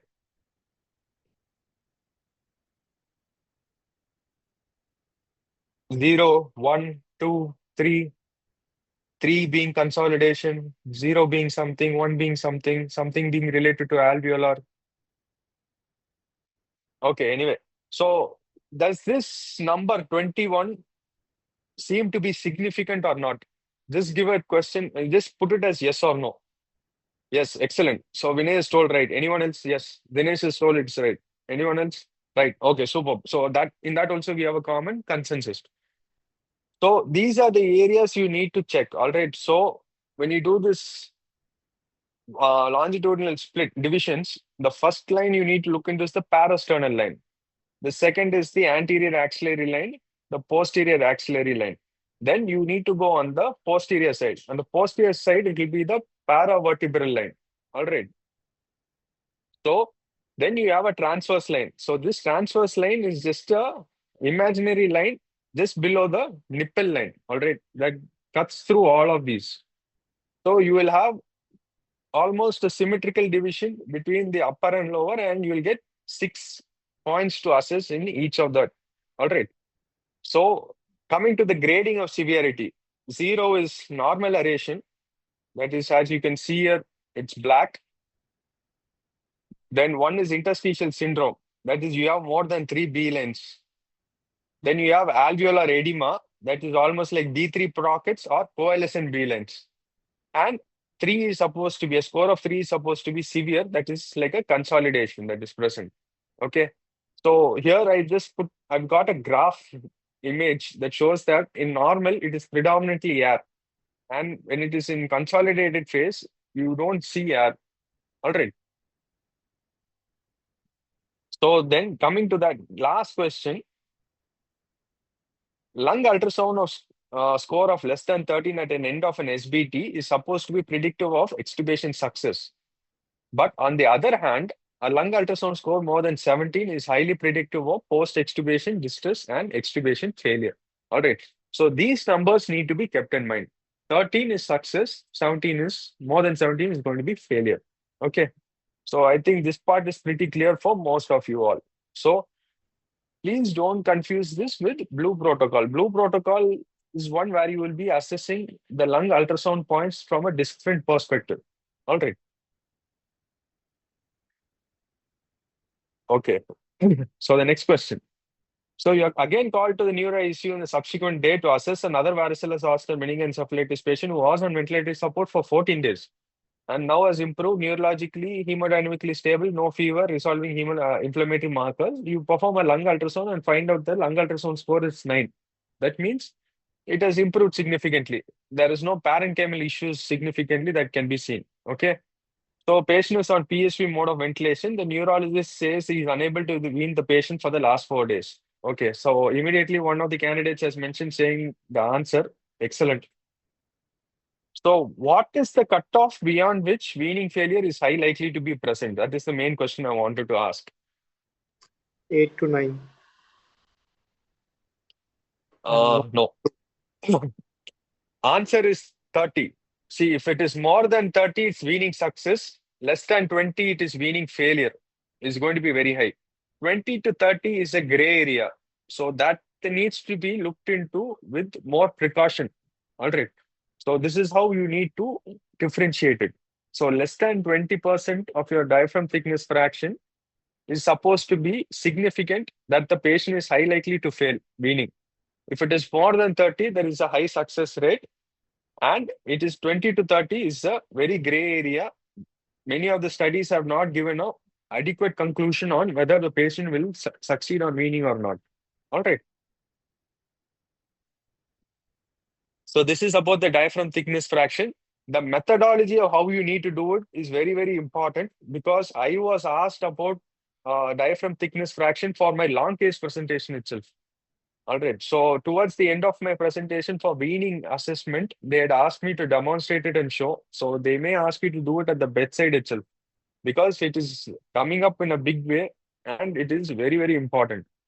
So as per most of the articles, they say to take a linear probe, place it longitudinally between the anterior axillary line and the mid axillary line at the 8th to the 9th intercostal space. So once you identify the diaphragm, you place the M mode and assess the thickness at end inspiration and end expiration. All right. So based on that difference, you need to calculate the diaphragm thickness fraction. So that is given by the formula, the end inspiratory thickness minus the end expiratory thickness divided by the end expiratory thickness. All right. So I hope most of you are clear about this. The numbers you need to remember. Okay, less than 20, weaning failure is very high likely. More than 30, they are likely to succeed. 20 to 30 is a gray area.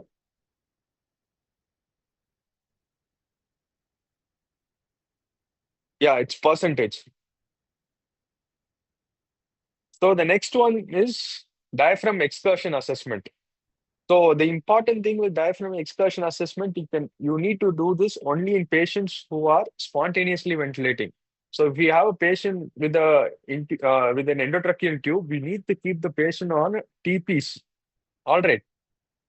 And only then should you assess for diaphragm excursion. If the patient is on any other mode of support, you need to go only with diaphragm thickness fraction. It's for a simple reason. If you are going to do a diaphragm excursion on a patient who's on support, it's going to overestimate your findings and it may show as normal when it is actually not. All right. So that is a very important take-home point.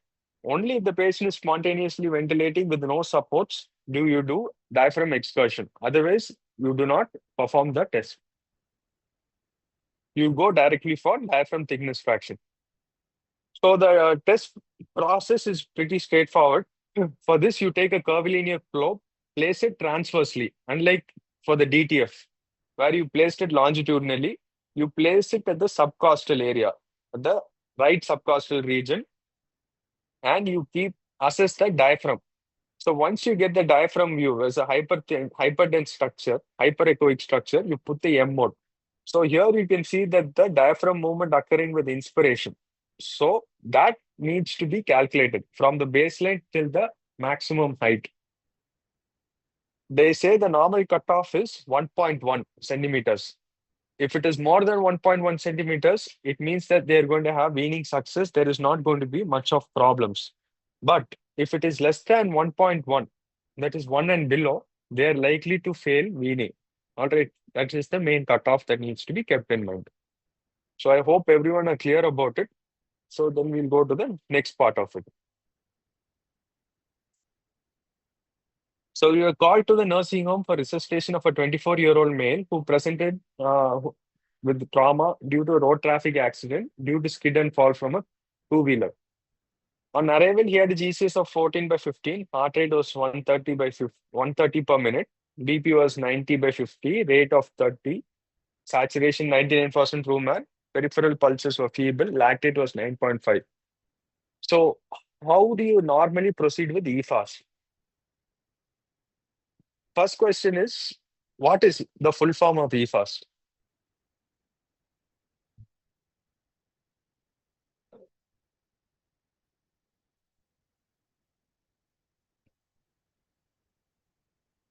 Anyone? Extended focused assessment of by sonography in trauma. Excellent. Okay. So the next question is, what are the areas that you normally check in EFAS?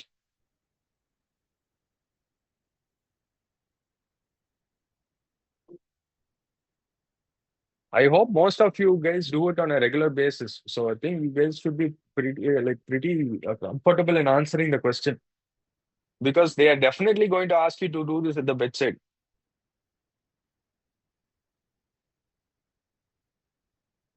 Okay, one of them have answered. So you check the hepatic, renal, then pelvic, lung. Too many short forms. Morrison's pleural, pericardial, pelvic. Yeah, all anatomical areas are mentioned, but how do you really assess it at the bedside? Okay. So you have a right upper quadrant view whereby you can see the hepatorenal area or the Morrison's pouch where you can assess for free fluid. Then you have the left upper quadrant area where you can assess the lenorenal or the area below the diaphragm where there is any fluid collection present or not. Then you can check the pelvic area. Okay. So in that area, you can assess whether there's presence of free fluid and the subxiphoid to assess for pericardial effusions if it is present or not. Okay. So till this part, 1, 2, 3, and 4 contribute only to FAST. Okay. In EFAST, you also include pleural assessment to assess for any evidence of hemothorax. Okay. This, I hope all of you guys are clear on this. So the cardiac subxiphoid view, the right upper quadrant view, pelvic view, and the left upper quadrant view. All right. So here you can see the diaphragm can be seen. Then this lung, the spleen, and the left kidney. Here the kidney, liver, and the diaphragm. So in this space, if blood is there, it can be identified, and between the liver and kidney, it can be identified. And here the bladder, the rectovesical spaces, prostate. That is, this is the male patient. You can see that. So based on these findings, you will have an idea whether there is evidence of free fluid. So I just wanted to show a real image where there is really presence of free fluid. Okay, so here in the left upper quadrant area, you can see that between the diaphragm and the spleen, there is presence of free fluid that is there. And here between the uterus and the bladder, there is presence of free fluid. So this is the way it can be identified. So the next area we'll be covering is fluid responsiveness and HT monitoring. So, okay, so you have a 50-year-old male admitted with community-acquired pneumonia, intubated, sedated, and paralyzed. In view of severe respiratory distress, developed hypertension on day 5 of ICU stay. So you perform the following scan. So first question, what is being measured? Excellent, excellent. You're measuring the IVC distensibility index. So what is the formula for calculation? Next question. Maximum diameter minus minimum diameter divided by maximum diameter. Is it?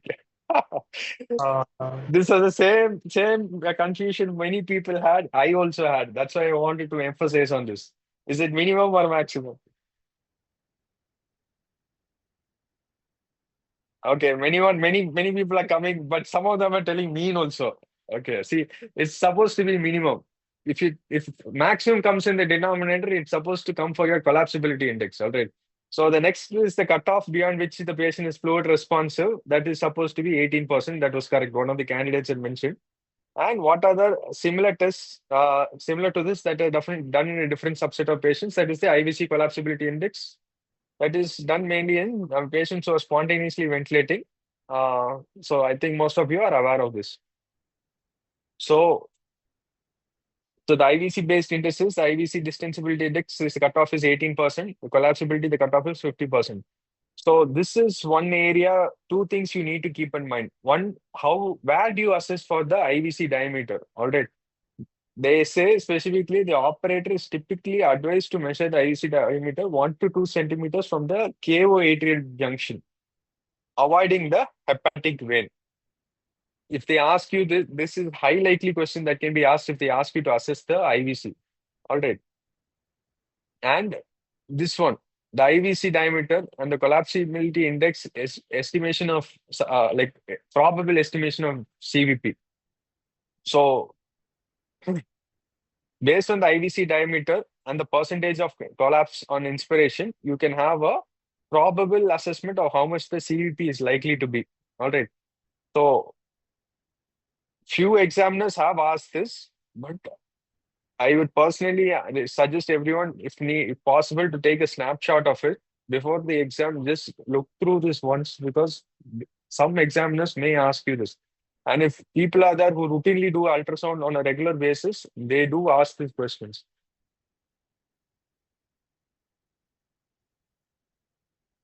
So I'll move on to the next question. So how will you assess for cardiac output assessment using LVOT, velocity time integral assessment? First, we make a plaques view and we make Okay, the aortic outflow diameter. very And good. make a apical 5-chamber view. There we put a color Doppler followed by a continuous wave Doppler. And then we Okay, put a VTI there and measure the VTI. okay, So okay, VTI into pi d squared by 4 is the okay. volume multiplied by heart rate is the cardiac output. So that was a very oversimplified version of it with the assessment of diameter being missing and few other parameters. So when they ask you in the exam, you need to know the steps of assessment very, very clearly. All right. So the basic components that you told are all right, but the way you need to go about it is important. All right. So I put it as 2 slides for this specific question because it is very, very commonly asked. So you really need to know about it. So the first thing is calculating the LVOT area. All right. That is the diameter. So you can put the patient in the parasternal long axis view, like you had told. Zoom into the LVOT. That also you had told. Then measure the LVOT diameter in centimeters. All right. Once you calculate that, you calculate the LVOT area using area of a circle formula, that is pi r square. So since in diameter, you need to change it to a radius, that is d by 2. All right. It's the whole square. So that will give you the diameter of this. Okay. So next you need to calculate the height of the cylinder, that is the chamber. Okay. So for that you were told you need to put the patient in the apical 5-chamber view. Excellent. That was a very good answer. Then the next thing you need to say is you need to put a pulse wave Doppler gate at the LVOT. Okay. Then trace the pulse wave Doppler waveforms. Then calculate the waveform of that waveform that is being visualized. And based on that, the number that you get will be the velocity time integral. All right. So once you get this velocity time integral, you need to multiply this area and this velocity time integral. What will that give you? What will be the parameter that you can interpret from that? Exactly. Now, why I had asked this question very specifically is in the example, there were some candidates who directly told you can measure the cardiac output. That is wrong. You can only measure the stroke volume. So to calculate the cardiac output, you need to multiply it by the heart rate. All right. So that is one thing you need to keep in mind. So just what I said, first get a parasternal long axis view, measure the LVOT diameter, then get a apical 5-chamber view, then place the pulse wave Doppler gate at the LVOT. So and then here you get the tracings of it. Like here, this is a diagrammatic representation, and here is a real-time representation. So based on this finding, you will get the VTA. So I think most of you are already doing this on a regular basis. If you have not done this before, please practice this. Practice this diaphragm thickness fraction on a regular basis because invariably the examiners may ask you to perform it. So I think most of you are clear about VTA assessment. So any idea what are the limitations of velocity time integral assessment?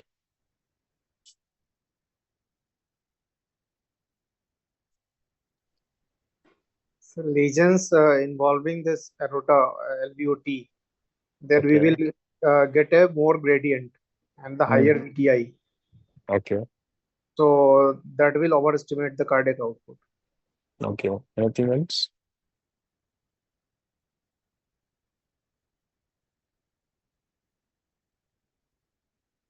Okay, fine. We will go ahead. This is supposed to be a little theoretical. That's why I wanted to cover it because they will ask you this.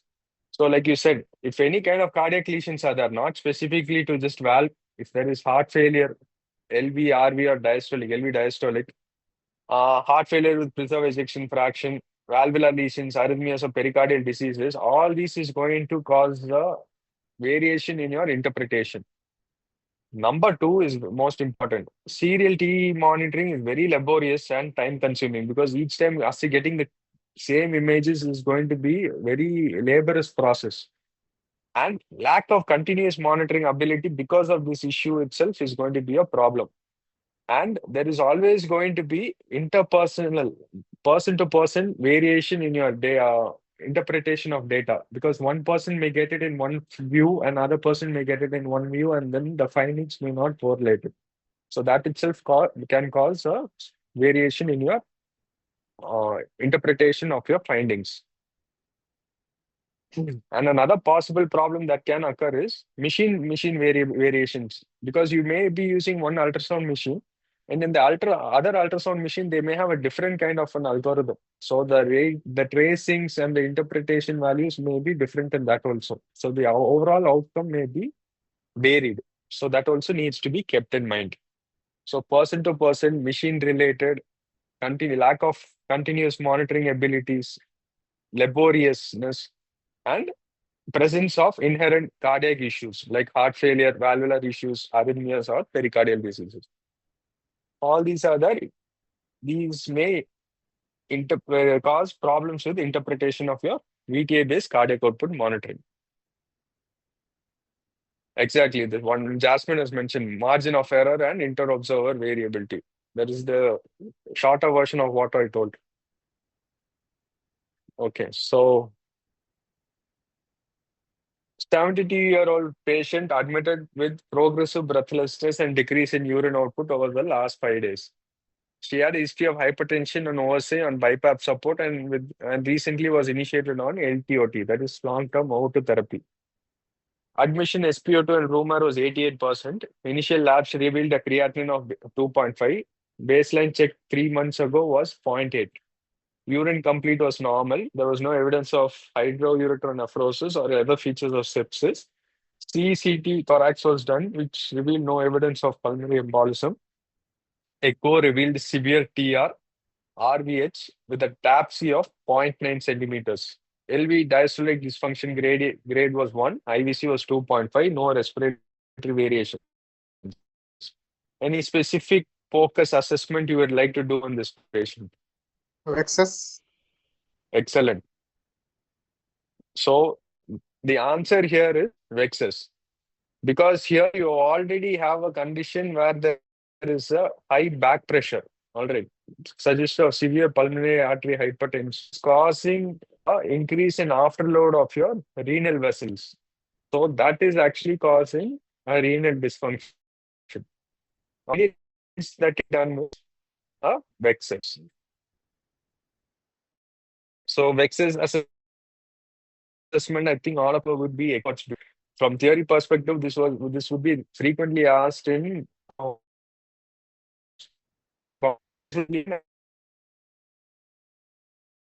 idea about it. Says here, please remember these diagrams. All right, because in the they will specifically ask you to draw these diagrams and show you. All right, sorry, show them. So for main 3 areas, you need to assess the hepatic vein, the portal vein, and the renal vein. Okay, so the hepatic vein Doppler, you assess the systolic and diastolic flows, and based on that, you can assess the severity based on the reversal of your systolic flow. For the portal vein Doppler, you can assess the pulsatility index, the less than 30 to more than 50. Based on that, you have severe irrigation. And in renal vein Doppler, you have to assess the lower part of the Doppler waveform. Something called renal resistive index in the subsequent slide. Okay. One thing I want to emphasize here is because I'm talking Vexus also, thing is the renal vessels you need to assess are mainly the interlobar vessels. Okay. Those vessels are very, very small. So the artery and veins usually overlap each other. So when you put a Doppler image, the one which you get in the upper part of your y-axis, that's the positive wave, will be your arterial waveform. So this is where you will be assessing for your renal resistive index.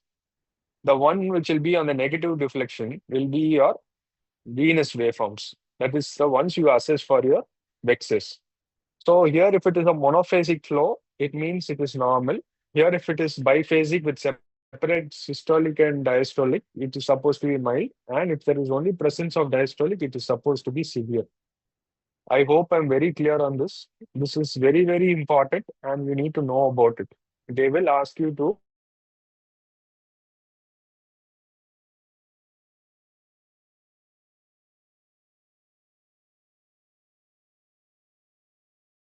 forward. Two is presence of mild disease alone.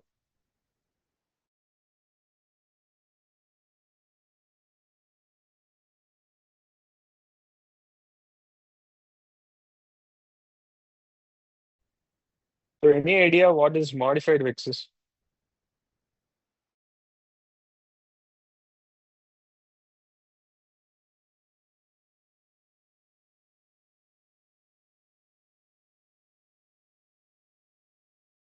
On renal, yes. There was one recent paper that had come up here, 2025. So they're shown as like a evaluation of a modified venous excess, and they had seen that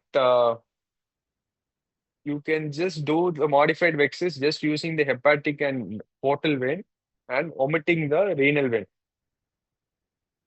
I have put this up mainly because this has come up recently in the 2025, like in January 2025, this article had come up. So the examiners who are well versed, who are regularly updated, may ask this, but there is a very big flaw to this. This has not yet been validated. So they may ask you, if they ask you, just say that this is the answer in relation to that. All right. So we mentioned about overload state causing AK, that is in use of excess. So this is just for like if at all they show you images and they give you a scenario, what are the possibilities you can identify? So for post-renal etiologies, either one of the two can be kept. One is catheter block or hydronephrosis. So catheter block, I think many of you do routinely see this on a regular basis. Here you can see that around the catheter there will be a lot of urine present and the bladder may be distended. So that may indicate a catheter block. So ideally you need to change the catheter, because if you flush it, you are actually creating a possible risk of introducing infections. So that is what you need to be looking into. And you can also assess for hydronephrosis. All right. So this was the best image I could get. So here you can see, because of the increase in back pressure, there is increase in size of the anechoic areas. All right. So from normal, mild, moderate, and severe. Okay. That can be the grading of classification that can be seen. Okay. So the next question. So you have a 40-year-old male who was admitted with a left lower limb cellulitis and shock and was found to have AK.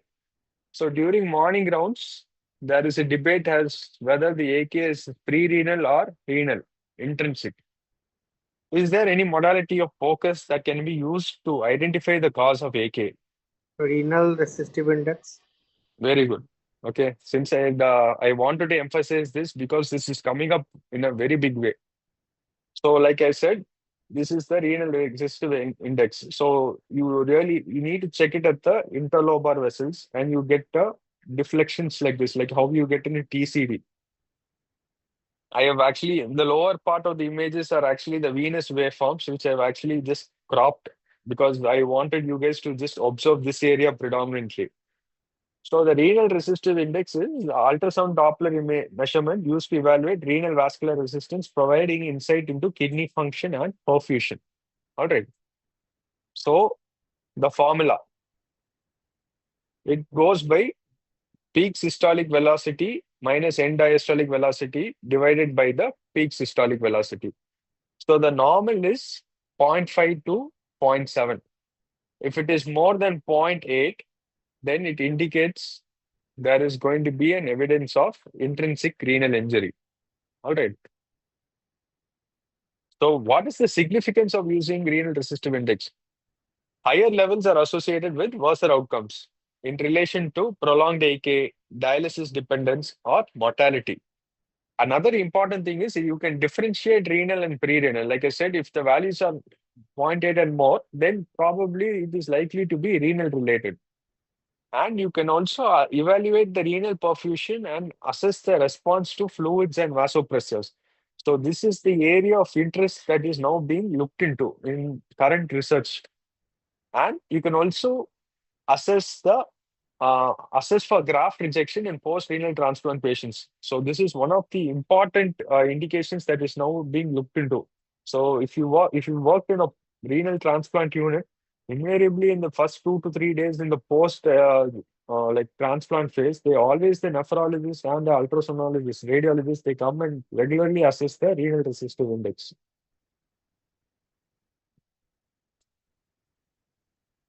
So the factors that can influence renal resistive index. Okay, so there are 4 things you need to look into. One is the BP. If the BP is high, it can be associated with the high RRI. The volume status, hypovolemia and edema. Both extremes can increase the renal resistive index. Heart rate and rhythm, that is tachycardia or arrhythmias, can affect your readings, and it is purely operator dependent, because the more expertise you have, the better waveforms you can identify. Okay, because identifying the renal vessels is generally very difficult. So you need a lot of practice before doing it. All right. And in relation to CKD, the higher the number, the more severe the disease.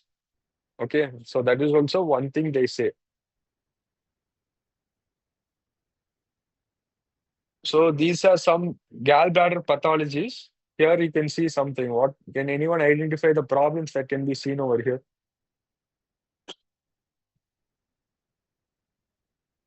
Gallbladder is stone with a sludge. Okay. Anything you can see related to the wall? Wall thickening is there, sir, in the image one. Okay. Okay. So what could be the probable diagnosis?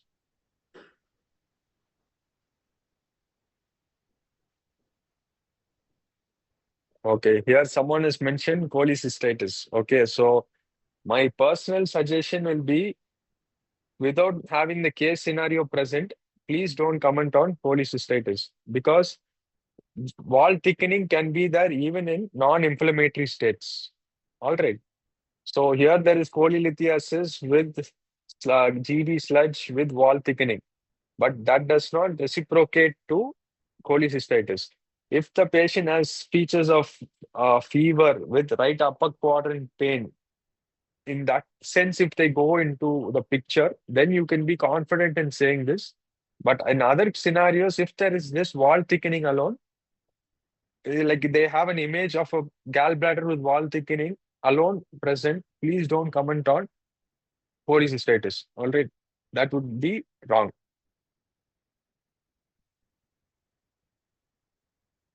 So we have completed most of the components of focus. So now we come into echo. So can anyone mention the basic TTE views? Parasternal long axis view, Very parasternal good. short axis view, Very good. apical 4 chamber view, apical 5 chamber view, Okay. subcostal 4 chamber view, and the suprasternal Subcostal or anything else? Any other term? Subcostal or subxiphoid. subxiphoid? Subxiphoid. Subxiphoid. Okay. Very good. Very good. So these are the main echo windows that you need to look into. The other one you're supposed to look into is suprasternal also. Okay. So I think most of you are clear on this, because you guys do this on a regular basis. So you guys must be all pundits in this area. So what they may ask in the exam is, they may keep these images and they may ask you to identify each part of it. So most of you would know what all these are. So it will be pretty straightforward. So here you can see this is a parasternal long axis view. Okay. So you can see the left atrium here, the left ventricle. Then you can see the mitral valve, here the aortic valve. Okay. And here you can see the RV. And this is the interventricular septum. All right. Similarly, this is a short axis view, parasternal. Here, I think you can see the mid-papillary muscle. You can see the papillary muscles. This is the mid-papillary view. And you can see the RV also being present over here. Okay. So this is also, I think, pretty straightforward. Then this is the apical 4-chamber view. So in this view, you can assess a lot of areas. So if they ask you to interpret identify the structures, you will have to mention each one of them. LA, mitral valve, LV, then RA, tricuspid valve, RV. All right. Then in subcostal 4-chamber view, it is almost similar findings that you are going to find, like how you see in the apical 4-chamber. But usually they say pericardial effusion is best assessed in the subxiphoid. It's my mistake. It's supposed to be subxiphoid, not subcostal. Okay, in the subxiphoid 4-chamber view. So for assessment of ejection fraction, you have qualitative methods and quantitative methods. All right. So qualitative is like our eyeballing. All right. So based on that, you will have a basic assessment of how much of dysfunction could probably be there.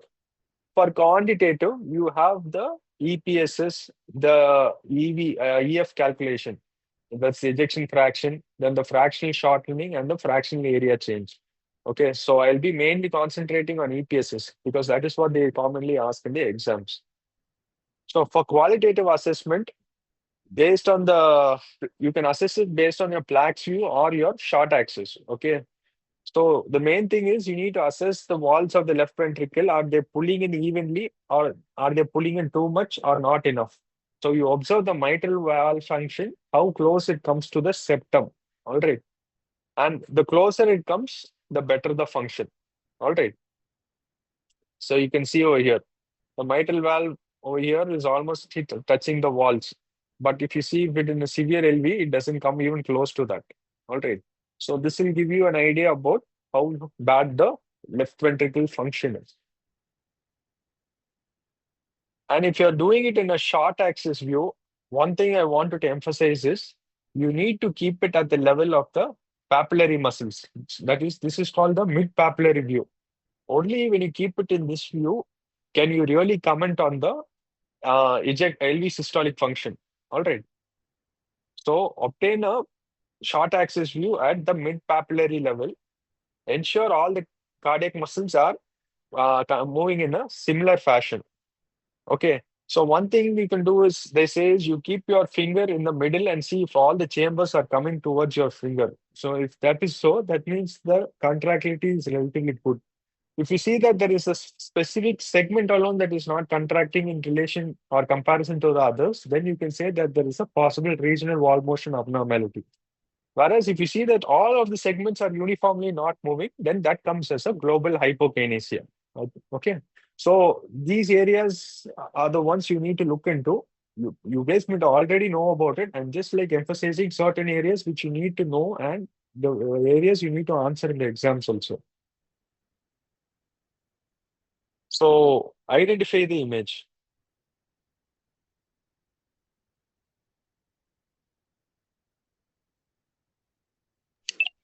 This is a Planck's view. Okay. What are we checking for? 2 people have told the right answer. A third, 3, 4. Excellent. Super. So it is, yeah. Tell. Everyone have told EPSS. What's the full form of it? E point septal separation, sir. Excellent. Super. So E point septal separation. So it describes the distance between the anterior mitral leaflet to the ventricular septum in early diastole. All right. So the normal should be less than 7 mm. All right. If it is less than 7 mm, that's the distance between the leaflet. 1 second. I'll get you the image again.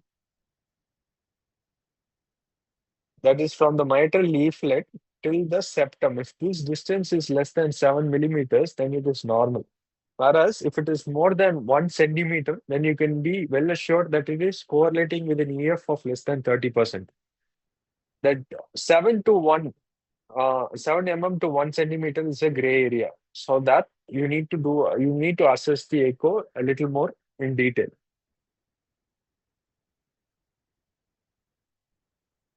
So the main pitfalls is you need to get the image as transversely as possible. So that will be very difficult in most of the scenarios. You need to have a normal mitral valve, and there should not be any prior regional wall abnormalities, or it should be like non-segmental decreased LV. Like more, it should be like a global LV dysfunction. Otherwise, it will cause false positivity in your interpretation of values. All right. So, can anyone mention about all the echo findings that can possibly be there in pulmonary embolism? Sir, distended IVC, McConnell sign, 66%. Okay. Then Okay. reduced TAPSE, mobile thrombus. Okay. So there will be interventricular septal shifting towards the left ventricle. The left ventricle will become the D-shaped. The ratio Okay. of the right ventricle to left ventricle will increase, which is less than 1, which will increase and it will become more than 1. And Okay. as rightly said, the McConnell sign, IVC fullness and Okay. thrombus, and yeah, that's what I will call, sir. 60 Anything to assess for the RV systolic function? TAPC, sir. TAPC less than 1.7. Okay. Okay, fine. Okay. So here are the images. Okay. So this is like what you told. There is an enlarged RV, flattened IV septum, and RV-LV ratio more than 1. So this is one thing you need to see. Or they say this is the D sign. Then non-collapsible IVC. That can be because of the raised RV pressures. Then if you see here, you can see that TAPC. All right. You have to get the four-chamber view. Then you assess the lateral wall of your RV at the level of your tricuspid valve and you put the M mode on that. Then you assess the movement of your tricuspid valve from the baseline. That distance needs to be calculated. So the cutoff is 1.5. If it is less than that, sorry, 1.6. If it is less than that, then it indicates that the patient is having an RV dysfunction. All right. Then, like you said, McConnell sign. Many of you did answer it, but can anyone say? I think the answer is that. So I think it's pretty straightforward now. So the main things you need to look into is there will be a regional RV dysfunction. Okay. So the mid RV free wall will be akinetic, but the apex will be normal. And the LV apex will be hyperkinetic. So these are the three areas that you need to look into when you mention about the McConnell sign. Because once you comment about McConnell sign and 60-60, they will ask you how to interpret it. All right. So if you are confident about the answer, comment on that. Otherwise, keep those answers towards the end. All right. So for McConnell sign, like I said again, there will be mid RV free wall akinesis. Apex will be normal and the LV apex will be hyperkinetic. Then you have the 60-60 sign. So in 60-60 sign, it indicates that the TR pressure gradient is less than 60 mm of Hc and the pulmonary acceleration time will be less than 60 milliseconds. Since the image has been put, the answer is there itself. Thing is, you need to get the pulmonary acceleration time on the parasternal short axis view. Thing is, you need to keep the probe little high up, almost at the level of the second intercostal space. Okay, like second to the third in that area, you need to keep the intercostal space. Sorry, at that intercostal space, you need to assess the parasternal short axis. So then you will get an image like this. Then you put the Doppler probe at the pulmonary valve. So then you will get this images. All right. So this image Doppler you need to calculate, and that will give you the pulmonary acceleration time. All right. So if they ask you how do you do it, you have to mention it. It is done on the flax. Sorry, not flax. Parasternal short axis view, and you need to keep the Doppler probe at the pulmonary valve. All right.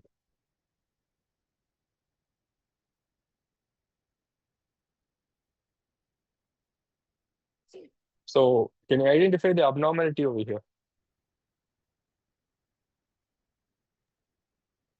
RV is more dilated than no RV. Excellent. Jagan has told the right answer. Then the subsequent, many people have come up. Yeah, excellent. So there is an RV thrombus. So the next question is, what is the Pitho trial commented Sir, on? Pitho trial, it is carried out in intermediate high risk pulmonary embolism, they have compared they have divided patient into two group. Total 1,000 patient they have included into tenecteplase plus this unfractionated weight heparin. Another group was placebo plus unfractionated weight heparin. So what they have found is in group of the patient in which they have used tenecteplase, there was hemodynamic improvement, but there was the patient they had more extracranial bleeding, Extracranial. intracranial bleeding Okay. complication was more in the tenecteplase group. Okay, that's acceptable, but be very specific because they had mentioned that parenchymal bleed is very common when in See, I this see. subset of patients. All right. So I think many of you would have understood about it. So then coming to the next image, what can you see over here?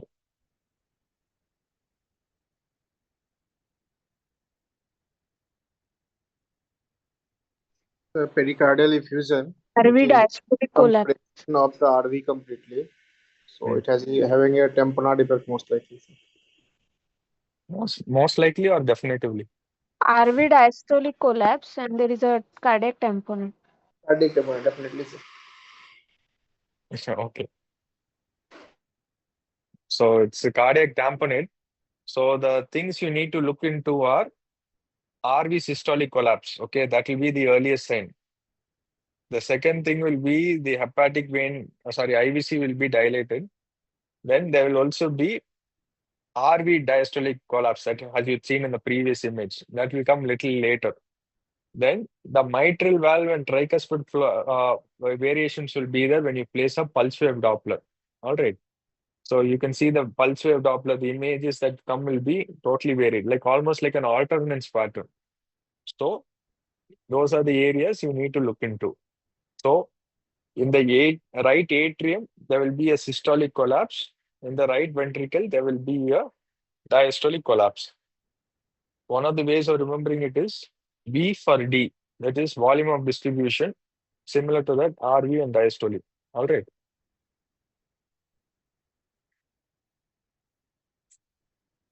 So the next thing is about assessment of diastolic dysfunction. So previously, I think one of Dr. Manjunath was there here from Manipal Hospital. He had told me that for his FNB exam, he was asked to demonstrate diastolic dysfunction. So if at all the machine is kept at the bedside, they may ask you to demonstrate it. So have an idea on it. All right. So you need to keep the patient in apical four chamber, keep the pulse Doppler at the level of the mitral valve, and assess the waveforms. So you have an early filling, rapid early filling, then slow filling, then a atrial contraction. So the early filling is characterized by E and the atrial contraction is A. So you need to calculate the E by A ratio, that is one. And on the tissue Doppler, you need to calculate the E by E prime. You need to calculate the E prime. All right. So based on the E prime and the capital E that is present over here, you can get an idea about the LV end diastolic pressure. Okay, so that will correlate up with the severity of your diastolic dysfunction. I hope I'm clear. So first thing to assess for the E and the A, you need to keep a pulse Doppler at the level of the mitral leaflet. All right. Then you need to keep for the tissue Doppler assessment, you need to assess the muscle movement. So for that, you keep the tissue Doppler at the level of the septal annulus. That is over here at this point. So you have three gradings, 0 to 3. 0 is normal, 1 is impaired, 2 is pseudo-normal, and 3 is restrictive. So this area, most of you would definitely know. E by A more than 0.8, then less than 0.8, then in pseudo-normal it becomes more than 0.8, but the E by E prime will be between 8 to 15. So that will be elevated. And in restrictive, E by E prime will be more than 15 and the E by A will be more than 2. So these two values will be very, very significant. So that needs to be kept in mind. Previously, they used to check the deceleration time and all. If you can remember it well and good. If you're not able to remember it, the exam, it's not a problem. Now, current all examination studies, they always emphasize on the E by A.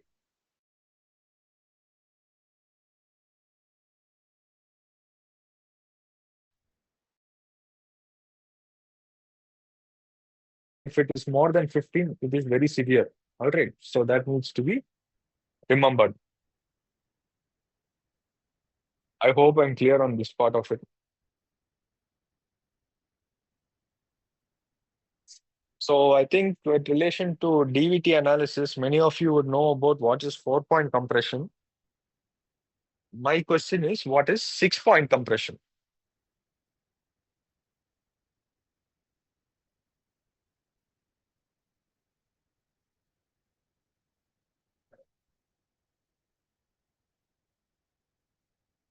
Come on, someone, anyone? Any guesses?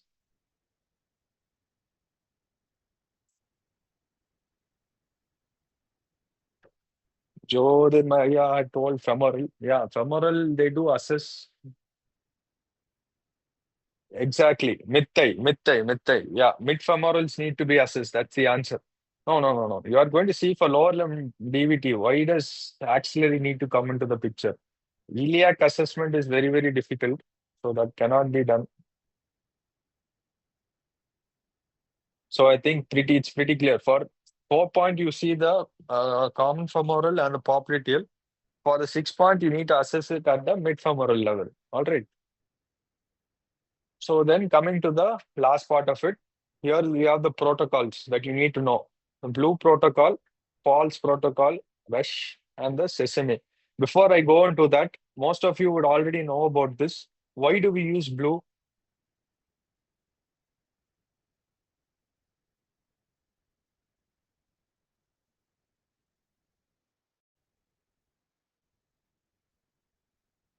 That's the specific terminology. Lung pathology is being mentioned. Actually, no. Okay, excellent, excellent, excellent. Subsequent answers are coming right. See, it's for specifically acute respiratory failure. So to differentiate between cardiac shock, septic shock, obstructive shock, Okay. Rush, hypovolemia.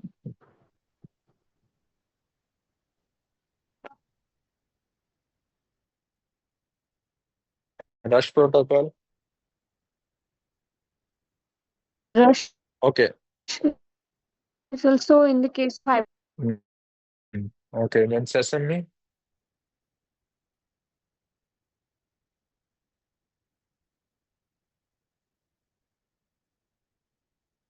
Excellent. Many people have got the answer right. It's mainly for ultrasound during cardiac arrest. Okay, so these 4 protocols need to be kept in mind. Okay, so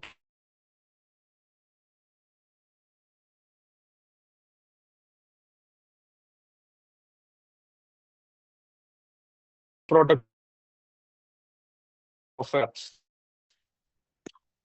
So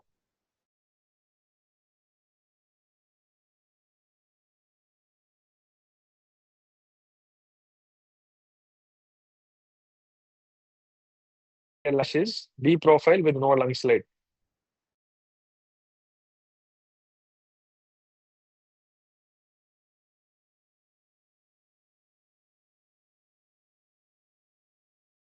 And PLAPS is posterior lateral alveolar plus or minus pleural syndrome.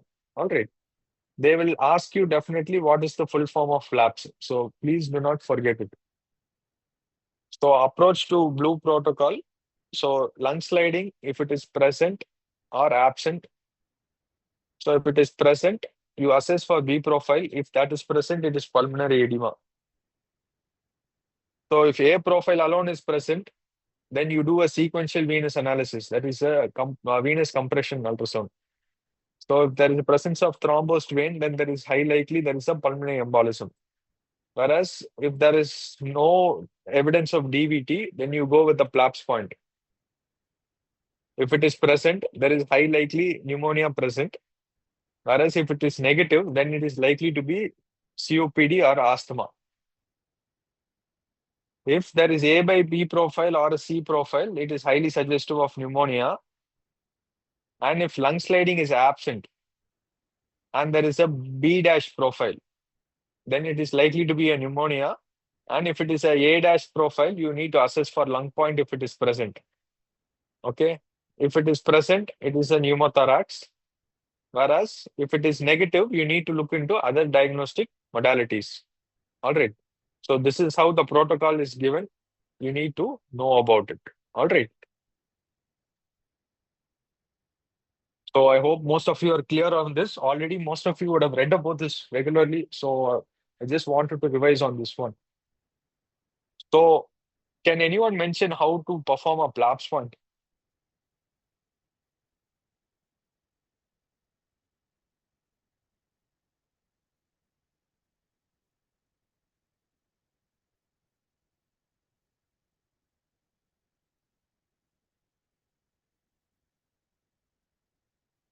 We are going short on time, so I'll go ahead.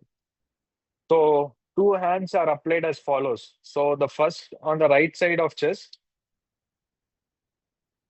in that the upper, that's the left hand little finger is placed just below the clavicle and fingertips over the sternum, like you can see over here. The upper point is located at the base of the second and third fingers. And by placing the right hand immediately below the upper hand, the fingers are placed next to each other. All right. So the lower point is identified at the middle of the palm. All right. This will be the lower point. The PLAPS point lies at the intersection of the posterior continuation of the lower point and the posterior axillary line. All right. So this is how they go with the PLAPS point. So you need to memorize this very well because they will ask you about this and you need to demonstrate it and show it at the exam when a volunteer is being kept. So for false protocol, it is mainly for assessment of circulatory failure, like most of you had answered. So first is ruling out obstructive shock. You do a simple cardiac sonography for assessing for cardiac tamponade or RV dilatation, like suggestive of pulmonary embolism. Then you do a blue protocol for assessment of pneumothorax. Then after you rule out obstructive shock, then you rule out cardiogenic shock. You do a blue protocol for pulmonary edema and also do a cardiac assessment. Then you rule out hypovolemic shock. Okay. You can assess it by various methods, clinical and ultrasonographical. Then once you have assessed for it, you give fluids. Even while giving a bolus of fluids, if you see that lung B lines are starting to occur, then it is high likely the patient is developing a distributive shock. All right. So this is the way you can identify the patients with false protocol. So for hypovolemia and distributive shock, the only difference is in hypovolemic shock, once you give fluids, the BP will normalize. But with the distributive shock, the patient's BP will not normalize. Eventually, when you give a lot of fluids, eventually the B lines will start to set in. So that is one way of identifying a distributive shock. All right, so that is false protocol. So rush protocol, like most of you attend, is for shock evaluation. So you need to look at the pump, that is LV function, RV function, and pericardial effusion. Then you need to look at the tank, that is the fullness, that is the IVC. Then you need to look at for any evidence of leak, that is like ultrasound thorax and abdomen, for any presence of free fluid in the abdomen, like in form of ascites, or any effusions, and compromise of the tank in the form of a pneumothorax. Then you need to assess for presence of like under pipes, you need to assess for presence of ruptures, like an aortic dissection. So usually in the suprasternal view, you can assess for aortic root dilatation. If it is more than 3.8 centimeters, the number needs to be kept in mind. And presence of an intimal flap present, it further supports your diagnosis. And if there is an abdominal aortic aneurysm, you need to assess it at the supraumbilical and periumbilical area. So if it is more than 3 centimeters, then there is an aneurysm. And if there is also presence of free fluid, it indicates that there is also presence of a rupture. So under pipes, you first assess for rupture and eventually you assess for obstruction. Under obstruction, you assess for DVT. So I had mentioned about 4-point, but you can also assess for 6-point. All right.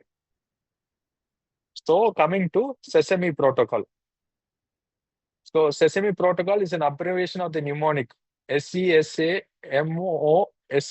which stands for Sequential Echocardiographic Scanning Assessment Mechanism or Origin of Severe Shock of Indistinct Cause. Okay, so this is supposed to be done very fast to identify the cause of cardiac arrest. All right, so everything needs to be fixed.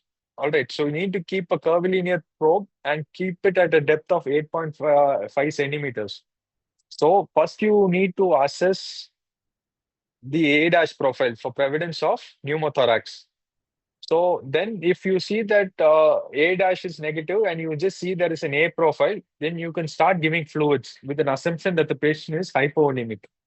Then subsequently from the lungs, you go directly to the thighs to assess for DVT. All right. So if that is probably present, then it can indicate that there is a possibility of a pulmonary embolism. So once that is ruled out, then you come to the abdomen. So you assess for bleeding if it is present in the form of free fluid. Okay. So if that is also then ruled out, then you come to the subxiphoid view. So then you assess for pericardial effusion. If that is present, then it comes in favor of a tamponade. So if that is also negative, then you need to assess for other possible causes.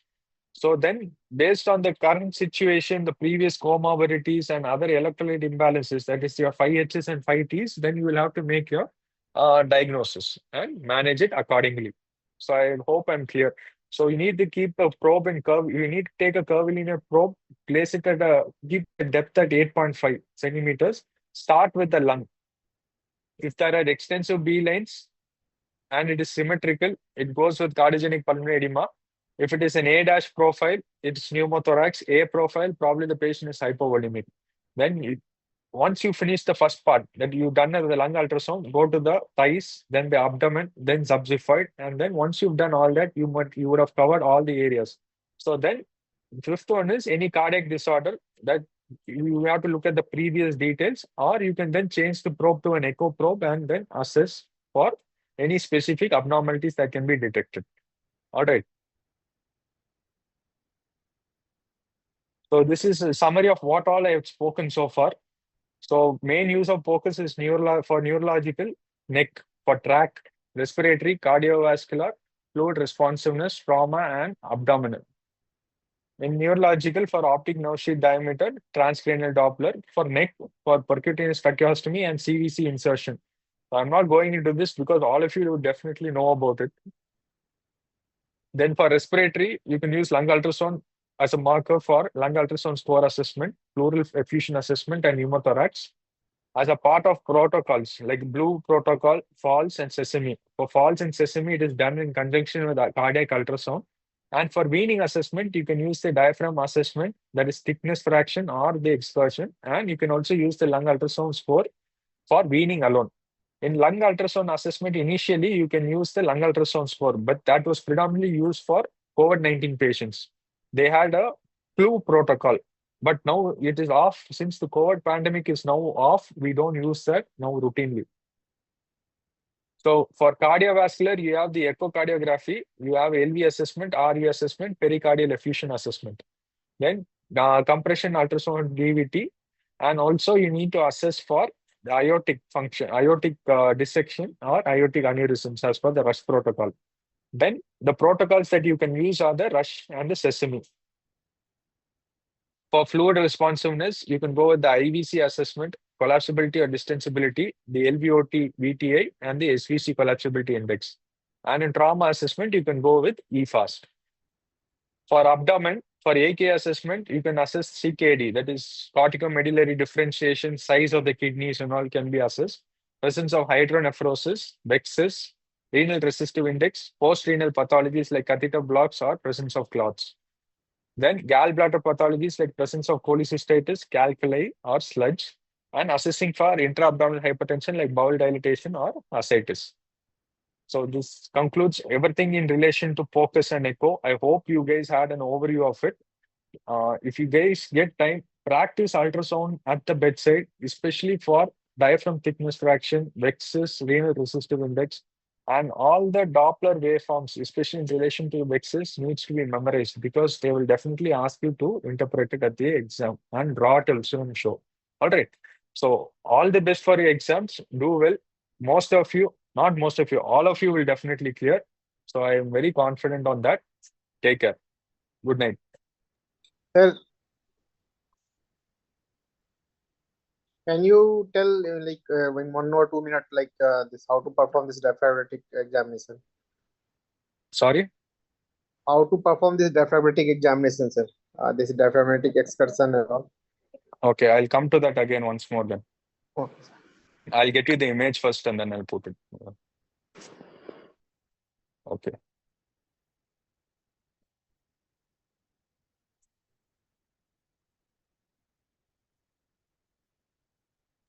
Okay, so first for the diaphragm thickness fraction, the first thing is you take a linear probe. All right. Then you see where the anterior axillary line and the mid axillary line is. Once that is identified, you go at the level of the 8th to the 9th intercostal space. All right. So when you go to that point in your imaging, you will be able to identify the diaphragm has a very unique structure over here. All right. So once that is done, you place the patient on an M mode. So once the patient is on N mode, you keep assessing the patient's respiratory movements, both during inspiration and during expiration. During inspiration, there will be contraction of the muscles. So the thickness during inspiration will be higher. So this thickness needs to be calculated. This is the end inspiratory thickness. During expiration, the muscles will flatten out and the end expiratory phase thickness needs to be calculated. So based on these two variables that is calculated, you can calculate the diaphragm thickness fraction. It is calculated as end inspiratory thickness minus end expiratory thickness divided by the end expiratory thickness. All right. So I hope I'm clear on that. Does anyone have any queries related to this? If it's okay, then I'll move on to the next one. Okay. So the next one is diaphragm excursion assessment. So for diaphragm excursion assessment, you take a curvilinear probe, keep it transversely, place it at the subcostal region, okay, at the mid-clavicular level. Can you see the MCL here? At the mid-clavicular level, you place the subcostal probe. You will be able to identify the diaphragm as a very hyperechoic structure. All right. So you place the M mode over here, then you will get the image. Okay, so you assess the movement of the diaphragm during inspiration and expiration. So during inspiration, you will have the increase in the increase in movement. All right. So once you freeze it, you assess the lowest point and the highest point and measure the distance. So if it is 1.1 and above, you don't have to worry because the success of weaning is going to be high. Whereas if it is going to be less than that, you need to be concerned because the risk of weaning failure is going to be high. The important thing is you can do only diaphragm excursion in a spontaneously ventilating patient, not in assisted or controlled ventilation. Okay. I hope this clears the query that was asked. ये मैं spontaneously bleeding मतलब like patient is on CPAP या PSB. No, not CPAP, TPs. TPs. Because if you have pressure support, that is going to help in patient's respiration to some extent. Okay, it is going to assist the respiration. So that is going to overestimate your final values. So it will not be conclusive of the exact readings that will be actually present. And for rest of them, we have to on any other mode, including CPAP or PSB, we have to measure the diaphragmatic thickness. Exactly. All right.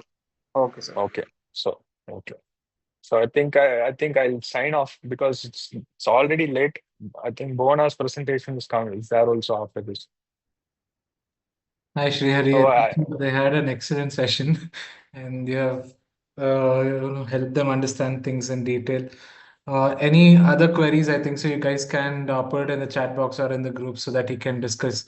And like Srihari was telling, actually, it's quite late today, so I just wanted to know how you guys are about continuing there because there's a decline in the number of candidates that we are looking at. So anyways, this thing is available as a recorded session. Only thing is, Dr. Bhuvana's session would be given as a recorded session. Okay. So I was thinking that I will continue with the drugs again because there was a discussion in the group that it was a little faster from the antibiotics perspective. So I thought I will finish it whole and soul right now so that we can give you the recorded session for the cardiac output monitoring. And questions regarding the recorded session of the cardiac output monitor, you can put it in the chat box, or Dr. Bhuvana again will be available next week on a Sunday, wherein you can discuss any queries regarding cardiac output monitor. There are 50 odd candidates who are there. Are you guys still willing to continue, or you want us to wind up for the day? Continue, sir. Continue. Okay. Okay. Thank you, Shrihari.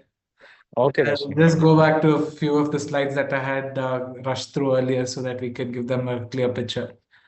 Okay, okay.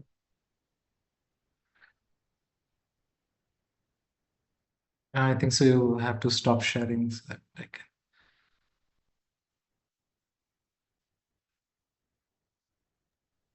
I stopped sharing, Rashmi. Sure, Maybe sure. you can go Thank ahead. you. Yeah.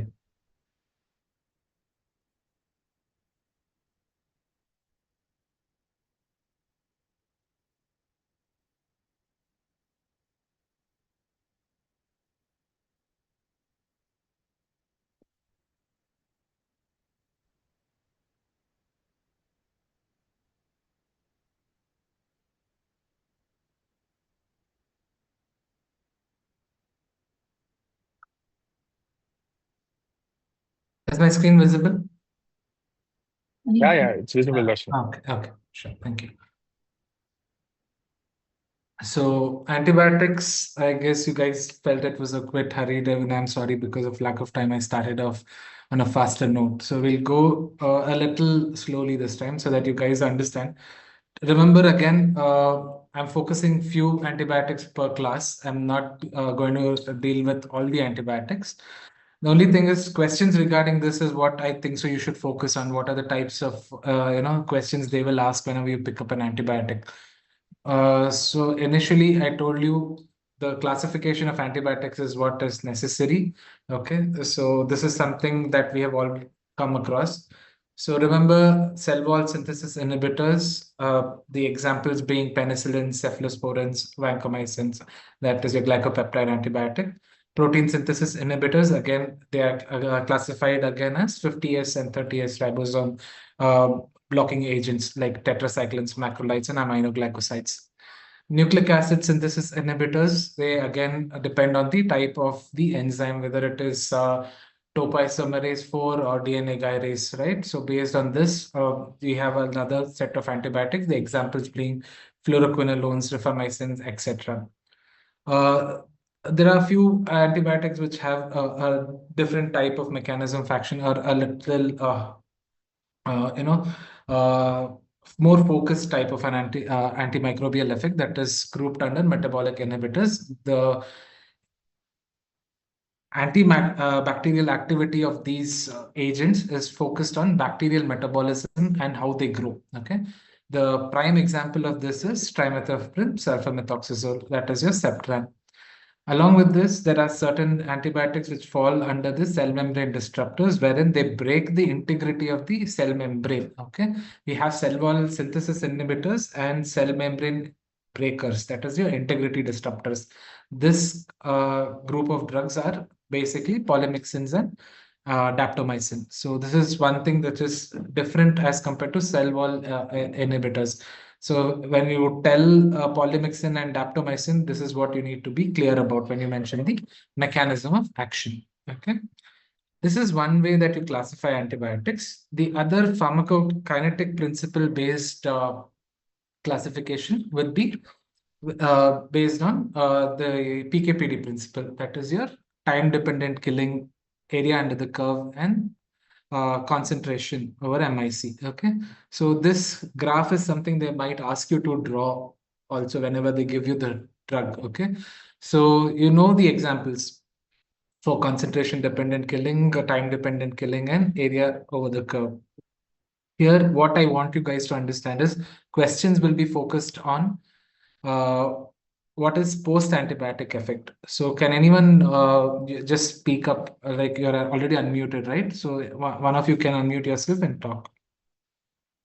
What do you mean by a post-antibiotic effect? And what is the example? Yes, Dr. Jyotirmay.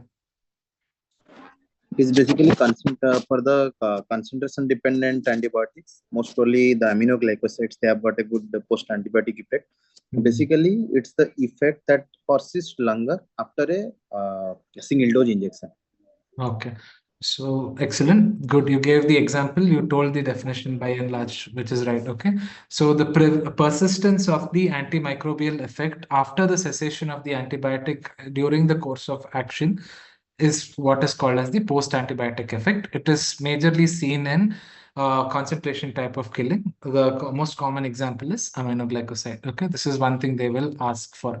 So what it usually helps in understanding is single dosing would be sufficient in such patients, wherein they get the post-antibiotic effect for a longer time. Okay, time over MIC. This depends on steady state kinetics. Okay, so what usually time over MIC means is you require a BD or a TID dosing, wherein this next subsequent dose should be given when the dose value falls roughly between 40 to 60% of the previous agent. So if you can see this graph here, right? So time dependent antibiotics, you should always make sure that the concentration is above the minimum inhibitory concentration. So if you have to maintain the antimicrobial effect, you have to maintain the levels by giving the next dose prior to the fall of the effect from the previous dosing. Okay, so usually 40 to 60% of the activity should be maintained, above which the next subsequent dose should come over. Okay, so that it maintains a steady state. Okay, and then area or MIC, the area over the curve or MIC, this is your macrolide type of antibiotics. Okay, that is commonly used, that is your azithromycin. Okay. So one thing I want to ask, so I spoke to you guys about protein synthesis inhibitors. I think so people who attended the on-site program, I have asked this question. So if any one of you are here, now you tell me what type of antibiotics are aminoglycosides, whether it is a cidal type of an antibiotic or a static type of an antibiotic.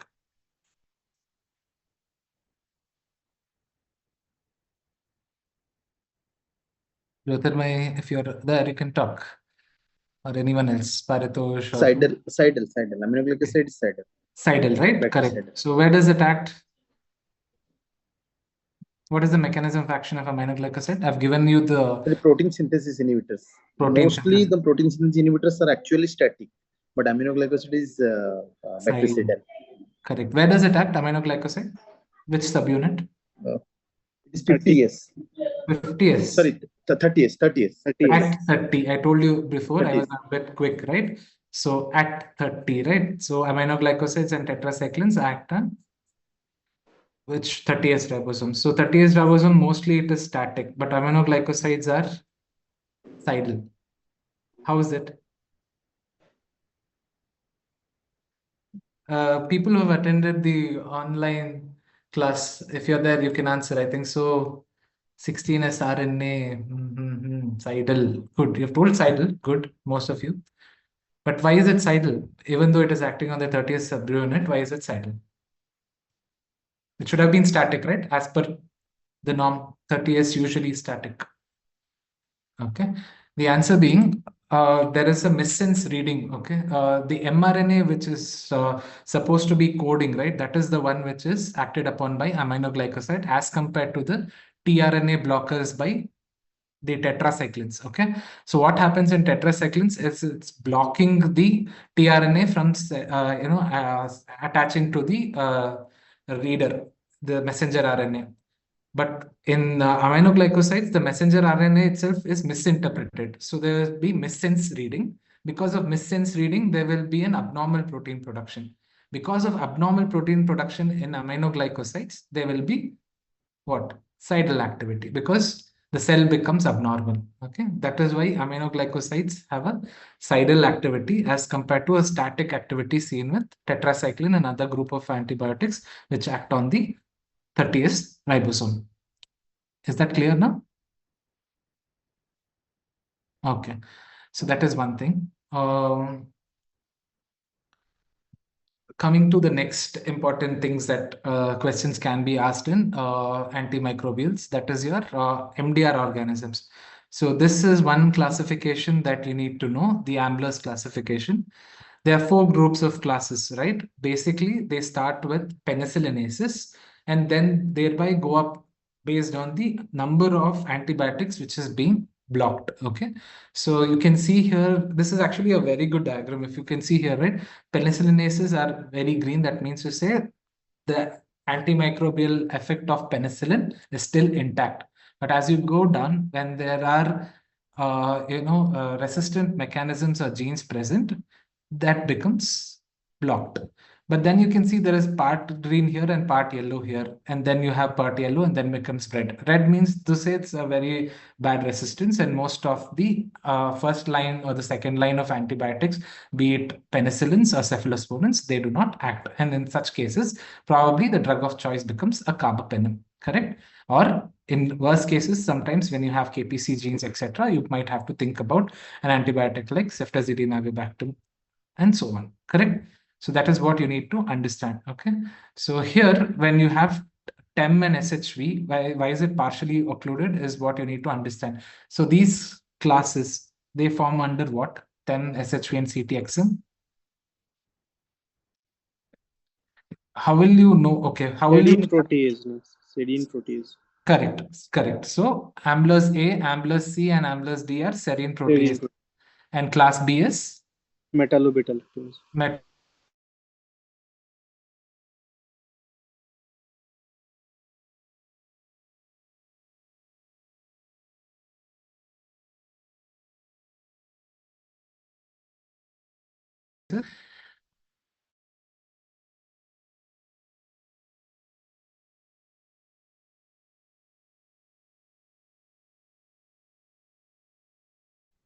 So whenever you see a resistance pattern, Third generation.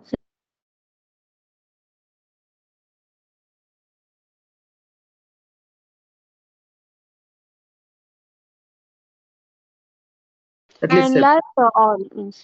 you should Ceftriaxone, have at least MIC more than 2. only that much.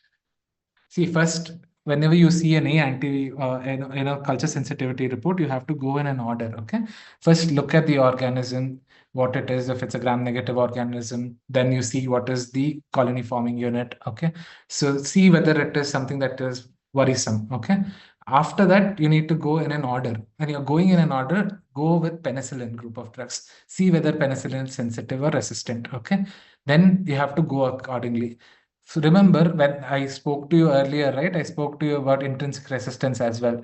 So whenever there is a resistance shown, you should think whether, yes, this organism is intrinsically resistant to that antibiotic or it is actually a acquired resistance. Okay. So when you're going to look at a culture sensitivity report, and if someone asks you about ESPL, you are right when you're telling about third generation cephalosporins. You're talking about the MIC values. It is all correct. But how do we approach a ESBL organism? In few reports, they clearly mention ESBL organism present. Okay, that time there is a no-brainer.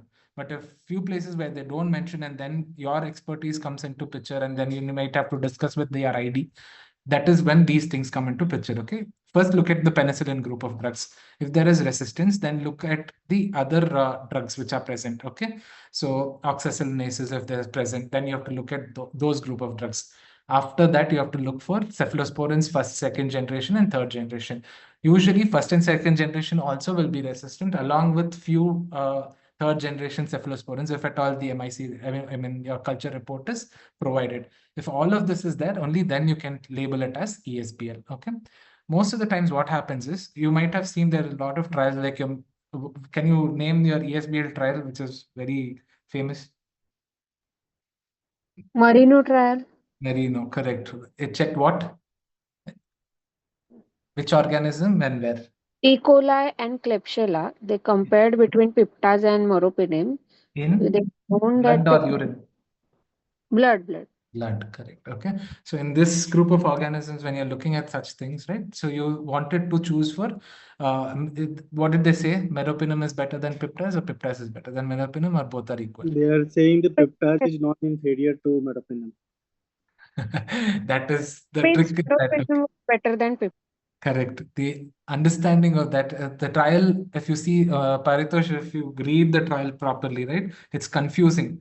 It is a non-inferiority trial, but the conclusion when they write it, they, by and large, you'll understand that piptaz is not inferior to meropenem. But what they mean to say is Because of the meropenem chemistry is superior. better drug than Yes.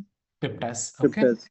Okay, that is what we need to take home. That's very confusing conclusion that they have given in Merino trial, which most of us actually, didn't understand. But if you actually read through the English part of it, which is a little confusing, I don't know why they did that, but they say meropenem is better. Okay, so in these classes, there comes a question. Firstly, why did they look at piptaz and meropenem, wherein we know ASPL's the drug of choice is meropenem?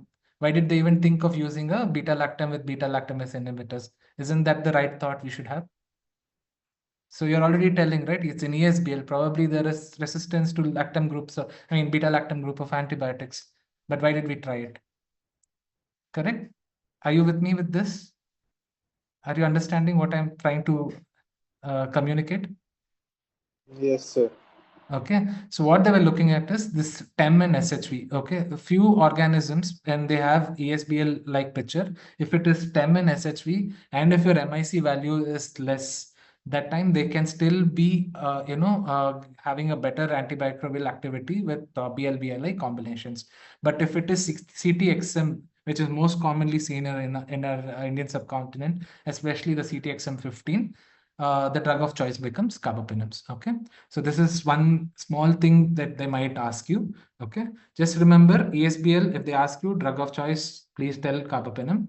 Okay, uh, for if at all they question you further on how do you diagnose an ESBL organism, can we give these drugs? Then you can tell yes, there are certain group of organisms. There are certain third generation cephalosporins which can still be active against a few ESBLs. Okay, but that has to be discussed with the ID specialist based on the severity, and then we can choose the antibiotic.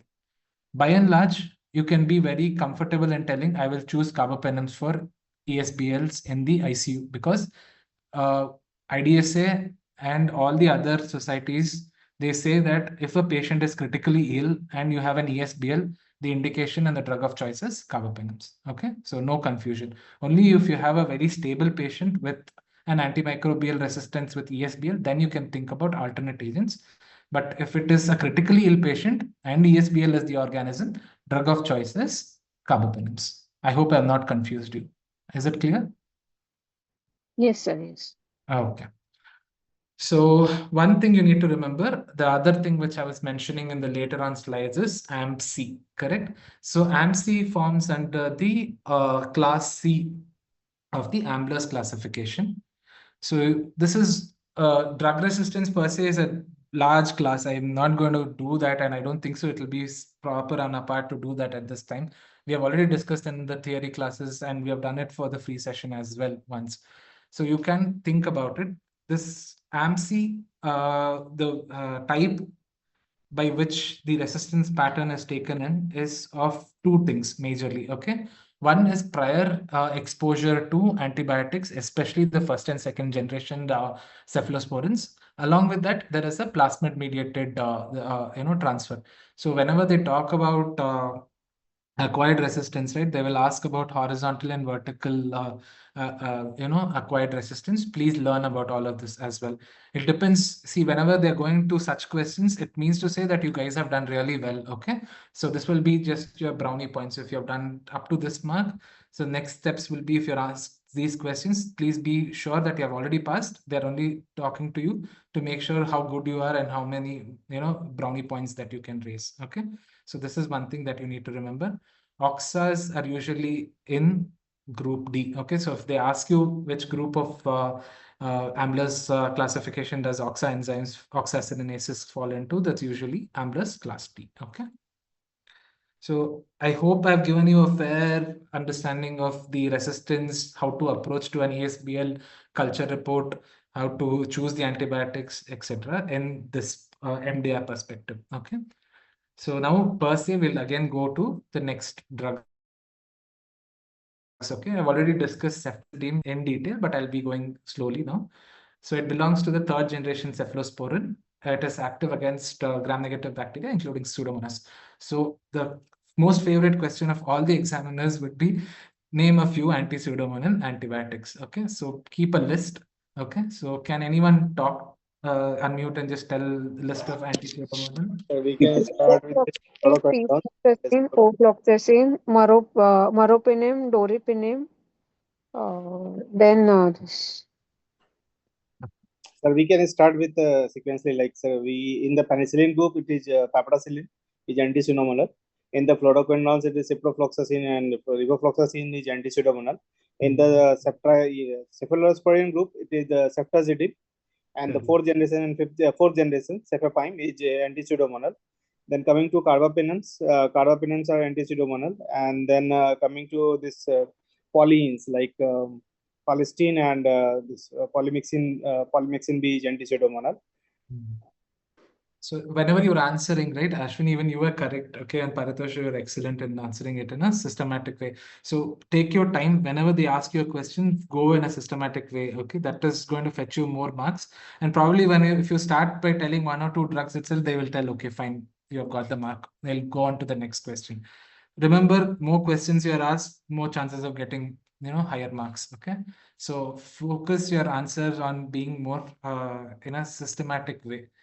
By now you guys have the knowledge, you've done really well in theory, you've passed with good marks. Okay, so the only thing is, how will you fine tune? So these sessions are made for you to practice. You try and answer, good that you're answering. So how can you polish, how can you do better? Is that's what we want out of you. Okay, good, I think so we're doing great. Okay, so this drug I'm going to tell, the next drug, I think so one of you can unmute and start talking. Okay, so I've already discussed this, the dosing, the timing, 1 to 2 grams every 8 to 12 hours. Mechanism of action, it's a cell wall synthesis inhibitor. Basically, it binds to the penicillin binding protein, which disrupts the peptidoglycan cell, linking in the cell wall. Okay. Adverse effects, most of the antibiotics after the third generation cephalosporins, you can by and large tell them it causes C. diff diarrhea. Okay. Only thing is, specifically like your carbapenems, you must not forget seizures, like I've already mentioned. Especially when it comes to carbapenems, they will ask you one question with imipenem. I think so you guys have already guessed it. So why do they add cilastatin? What is the enzyme which causes the requirement? Dehydropeptidase in the renal vessels. Dehydropeptidase. Four. Okay. For cilastatin, na, sir. Yes. Means also asking why they have combined imipenem plus elastin, right? Yes. Where do we have to add What cilastatin? is the concentration of imipenem? No, imipenem is degraded by dehydropeptidase in the renal tubules. So that cilastatin inverts that enzyme.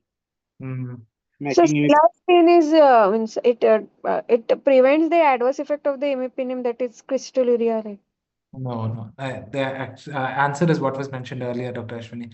Okay, it's the inactivation which is there in the renal tubules, which is prevented. That is the reason they add cilastatin. Okay, so that is the answer that you guys have to talk about. Okay, I think so few of them have already mentioned in the chat box as well. Okay. Okay, Dr. Jasmine, I don't think so. It has anything to do with increasing the duration of action. Okay, it's preventing the imipenem from getting destabilized. Okay. So that is about ceftazidime. The next drug is linezolid. So who will like to answer? Just go ahead. Well, I'll give you 3 or 4. You have 4 or 5 it more. is a roxyjolidine group of antibiotic, Okay. which is bacteriostatic in nature.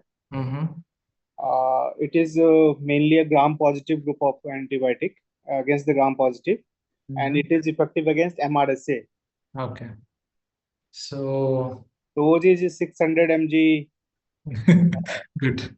Okay. Why does it come in this cover? Sorry, sir. Why does it come in this cover? You know, you see this. So this is disintegrated by this light exposure, sir. Okay. So UV radiations can cause destabilization of linezolid. That is, the oxazolidine ring can be broken down. So that is the reason it can form harmful metabolites.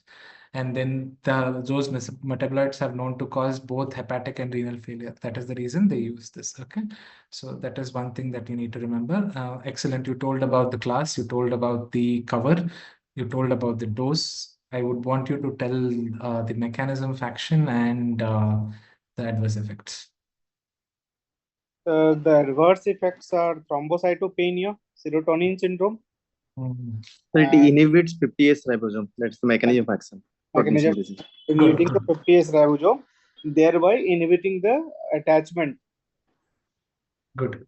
Good. And there are two another side effects. Maybe mostly one other is the fluid amount of fluid we are infusing. Second is it comes in a 5% dextrose solution, so the risk of hyperglycemia. These are the two extra things. Excellent, excellent, excellent. Great. I think so, you guys, if you answer it like this, you know, you'll get your next drug very quickly, and probably they will even let you go from antibiotics. See, remember one important soft skill, okay? You remember at least 5 to 6 antibiotics fully, like how you just mentioned, right? Each and every point of that antibiotic. Okay, rest another 10, probably if you are not able to recollect, it's still okay. So by and large, you will be getting carbapenems, we'll be getting peptides, you'll be getting the same old questions, okay? You'll be getting linezolid, you will be getting probably sulbactam, ceftazidime, avibactam. All of this is something which they routinely use in the ICU. They'll just pick up that dabba and they'll just cup and keep it there, okay? So you can prepare only these many drugs as you use daily. And then based on this, they'll ask questions. So prepare these 5 to 10 antibiotics as much as possible by yourself. Okay. And then you can you can discuss amongst your juniors. Ask them the questions you present to the juniors, or when you're doing rounds right now, if you're still working, just pick up that antibiotic and ask yourself, okay, to recall the points. That is how you will be able to remember it in the long term.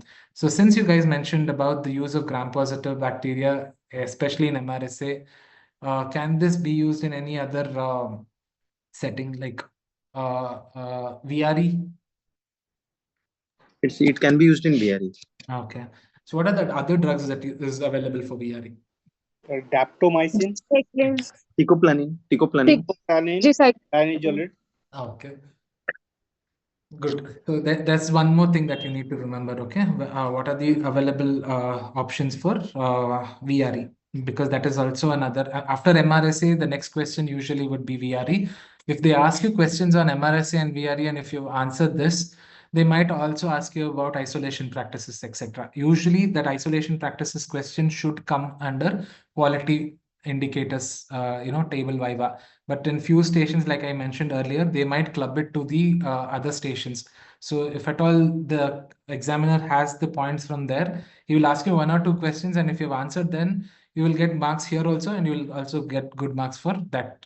Because in quality indicators, what they look at is audit, quality indicators, antimicrobial stewardship. Okay, all of this comes there. So they might ask you questions on AMSP. They might ask you about barrier protection. Okay, they might ask about isolation practices. So be prepared for all these questions when you're talking about antibiotics. Okay. So ceftazidime, avibactam, more than me, I think so. You guys have been using it quite often, so you can talk to me about it. Who is going to talk right now? Others, you can also unmute yourself. I think so. We can request Nageshri to do that. Okay. If no one is there, then any of you guys, Ashwini, Jyotirmay, or Paratosh, I think so. You guys can talk. It is sir beta-lactamase inhibitor, mainly used for the MDR organism who are OXA positive. Ceftazidime avibactam is for OXA positive. NDM, if the NDM is positive, then Astrona. It won't cover anaerobic organism. It is mainly covering gram positive and gram negative. Okay, excellent. You remember whatever we discussed earlier. Great. Ceftazidime, is it a beta-lactamase inhibitor, or you want to change it? Here I've still written it as BLBLI. Ceftazidime There is actually third is a generation cephalosporin, cephalosporin, correct? Okay. beta-lactamase inhibitor. Correct. Okay.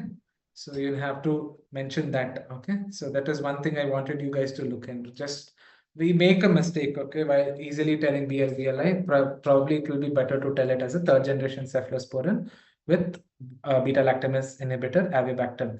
So questions here would be, there are a lot of newer antibiotics which are coming with beta lactamase inhibitors, correct? So what are the classification of beta lactamase inhibitors? Do you know that?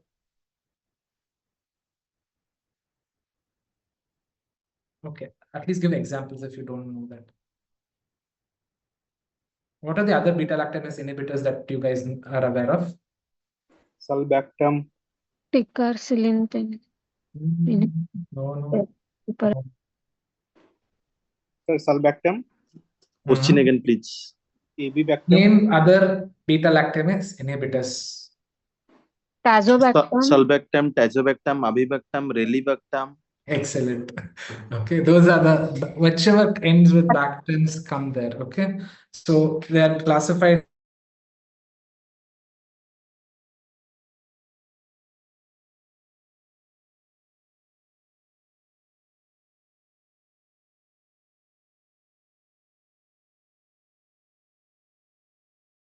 So there is a separate classification for beta lactamase inhibitors. Okay. I think so. There's some internet issues. Probably I might be a little inaudible for some time, but I hope you can listen. Okay. So this again mechanism of action, like you should remember that it is cell wall synthesis inhibitor. The main important thing is it's used in Pseudomonas. It's used for MDR GNBs. Okay. I think so. Dr. Ashwini has covered the point.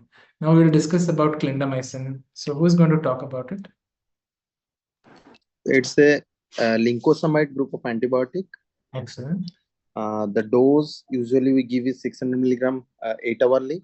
The most commonly used as it has got a anaerobe coverage, and the another thing is that it is used in the toxic shock syndrome. Basically, reduces the toxin production. Excellent. That is what we look at. Okay. Great. And it has got the in the adverse effect, it has got the most correlation with the C. diff, Clostridium difficile diarrhea. Correct. So mechanism of action is something that you missed. Bacterial protein synthesis inhibitor.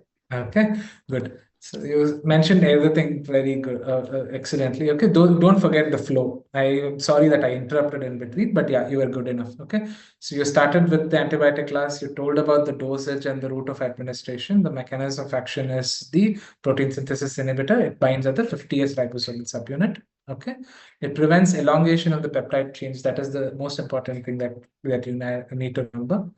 Okay, so this is the antibiotic wherein I want you guys to remember that it has a dose-dependent bactericidal effect. Usually at a lower dose, it's a static agent. At a higher dose, it is a cidal agent. Okay, so this is why the dose, when earlier you mentioned it was 600 mg TID, it can go up to 1200 mg, depends on the site of infection and the type of infection. Okay, so this is something that we need to keep in mind. Most important point in the indication is the toxin dependent infection, wherein this is a wonder drug. Okay, so mostly skin and soft tissue infections, whenever you see this, actually they say better to use this along with the penicillin group. Okay. Okay, ceftaroline. Okay, this is something like this is a bouncer type of an antibiotic. You will be using it very rarely, but they would have kept it there just to, to throw a curveball. It is used in MRSA, sir. And don't go like that, please. Again, come under the same heading. See, this is what I want you to Fifth generation cephalosporin. It's fifth generation cephalosporin. It has got a better gram positive coverage, mostly for MRSA than gram negative. Excellent. Those. See, all these drugs, why are they being stressed upon right now is for carbapenem sparing antibiotics. Okay.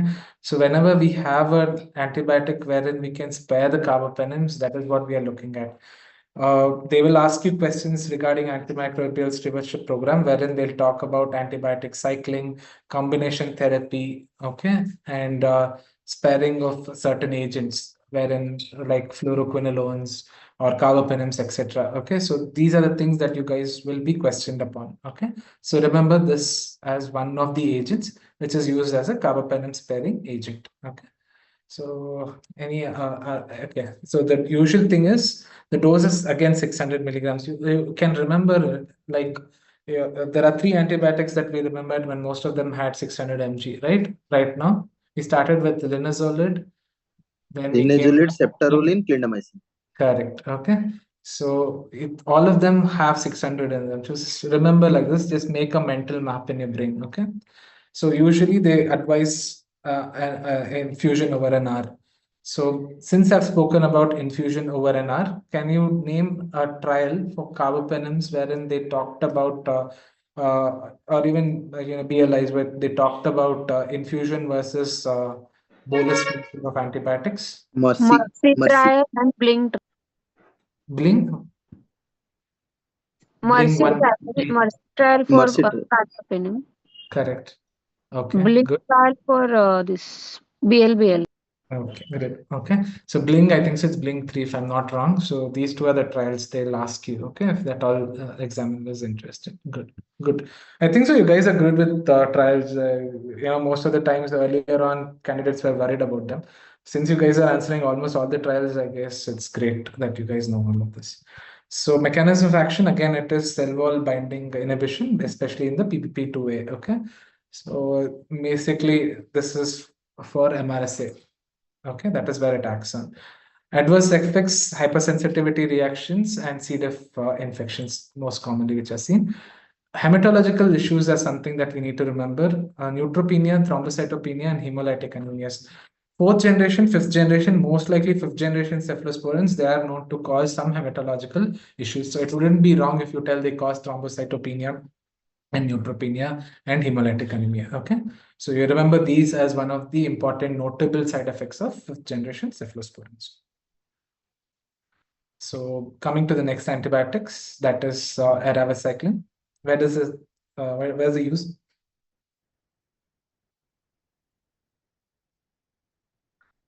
Have you any of you used it? I have not used this.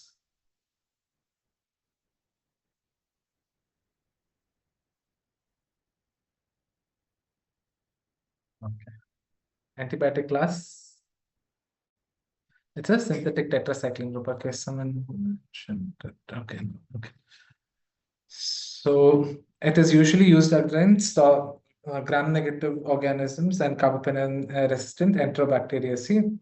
Remember, crab is also one of the indications for eravacycline, that is carbapenem-resistant Acinetobacter baumannii. Okay, that is one other place where they use this. Okay, the standard dose is 1 milligrams per kg, which is usually administered BD dosing. Okay, so this again, because it's a tetracycline at 30, right? It acts on the 30th ribosome.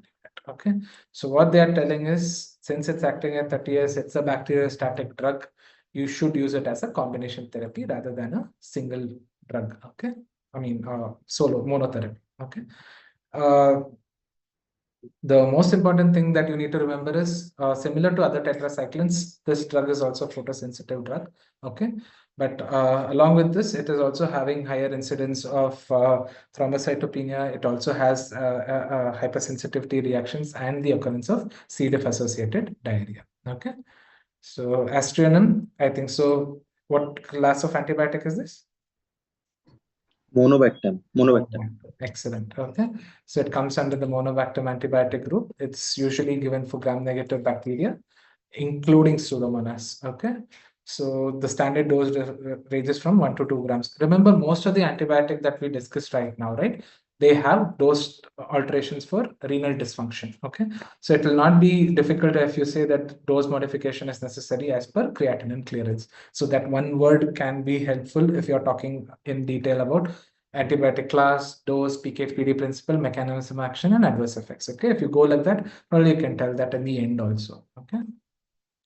So it usually acts by binding to the PBP3 protein as compared to PBP2, etc. earlier on, correct? So all of that was cephalosporins, etc. They were going for 2A. This is a monobacterium, it goes to PBP3. So adverse effects is again C. diff and diarrhea, but most importantly, it also has been shown to cause some amount of transaminitis. Okay, so this is one thing that we need to remember, along with hypersensitivity reactions. Sulbactam, have you guys used this? I think so. The crab incidence is high. We are using. Are you guys also using? Yes, sir. We are using it for Acinetobacter. Plain sulbactam, or you're using the Magnex Fort?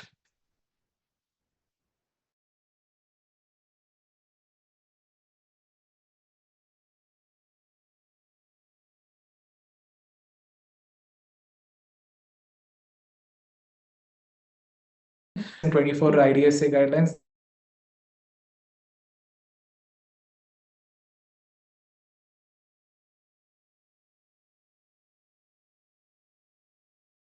resistance. Okay, so you need to remember that it has intrinsic active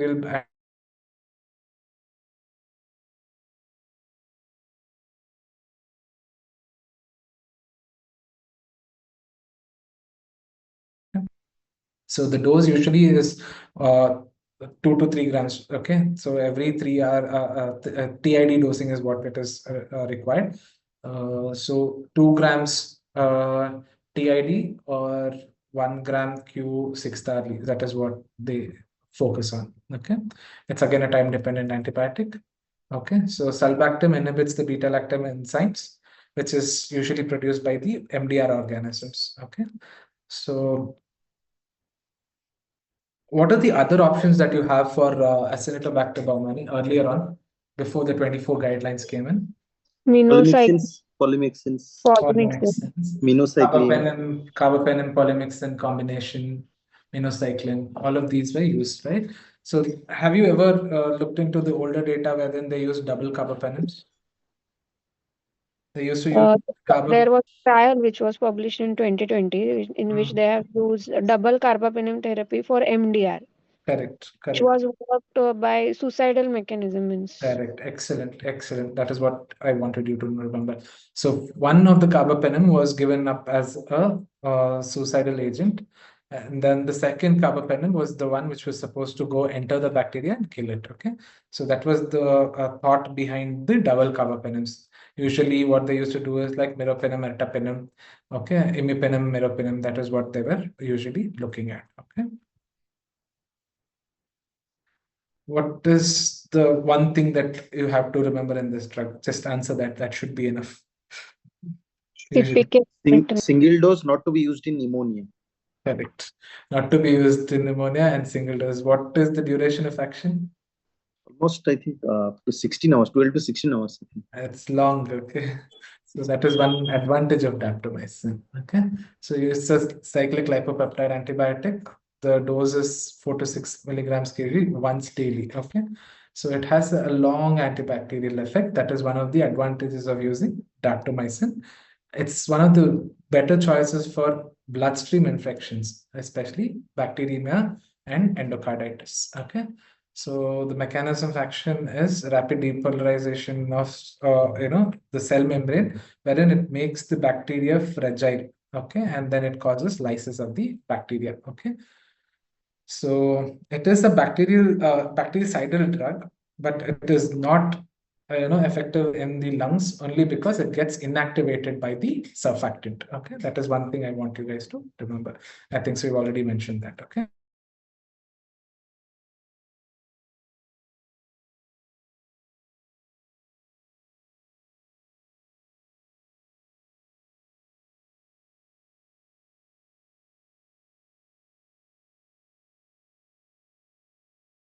Please check the CPK. Okay, look at the occurrence of rhabdomyolysis. They are known to cause this. If you're not checking for this, probably the patient can end up in a worst case scenario, that is your acute kidney injury. Okay, so this is one thing that you need to be aware about the use of daptomycin. Coming to antifungals, this is one more thing that is usually used, right? So this is by and large the mechanism of action, how the antifungals act. Okay, one usually terbinafine and all is ointment-based treatment. Okay, the most important thing which we use in the ICU are the azole groups, most commonly fluconazole, voriconazole. Correct. And then we have the cell wall synthesis inhibitors, that is your echinocandins, which ranges from anidulafungin, caspofungin, and bicafungin, wherein caspofungin is most commonly used. Okay. Then we have the membrane integrity blockers, that is your amphotericin B, especially during the COVID period. I think so. Antifungals were used left side, right, and center. So most of our senior faculty are aware of these drugs in and out. So that's the reason that I want you guys to remember. So whenever they talk about fungal cell wall and antifungal principle, azoles act on the lanosterol pathway, wherein the production of ergosterol, which is a component of the cell membrane, is blocked. Okay, you should remember azoles block the production of ergosterol from lanosterol by inhibiting the 14-alpha demethylase enzyme. By decreasing the production of ergosterol, the cell membrane is not formed and it breaks the fungus. Okay, that is about azoles. Cell wall synthesis inhibitors, it's direct inhibition of the production of the cell wall protein by caspofungin, anidulafungin, and bicafungin. Okay. What usually polyenes do is they cause movement of they open up this ergosterol channels wherein there are specific channels. Okay, they make these antifungals go across into the fungal cell wall and thereby causes the lysis of the fungal cell. Okay, so coming to amphotericin B, it's a polyene antifungal which binds to ergosterol. Okay, and it usually creates a pore in the fungal cell wall, causing electrolyte leakage and cell lysis and death. This is how it causes.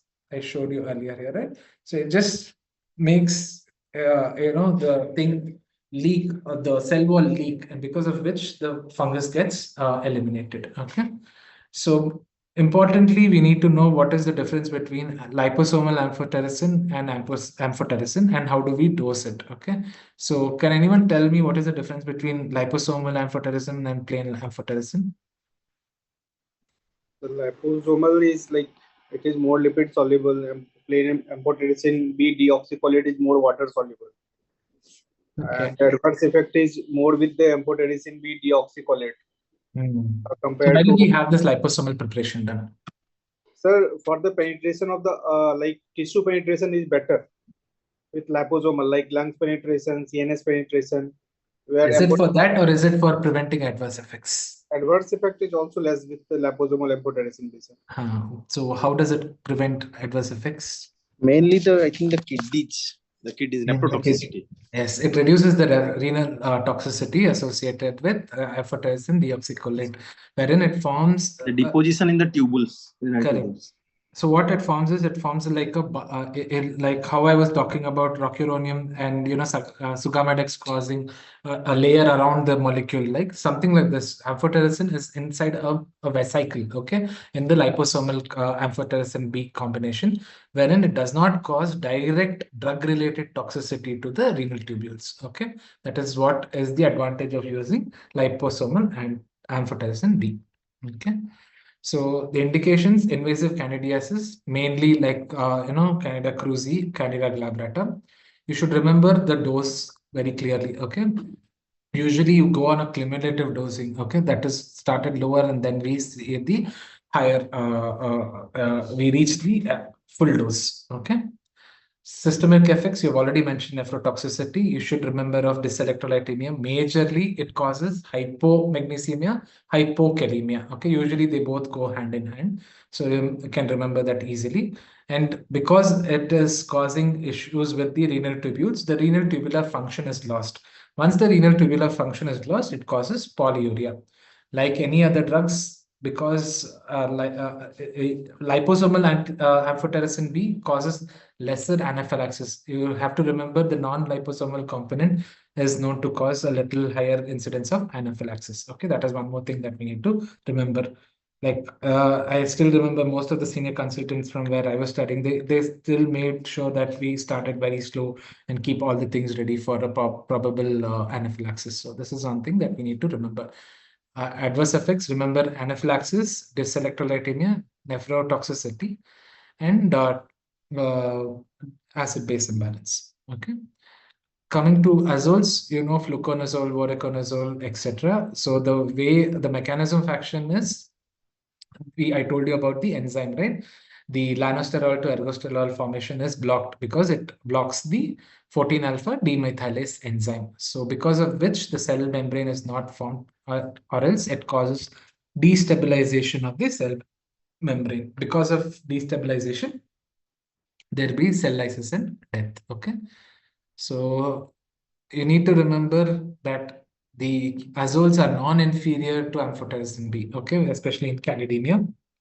If it is sensitive, then you can use it. Okay.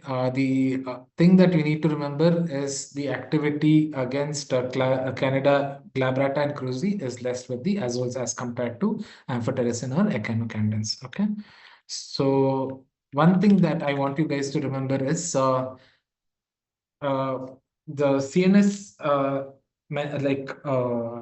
infections. When there is a fungal infections, can we use echinocandins, or can we should we use azoles? Echinocandins are less penetration to CNS. They don't have penetration. Okay, Penetration. that is one question I actually couldn't form it properly. I'm sorry, but yeah. So remember one thing: echinocandins do not have a good CNS penetration, because of which azole group of antibiotics becomes the drug of choice in CNS infections. Okay, so probably you can choose amphotericin or fluconazole, etc. Even 5-flucytosine is also added. Yes, correct. Excellent, good. Okay, so this is something that you need to remember. Dosing, you want to answer that? It's basically 800 milligram loading, then followed by 400 milligram once daily. 400 OD. 400, 200, 300. 400 once daily. 400. Okay, it's 6 milligrams per. If I'm not wrong, I somehow have read it earlier on. It goes like 4, 5, 6. Amphotericin is 5. Azoles are 6, and some other. I think so. Voriconazole comes as 4 mg per kg. I think so. That's how it goes. Okay, I'm sorry, I can't recollect it clearly, but it goes like that. So remember that. Okay. 12 mg loading and then 6 mg. It is the maintenance dose. Usually remember this per mg kg as the very few drugs, I think so, we go like that. Anesthetics, we have to remember. Okay, antibiotics, by and large, we don't have that. And all your antibacterials, but antifungals, I think so, they usually mention it by per kg body weight. Okay, so remember it accordingly. Remember that it is eliminated entirely through renal system. I've already mentioned earlier which azole group does not act in the urine or UTI? Voriconazole. Okay, you have to think about using alternatives. Probably echinocandins would be a better choice at that time if you have fluconazole resistance. Okay. So only thing I want you to remember is it's ineffective in urinary candidiasis. Okay. So here again, the dose is 6 mg loading and 3 to 4. That's what I was mentioning earlier, right? 4 mg, 5 mg, and 6 mg. 4 mg maintenance is for voriconazole. 6 mg maintenance is for fluconazole, and 5 mg is for amphotericin B. Okay, that's how you have to remember it. Okay. Echinocandins, it inhibits the beta-D glucan synthase. Okay, that is beta-1,3-D glucan synthase, which is usually necessary for the maintenance of the cell wall integrity. Because it inhibits this enzyme, the integrity of the cell wall is lost, and thereby it breaks down the fungus. Okay, so can anyone tell what is the specific indication for caspofungin in sepsis guidelines?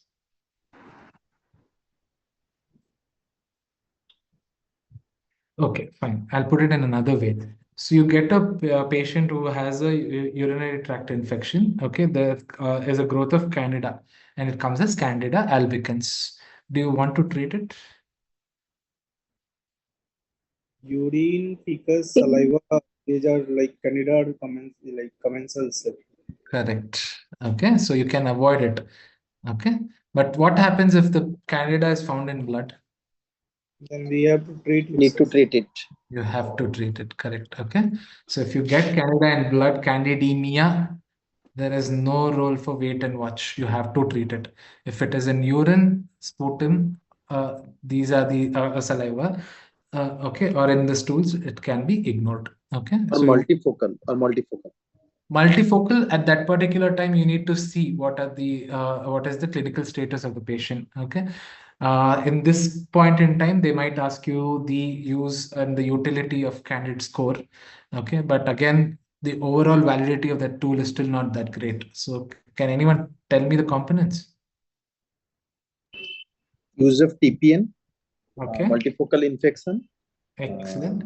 surgery. I think surgery is there. Yes, So, penetrating surgery. Then another component, And another one I forgot. okay, so usually, okay, only these. What is the criteria for starting?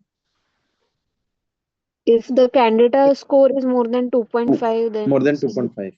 Okay, so that is one indication for starting. Antifungal. Probably at this particular time, you have to consider what antifungal. What would you look at? Okay, yes, Canada score is 3. What would you do? In the site. Site, First, excellent. the site and the patient status. Correct. Okay, so that immunocompromised. matters. If the patient is in shock, you will choose echinocandins. Echinocandins. If the patient is not in shock, and if the site is non-CNS, or if it is still CNS, it's also okay. Okay, so that particular time you can choose your fluconazole or azole groups. Okay. For urinary tract, I think azole is better compared to Yes, echinocandins. yes. Whenever possible, yes. But if you're held up against the wall with resistance to azoles, only then you have to think about echinocandins. Okay. Urinary tract, excellent. I think so. Paritosh, you told, right? Which is the best drug there for UTI? UTI is a fungal UTI. Best is amphotericin. Before that, I think so. Fluconazole has fluconazole has a better urinary concentration as compared to this. You remember one thing, okay? If they ask a question about urosepsis or intra-abdominal sepsis, right? Colistin has a better penetration for urine infections. Okay, that if it is coming as a bacterial type of sepsis, and fluconazole. This is one, a small thing that I keep it as a remembering point. So this is one thing that you need to remember. In fungal infections, fluconazole is a good choice for UTI. In bacterial things, if you're thinking, colistin is actually a good choice for urinary tract infections. Then again, colistin, it's not monotherapy. Probably it has to be a combination therapy.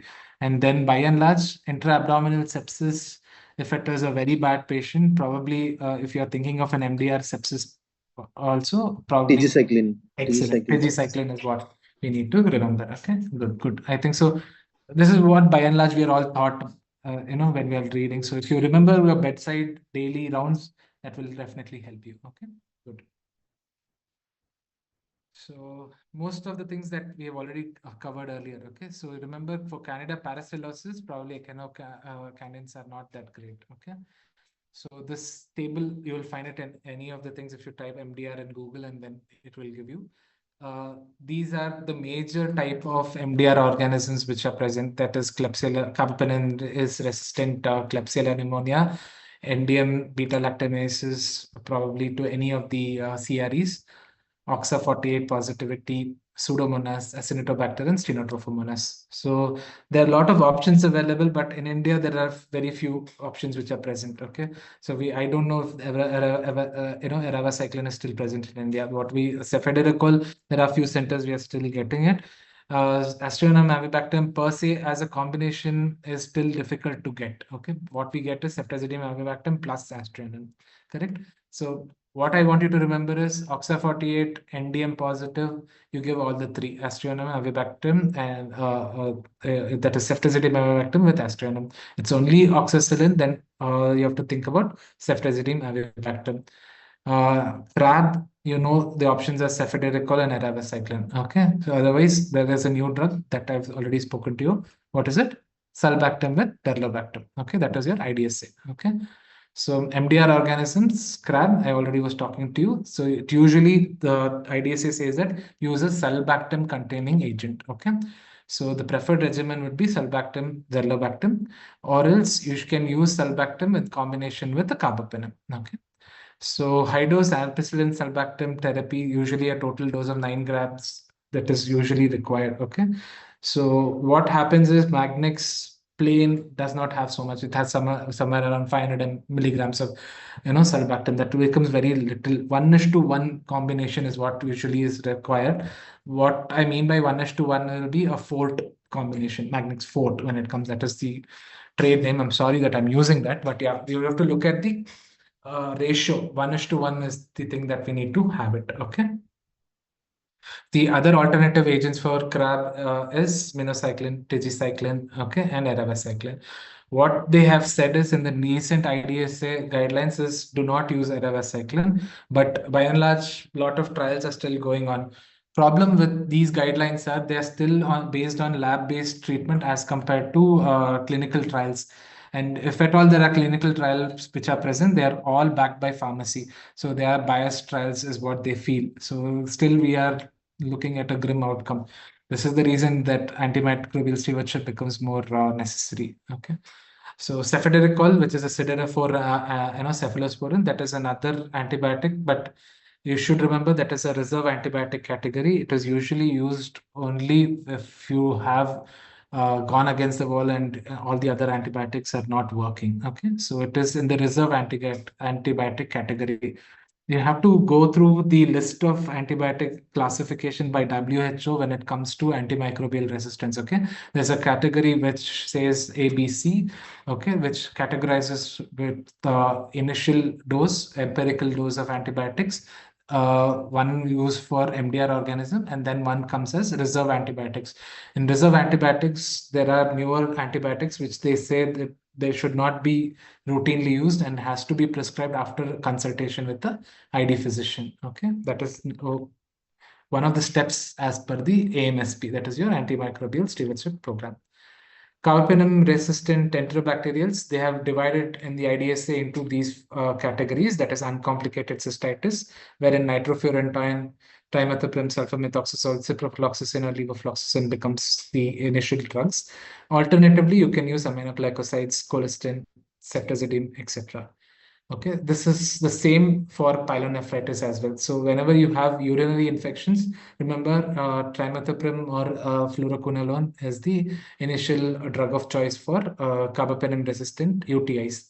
When it comes to non-UTI infections, be it pneumonia or any other type of infection, the initial drug of choice would be ceftazidime avibactam. Always remember, whenever it is these organisms, if there is an anaerobic thing that you're looking at, probably that you need to add on an anaerobic cover. Okay, that is what I want you to remember. Okay, so in non-urinary tract, the drug of choice becomes ceftazidime avibactam, meropenem avibactam, immediately bactam with cilastatin.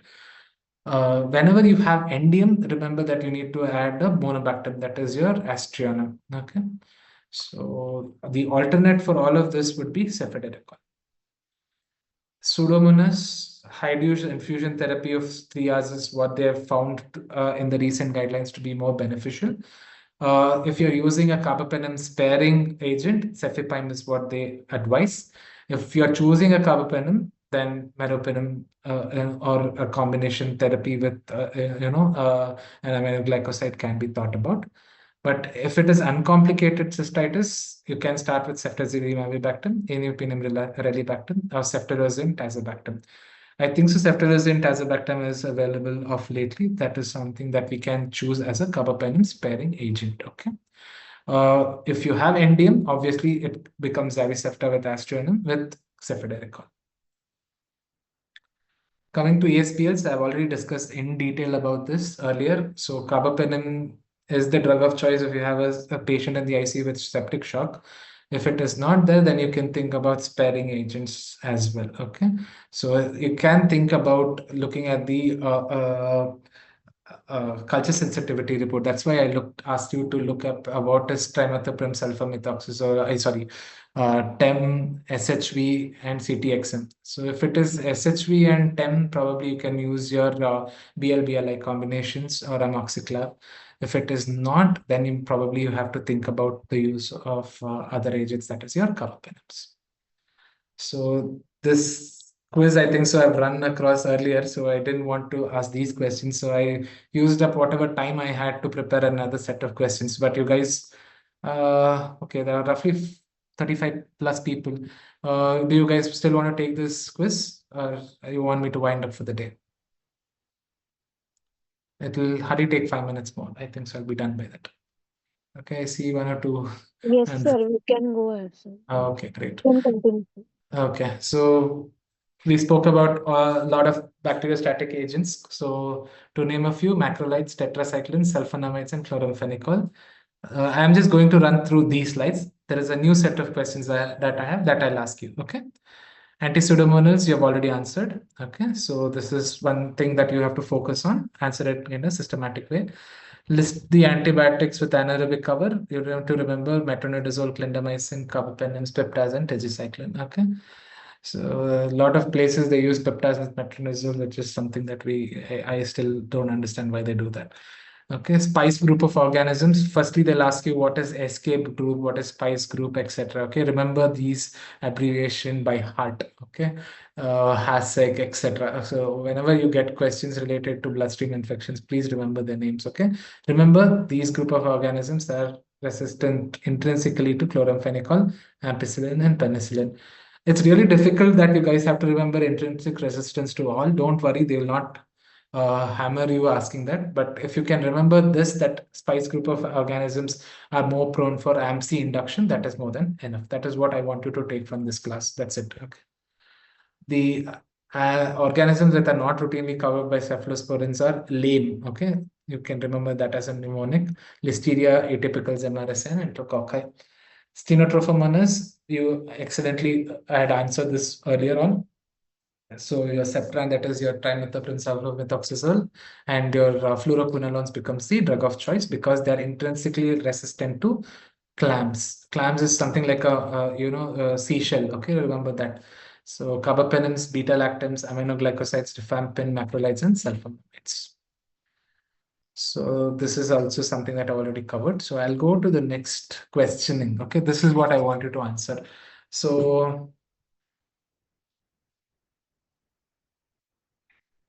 who's going to answer this? Imipenem. Okay. Good. MRSA, resistance mechanism. I think so. I'll be done in another 5 minutes if you guys answer this quickly. I can let you guys also go. Change in the protein sequence, sir. We'll list it. Which is the mechanism? What is the gene? MAC gene, MAC A and MAC A gene, sir. Okay, PBP2A and MEK gene. Okay, remember that. It's very commonly asked. Okay. Good. Dipanshu also answered. Great. Okay. What is the enzymatic principles in Klebsiella pneumoniae? One enzyme you tell. There are a lot of mechanisms. One you can tell. KPC. KPC. Okay, it's that name itself. Okay, remember that. Klebsiella. KPC is in which class of amylase? 2, class 2. Class 2 amylase. There's B, no. sorry, B, class B. Okay, so remember that. Don't jump. Okay, so careful. They'll ask you that. Okay, good. What is the first line of treatment for ESBL? Carbapenems. We have already discussed. Treatment option for MDR crab also we have discussed. Okay.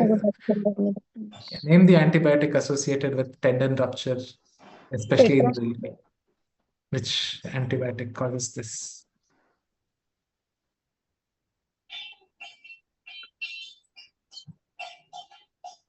Fluoroquinolones. Okay, please remember that. What is the mechanism of action of fluoroquinolones? Sir, it is DNA inhibitor, DNA topoisomerase. DNA guidance. Guidance and topoisomerase 4. Okay, so that is what you need to know. Trials for albumin. Because we have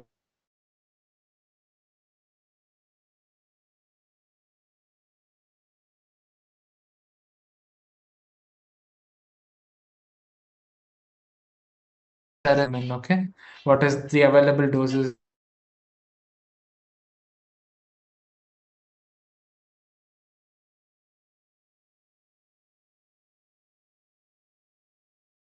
Photosynthesis by definition? More than 5. 5 liters. More than 5 liters.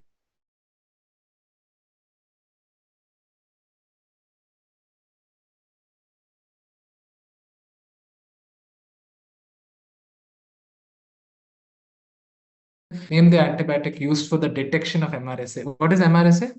Methicillin resistant aquarius. So which antibiotic is used to Ampicillin. detect? Huh? Napsilin. Ampicillin. Napsilin. Axillin. Sure.